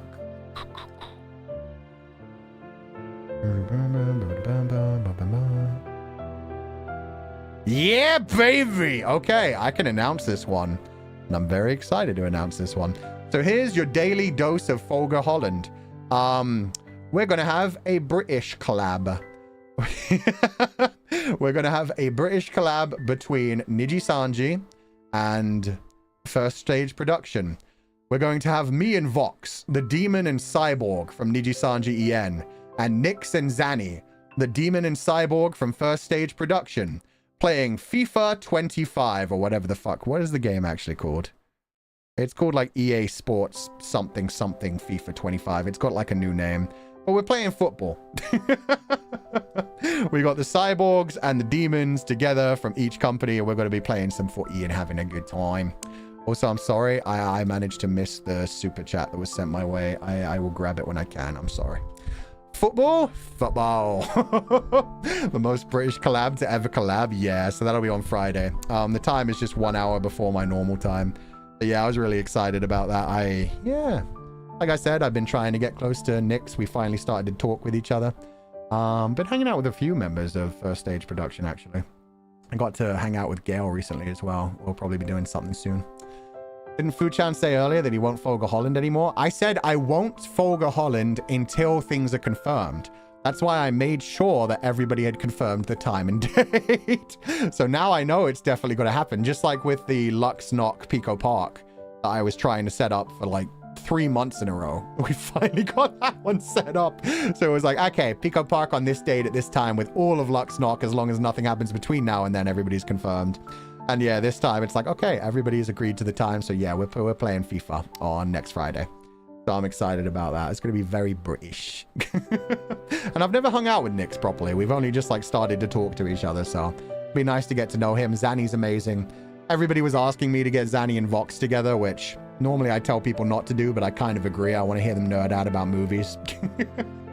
So it'll be fun to have them all chat to each other. Bringing all the British people together from FSP and Nijisanji, and especially the fact that we are just like a pair of cyborg and demon. Camille, thank you so much for donating the food funds. I didn't expect this game to get me so emotional. So deep in thoughts. I can see why people love it so much. Thank you for playing Outer Wilds. And this current universe we're all in is my favorite. Oh, I'm glad to hear that. It definitely has its moments where it kind of sucks, but yeah, getting to be here with you guys, with the Comfydants, this universe is fantastic. 2024 was rough, but I'm looking forward to the rest of 2025, and spending time with you guys in 2024 made it awesome. 2 movie nerd demons, and 2 cyborgs who have very angsty backlore and are telling it through an interesting means. In my case, I'm writing my novel. In Nyx's case, he's going to eventually turn his backstory into a bunch of video games. So yeah, we've definitely got our counterparts in each other. Much as me and Voxy are like counterparts of the past and future thing, of being like the red members of Noctix and Luxium, us and like First Stage are definitely like, we're very similar in the way that we got paired up as well. Will they drink tea too? They'll probably be drinking beer, let's be honest. Gotta be going down to the pub with the mandem. Rain versus the... Rain the Fuchan sheep. Air fryer versus Roomba. Thank you. Bah, 2025. Yeah, no, that's an idea that's been thrown into my Streamlabs, I think, once a month for like... Since before Nyx debuted, people were asking me to get a couple of the British people together to play FIFA, and I was like... I don't know if we're ever going to get permissions to play a FIFA game. I managed to get permissions to play a FIFA game 2 weeks ago, and I immediately was like, okay, this is universe synchronicity. It's time to reach out to Nyx. It's time to collect the Thanos jewels of the British VTubers. Air fryer versus Roomba? Yeah, it'll be a fun time. Electric kettle and Roomba? Hell yeah. I don't know much about Nyx, but I'm looking forward to the collab. I hope you guys will enjoy them. Yeah, it's a lot of fun. Noti. 2 red British boys. Yeah, exactly. Got our red British boys, and then we got our cyborg and demon other halves in first stage production. Noily054, thank you for donating the Foo Funds. Oh, the message is just, thank you for playing this game. Thank you. I hope you enjoyed it. I had a wonderful time playing it. But thank you guys for coming on this journey for me. It's been awesome. Rest well, have a lovely evening, and thank you so much for donating the Foo Funds. And Winter, there's a book called Bad Girls of the Bible. It was a modern retelling of compelling stories of the Bible. In the garden, instead of a tree, it was a gazebo, and instead of fruit, it was a kiss. Was it a kiss from another girl? Is it a Yuri? Sounds interesting anyway. It does sound fascinating. Thank you so much for donating the Foo Funds, and YouTube crashed again. They didn't log me out again, did they?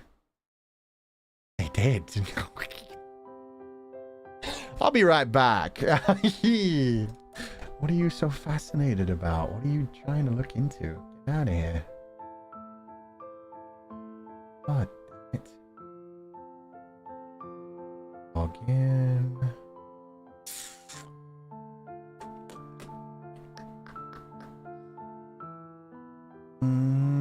Okay.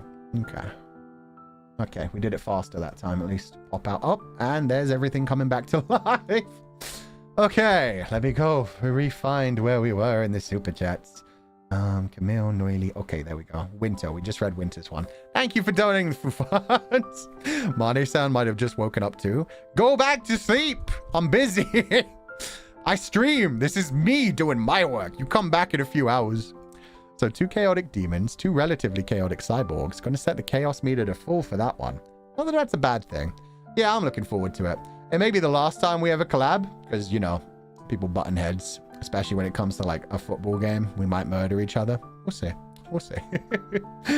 Predicting the need to subtitle the VOD for sure.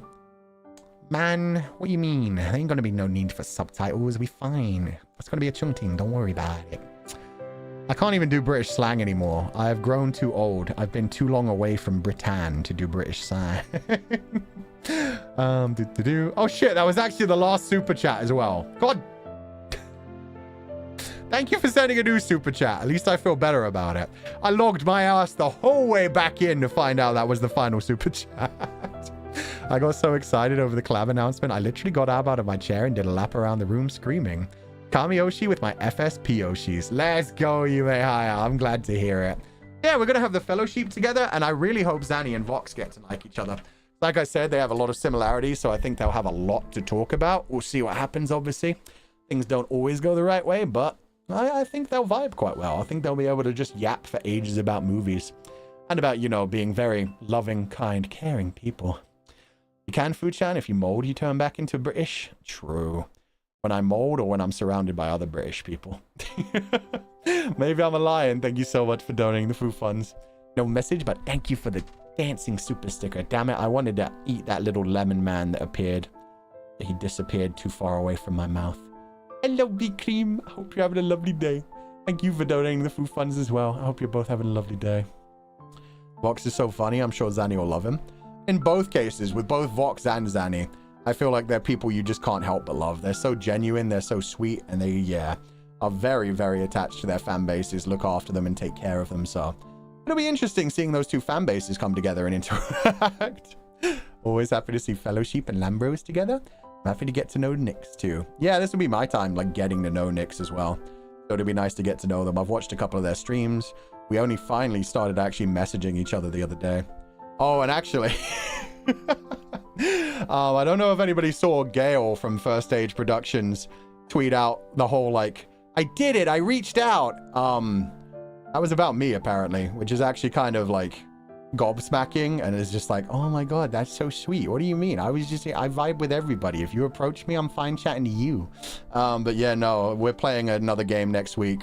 I guess because I commented on one of their Twitter posts, they finally, like, sent me a message on Discord and was like, hey, do you want to play a game next week? And I was like, let's fucking go.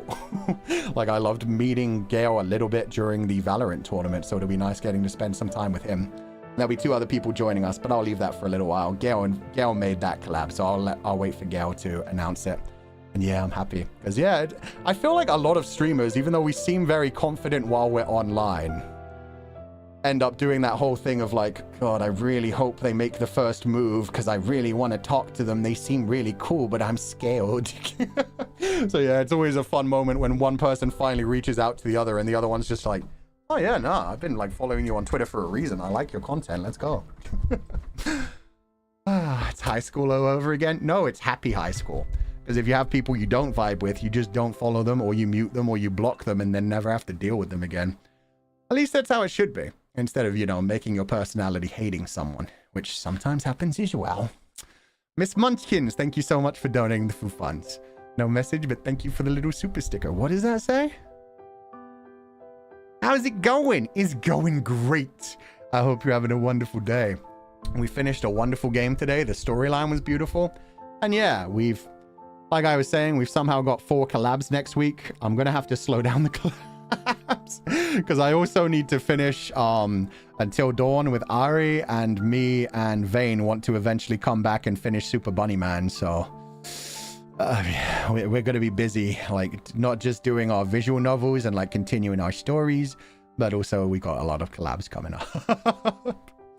Extrovert in your own room, but still an introvert in general. Yeah, and still terrified of other people like not liking you and just putting in lip service, because that's obviously a big fear as well, is that people will like comment on your posts in public on Twitter and be like, yeah, you're awesome, and then when you actually try to DM them, they'll just be like, ew, yeah, sup, nah, it's cool.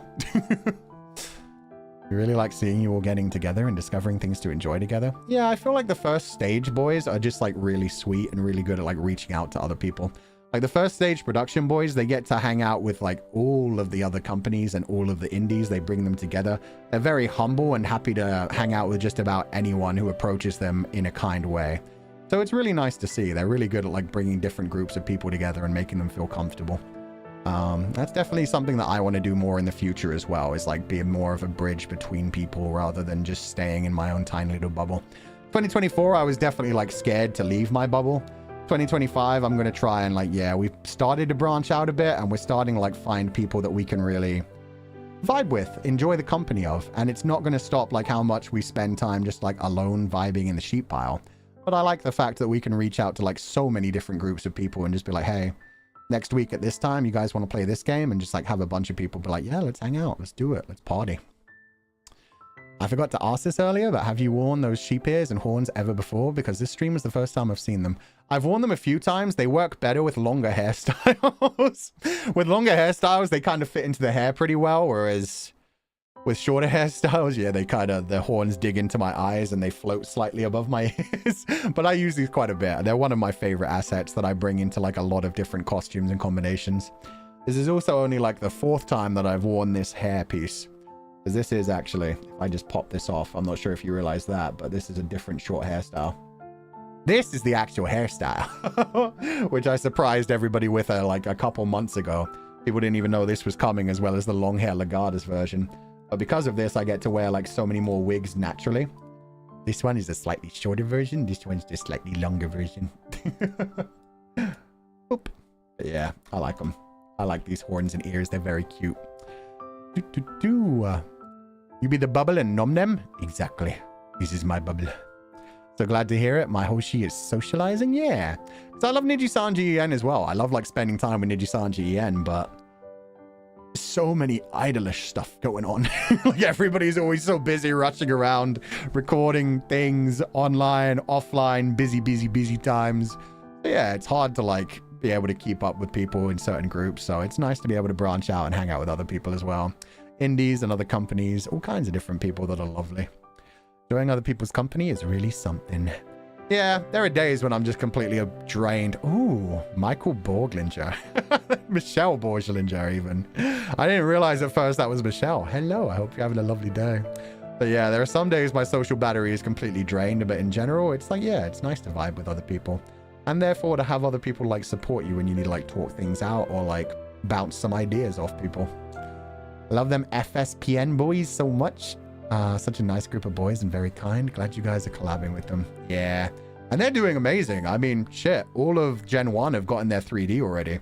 It's crazy to think they haven't even been around for that long. But yeah, they're doing incredible. And they, like we said, they're amazing people and branching out to other people and just, yeah, vibing, creating their own content, but also bringing people together on the journey with them.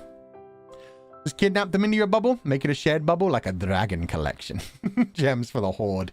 Exactly. We'll fill our bubble with all kinds of different colors. Collecting the Thanos glove. Being with friends makes you an extrovert, but other people? It's like you need to go through the most crazy trail before you can come up with a word that's not cringe. There's nothing wrong with being an extrovert. I would say I'm trying to be more extroverted. It doesn't change the fact that I'm most happy when I'm alone writing my stories and watching my movies and playing my video games and chilling with you guys in the sheep pile. But at the same time, yeah, it's nice to have like lots of other people you can talk with and collab with and do other adventures with. Also, this one didn't get comment grabbed. Fufu, you can ignore this question if you'd like, but are you thinking of doing other voice packs? It's completely okay either way. I was just curious after the last voice pack being rejected. Yeah, I kind of gave up on voice packs. I think I said this a few times ago. A couple of my voice packs were rejected in a row, and I basically said, like, if they didn't accept the Shepherd one, the most recent Shepherd one, I was just going to give up for now. They didn't accept that one either because of a single swear word, and I was just like, fine. Like, I'm done. So yeah, I'm done for now. The good news is we get to do things with Roy and get voice directed by Michaela, who's an incredible voice actress and voice director. So if you haven't seen it yet, I've shared it on Twitter. We just did a coffee date voice pack where it's me and Roy and the viewer going on a coffee date and sharing hot chocolate with each other, trying all the different flavors and vibing with each other. So for now, I'm not doing it. But again, it's nothing against anyone. It's just, yeah, I'm tired of things getting rejected. I'm tired of working my ass off to put together something with full production value and then being told, oh, you need to change this, this, and this. And then you're going to have to re-edit everything for all the sounds and music to fit in the different places. Yeah, it's good. As an introvert, I like company. I just don't talk a lot in social situations because I love hanging out. Yeah, sometimes it's nice to just be around people, to just be chilling by a campfire, chilling, watching a movie together, not really wanting to talk, just wanting to vibe, but knowing other people are there. It's kind of like when you're a child and you get to the stage of, I forget the term, god damn it, my education career, education. My education training is failing me. Parallel play. Thank you so much, Sabrina Saberhagen. When you get to like the parallel play thing where you're surrounded by other children and you're each playing your own different games, but it makes you happy to be in a social situation of other children being around you as well. So yeah, it's nice. I forget if it's been a year or not since the first FSP Boys debuted, and they've been vibing so well with a lot of people. They have. It's been great. It's so cute. The puns though, yeah, the puns are over the top.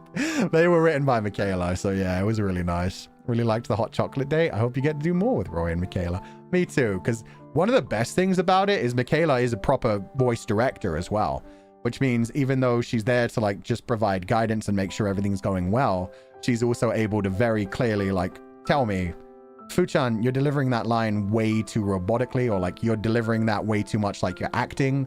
Try and make it a bit more natural. Try and like change the tone a bit. Like I don't get that when I do voice packs. The only time I had that kind of experience was when Noctix recorded our big long audio drama. We do our voice packs by ourselves. Other than the fact that some people have them written by the company. Some people write them by themselves. Some people have them written by the company. But yeah, it's just nice to be voice directed. It's nice to feel a bit more professional and be given guidance and be told like, oh, yeah, you're right. I did deliver that in a slightly wrong way. Or like, oh yeah, the tone and inflection on that was bad. Things like that is like, oh, it's helping me to become a better voice actor, hopefully in the future too. Auntie DeSono, welcome back to the membership. I hope you're having a lovely day. Thank you so much for being here. And of course, getting to hang out with Roy in general. Roy is always a pleasure. Roy is another person who bridges people together. Brought the hot men together, brought so many people together. I don't think, if Roy hadn't brought me and Zanny together, I don't think I would have opened it up nearly as much. Just in general, Roy bringing me together with so many other people kind of like set the stage for me to then in 2025 be like, okay, now I feel more comfortable. There are people I've actually vibed with that I know, like, yeah, actually care about me. And then I was feeling more comfortable like saying things on Twitter more and more.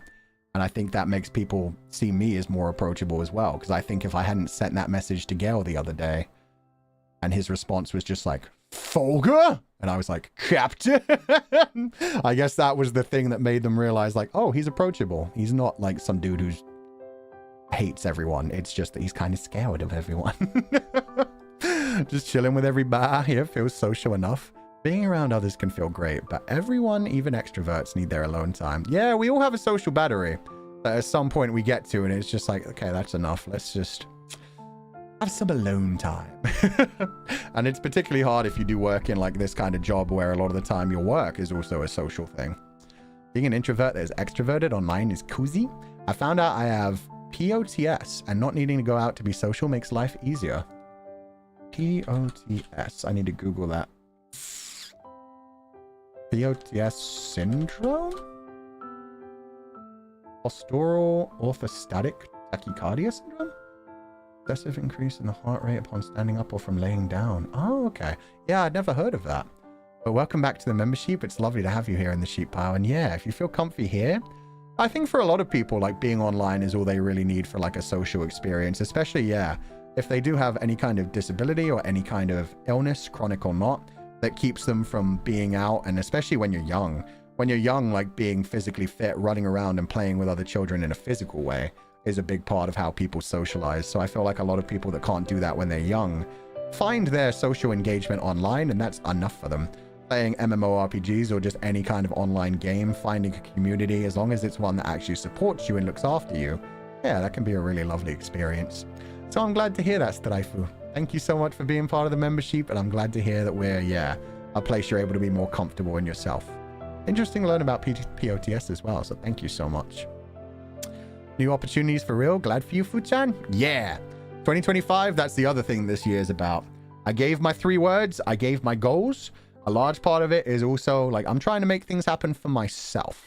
I'm trying to, like, yeah, branch out and do whatever I can to be myself, be Fulgur Ovid. Not just Fulgur Ovid of Nijisanji EN's 5th Wave Noctics, even though I love my boys in Noctics and I love Nijisanji, but also just stand out above as myself.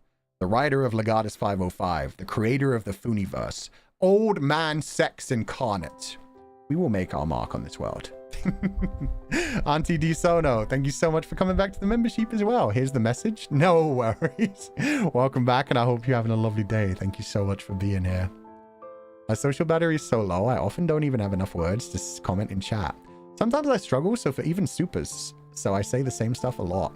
I'm not even gonna lie, like when I'm offline, my social battery tends to be completely drained just because of how much time we spend online just talking the sheep pile and doing collabs. So yeah, I don't watch streams that much offline either. I don't necessarily need things to be live for me. I know for a lot of people, the whole thing is like, I want to watch the streams live so I can engage and be part of the conversation. I'm definitely a VOD watcher offline, and sometimes even a clip watcher, especially when it comes to like edited videos.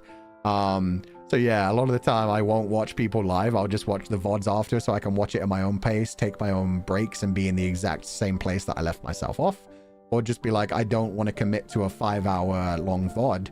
But at the same time, when people then edit down those VODs to like a 1-hour clip compilation, and you get like the whole storyline basically with the funniest bits left in, but all of the in-betweeny bits cut out, that's, yeah, that can really save you a lot of time and be good as well. Which is why I never have a problem when people are just like, hey, I can't watch the live streams anymore. It's like, that's cool. I hope you enjoy the VODs. I hope you vibe with them. I'm sorry that I don't currently have the ability to make like proper edited content. That's definitely something I'd like to do in the future as well, because some of my favorite content is the things that have sprung out from like classic Let's Play channels, where it is like somebody playing like a 60-hour long JRPG and going through the whole story, but then they've cut it down to like 30 to 45 minute sessions, and each 30 to 45 minute video cuts out like all the little grindy bits and all the little silly bits and just like tells you the story, tells you the best jokes, the things that have like become parts of the community vernacular, and yeah, just lets them go that way. Let's Play evolves. They still do them though. That's the thing. There are a lot of people who like edit their VODs down and make them more digestible for people. I would like to do that someday. That's definitely not one of my goals for any time soon. That's why I didn't want to make it one of my goals. But I would love to be able to like just take the old Fata Morgana stuff, cut that down, make it so that we cut out all the bits where it's just me discussing the story. Because I know a lot of people like that, but maybe like keep that at the end of every video. I don't know. I don't know how I'd do it. That's part of it as well. It'd be nice to like cut out all that stuff so it was streamlined and it was just the story with the voice acting, but then all of the discussion at the end as well. And that would cut out like a good like 40% of the VOD time. So instead of it being like an 80-hour 80-hour session of watching all the things. It would cut it down to like a 40-hour thing. Anyway, Keisuke, thank you so much for donating the food funds. Red and black hearts. Hell yeah. Red, black, and gray. Those are the colors of our world. Thank you so much for donating the food funds, and I hope you're having a lovely day. Fully agree. Even during the pandemic, I found a lot of ways to reach out to a lot of people, even not being able to get outdoors. That is when Zoom exploded, and yeah, everybody was getting more social online and finding new ways to do things. And nowadays, they straight up have like virtual reality things where you can like sit in a virtual cinema with your friends and like look over at your friends and be like, oh, we're all watching a movie together. Even though you're in completely different parts of the world, you're all watching the same screen together, enjoying it at the same time, pausing it if you need to, eating snacks. It's cool. It's cool. Old man sags. Hell yeah. That sounds rough. Not only editing down your streams, but doing it after every stream. Yeah, no, it would definitely not be something I'd be able to do myself. So it would definitely be something where I'd have to hire an editor. Because yeah, to be honest, like live streams aren't the best way to grow in general either. If you actually want to grow when you're doing like this kind of content, you do the live streams, but then you also make sure you edit everything down to very easily digestible clips on both TikTok and YouTube Shorts. That's what actually picks up new viewers more than anything. So yeah, it's not something I've been focused on. That's not something I'm super focused on in the future either, but you know, it is the option. You can hire us. Fulgur eats the tapes like grass. Uh-oh. No, I mean, that's the thing. I tend to like hire Comfydants whenever I can. Pretty much every piece of art, every piece of music we've gotten. I think Alec is like the only creator in like the last 2 years that I've hired who hasn't been like already directly a Comfydant making things for us.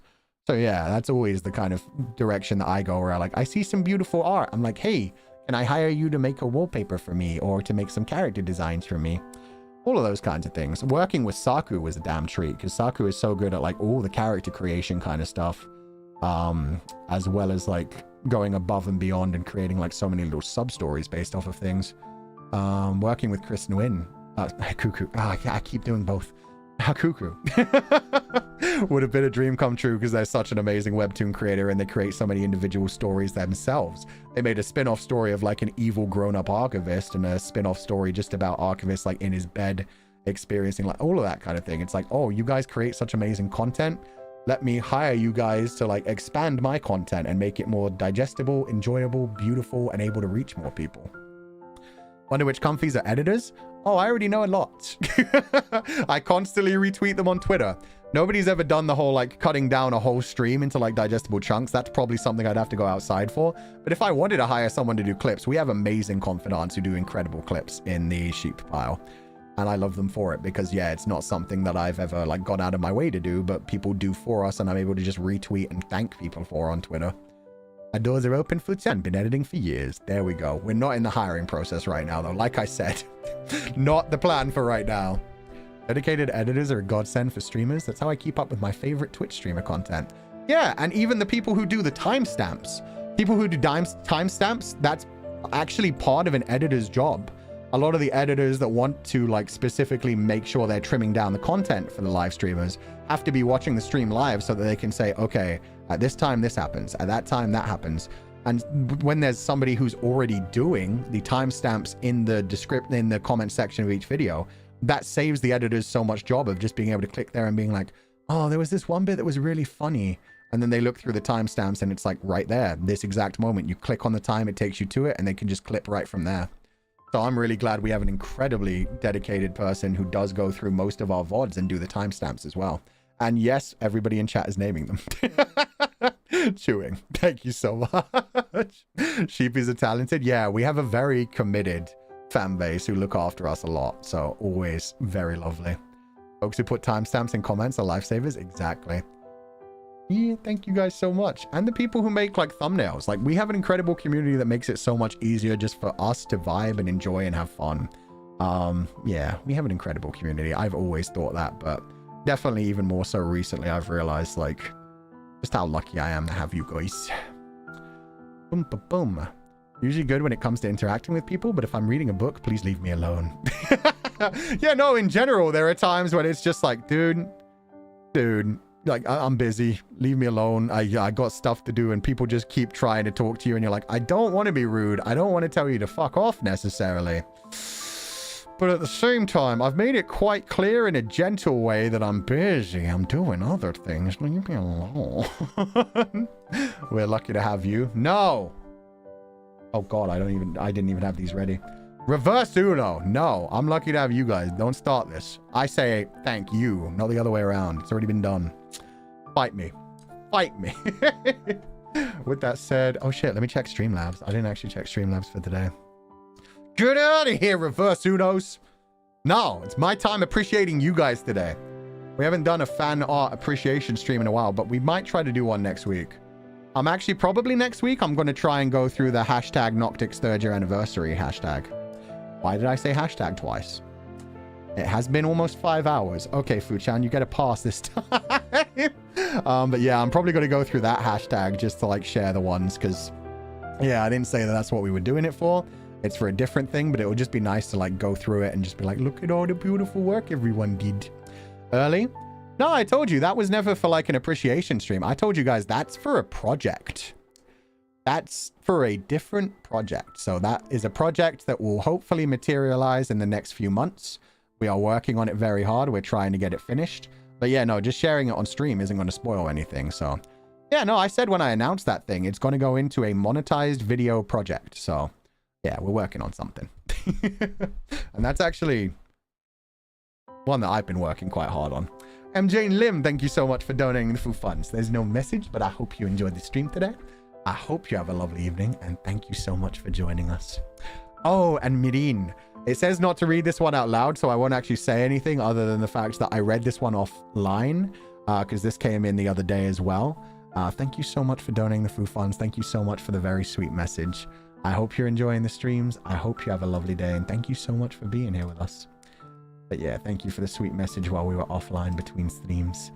Try Princess, thank you so much for donating the food funds. Again, no message, but thank you for always supporting the channel. It means so much to me.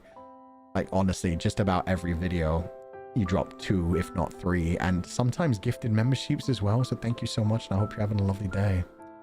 Oh, maybe I'm a lion. Thank you for donating the food funds. No, thank you for gifting membership even. Words elude me.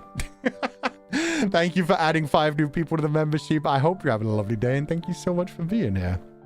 Proceeds to pull out scroll of why I appreciate Fuchan. Don't make me write a scroll for you guys. The last time I wrote you guys a letter, shit got deep. Shit got deep. No appreciation towards me. I have the bazookas, not you guys. Okay, final Streamlabs donation. Grey Wall, thank you so much for donating the full funds. No, it's a cute name. I like that. Hey, Foo! Just finished my oral exam for my thesis today. What a wonderful stream to catch up back to my night routine. It's always a blessing to listen to you and join the comfies and chat.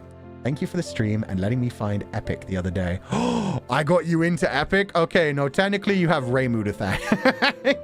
I think we can all consider Mumu like the herald of Epic. If Mumu hadn't been retweeting it and talking about it all the time, I definitely wouldn't have watched it. I'm pretty sure that's why Millie got into it as well. But yeah, Epic is incredible. I'm glad you got into it. I hope the oral exam went well. Congratulations, question mark. But either way, good job on getting it done. That's one more stage along the way. So congratulations on being done with that. I hope it goes well. I hope the marks come in good. But thank you so much for donating the food funds. I'm glad you enjoyed Epic, and I hope you have a wonderful evening. Thank you so much for being here with us, Grey Wall. Jay, thank you so much for the gifted membership. I hope you're having a lovely day. The cannons in chat, yeah, there's been a lot of them. It's fine. Epic I got into by Mumu. Yeah, I feel like a lot of people did. It's funny because it is definitely like a expanding sphere kind of thing. Like Mumu was already bringing like a lot of Nijisanji members into it. And then a lot of Nijisanji members and Mumu were all sharing things. And some, wait, no, other Comfydants even. Other Nijisanji fans were getting brought into it. And then, yeah, I saw some of that and I was like, I'll watch this. Why not? It was fucking awesome. And now, like, yeah, Millie and I imagine like a ton of other people are getting into it. And in fact, the first thing Gail sent to me when he sent a message was just like, hey, I really like you. Do you want to play a game? Also, I saw you're getting into Epic. Epic's amazing. So yeah, Epic brings people together as well. MJ Lim, thank you so much for donating the food funds. No message, but thank you for the adorable super sticker. I hope you're having a lovely day. Thank you so much. That was a big donation as well, so thank you. Please rest well. Have a lovely evening, and I hope you enjoyed the stream today. Oh, yeah, those arrived. Although I've lost that one package, I just got the new package with my new fan mail in it. So I'm going to try and take pictures of the fan mail that I just got this morning, as well as the fan mail that I got like a few months ago. So hopefully, as sad as it is, if you sent a letter within like the last 6 months and it's not in one of those two, it might just still be on its way. They might still be sorting it out. But I'm going to take pictures of those just so that people can see and be like, okay, my letter's there, it's safe. Just so hopefully there are a lot more people who feel more secure and realize their letters got to me. Are those from the Anime Impulse ones? I could not tell you. Normally when we get them, they're like a full like 3 to 4 months worth of letters. I don't know how long it takes them to actually go through things, but yeah. Like the last time I got them, I was getting ones from my birthday. And that was like 3 months ago. So that was in like October. I was getting ones from March still. it takes them a while. So they're from all over the place. Just hoping they arrive eventually. No, some of them, one of my boxes was just stolen. It was delivered to the wrong address, and rather than giving it back, they just kept it. It's marked as delivered, so it's gone. But yeah, I'm not sure if they're Anime Impulse ones. The merchandise it came with was Noctic's Secret World and the Christmas stuff. So yeah, that's why they do it. They send us our merchandise every like 2 months or so, and then they just include all the fan letters that they've already like checked and read through and everything. Tomato at them? Hell yeah. Still hurt about the stolen package? Me too. Only for the fan mail. Like, it's annoying because like the fan mail is irreplaceable. The merchandise, I could just buy more merchandise. It's no big deal. But yeah, the fact that they like probably just threw the shit away as well is like, what the fuck, dude? That had so much meaning to me. To you, it was like nothing, but Jesus Christ. I hope you enjoy the umbrella you stole from me. Whatever. Whatever. Enjoy your umbrella, you dick. I watched Epic because Warrior of the Mind kept playing on TikTok. I heard it was big on TikTok. I heard they were recruiting people to sing it on TikTok. See, I knew nothing about the lore until Mumu started telling me like how they've been recruiting people and how much the creator has been like working with the fans throughout it. Not just the animatic creators, but also, yeah, the people that have been like doing their voices and stuff. Anyway, with that said, we're probably going to end the stream for today. Let me see if we can raid anybody on the way out. Who are we going to? Okay. In fact, I'm going to send you guys to Mumu, who's playing FF7 Rebirth. The title says, bikinis. Have fun, Comfydants. It sounds like they're going through the beach episode in Final Fantasy VII, which... a lot of fun times there. Enjoy the fight between Tifa and Aerith while Yuffie sits back laughing her ass off. If only Vincent got into a bikini. Matthew Mercer voicing that would have been hilarious. With that said, we're going to head out for the day. We're going to be back tomorrow for probably a longer stream because I imagine it's going to take us like 4 to 5 hours just to get through A Date with Death because we've got 3 more days to do of A Date with Death. And it took us like 3 hours to get through 2 days. Yeah, I imagine that's going to be a slightly longer stream when it comes to the actual game. But it should be fun. We're going to be taking Grimmy out on a date to a festival, dressing him up as a confidant, and we're going to see the endings that they're offering us in the new A Date with Death Beyond the Bet DLC. And we've got beautiful artwork for it already. There's already an incredible thumbnail made for it. So yeah, I'm excited for that. With that said, thank you guys all so much for being here. This game was beautiful. The discussion afterwards was amazing as well. And also just, yeah, very cathartic. Like, I almost feel like we talked more about our goals for the rest of 2025 today than we did, like, during the actual 2025 stream. But that's good. It's nice to, like, split things up and just enjoy the Zatsudans at our own pace and enjoy, like, talking with each other. Everybody, have a lovely evening. Thank you so much for being here. I hope you enjoy Mumu's stream if you want to watch it. Otherwise, head out, and I'll see you guys tomorrow for A Date with Death. But as always, do not be led astray, my confidants, and I will catch you guys next time. Bye-bye. Oh, the confidants are hiding. Let me fix that. There we go. And you broke the emote wall. God damn. YouTube is having a day. Thank you guys so much for joining me. I hope you all have a lovely evening. On the way out, I'd like to say thank you to everybody who joined the membership today, including Jomana, Micaiah Roll, E-Day, Jay, thank you so much for the gifted. Maybe I'm a Lion, thank you so much for the 5 gifted membership. You may hire, thank you so much for the gifted. And thank you for all the game recommendations, by the way. Like, that new visual novel that somebody suggested, the Chinese one, the one going the Luoyang, that sounds so fucking perfect for me. I'm surprised I never heard of that. So yeah, I'm gonna try my hardest to get permissions for that and see what happens, but I definitely want to play that immediately after Vampire Therapist. Chi Wong, welcome back to the membership. And Kushami, thank you so much for donating the food funds. I sent my Pure along with a fan letter to Fu-chan, but I think it must have been stolen by a thief. I hope whoever finds it can return it to me. You sent your purity away? I thought you lost your purity just at the end of 2024. I didn't know you mailed it. Damn. That's horrible. I hope you get it back someday, Kushami. Hopefully they'll return it. Auntie D Sono, welcome back to the membership. Strifu. B-Cream. Loudines. Cloudy. Sabrina Sebahagen. Sunny. Ukeisuke. Winter. Coffeeholic. Capisora, thank you so much for the 5 gifted membership. Did you have any left? Oi! There's still some purity left there. Kushami is still a very sweet sheep. We have a lot of sweet sheep that also happen to be spicy. We have some sweet and spicy, we have some sweet and sour. It's fine. Everything's balanced. Chewing! Welcome back to the membership. And again, thank you for everything you always do for us. Estelia. Monsieur 3. Yui.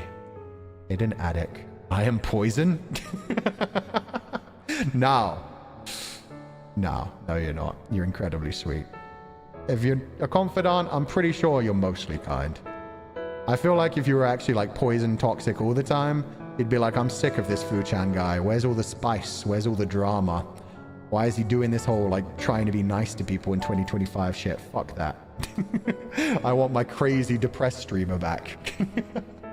Sarah, welcome back to the membership. And I buy you too. Van, Bacon Egg, Mark, Ray Burb, Camille, thank you so much for the 5 gifted membership. Howdy, welcome back to the membership. And finally, Shiki. Sheepies are so sweet. Nah, I'm salty foo. Nothing about salt here. Okay, that's fine. You can be sweet and salty and spicy. And sour occasionally. And a bunch of other things. Umami is one of my favorite flavors. And either way, you're all delicious, delicious lamb. I'd love to serve up your liver with fava beans. With that said, everybody have a lovely evening. As always, do not be led astray, my confidants. And I will catch you guys next time. Bye-bye. Why are we being cooked again? It is the destiny of all confidants, of all sheep, of all livestock creatures, until you're strong enough to kill your shepherd. Come at me, confidants!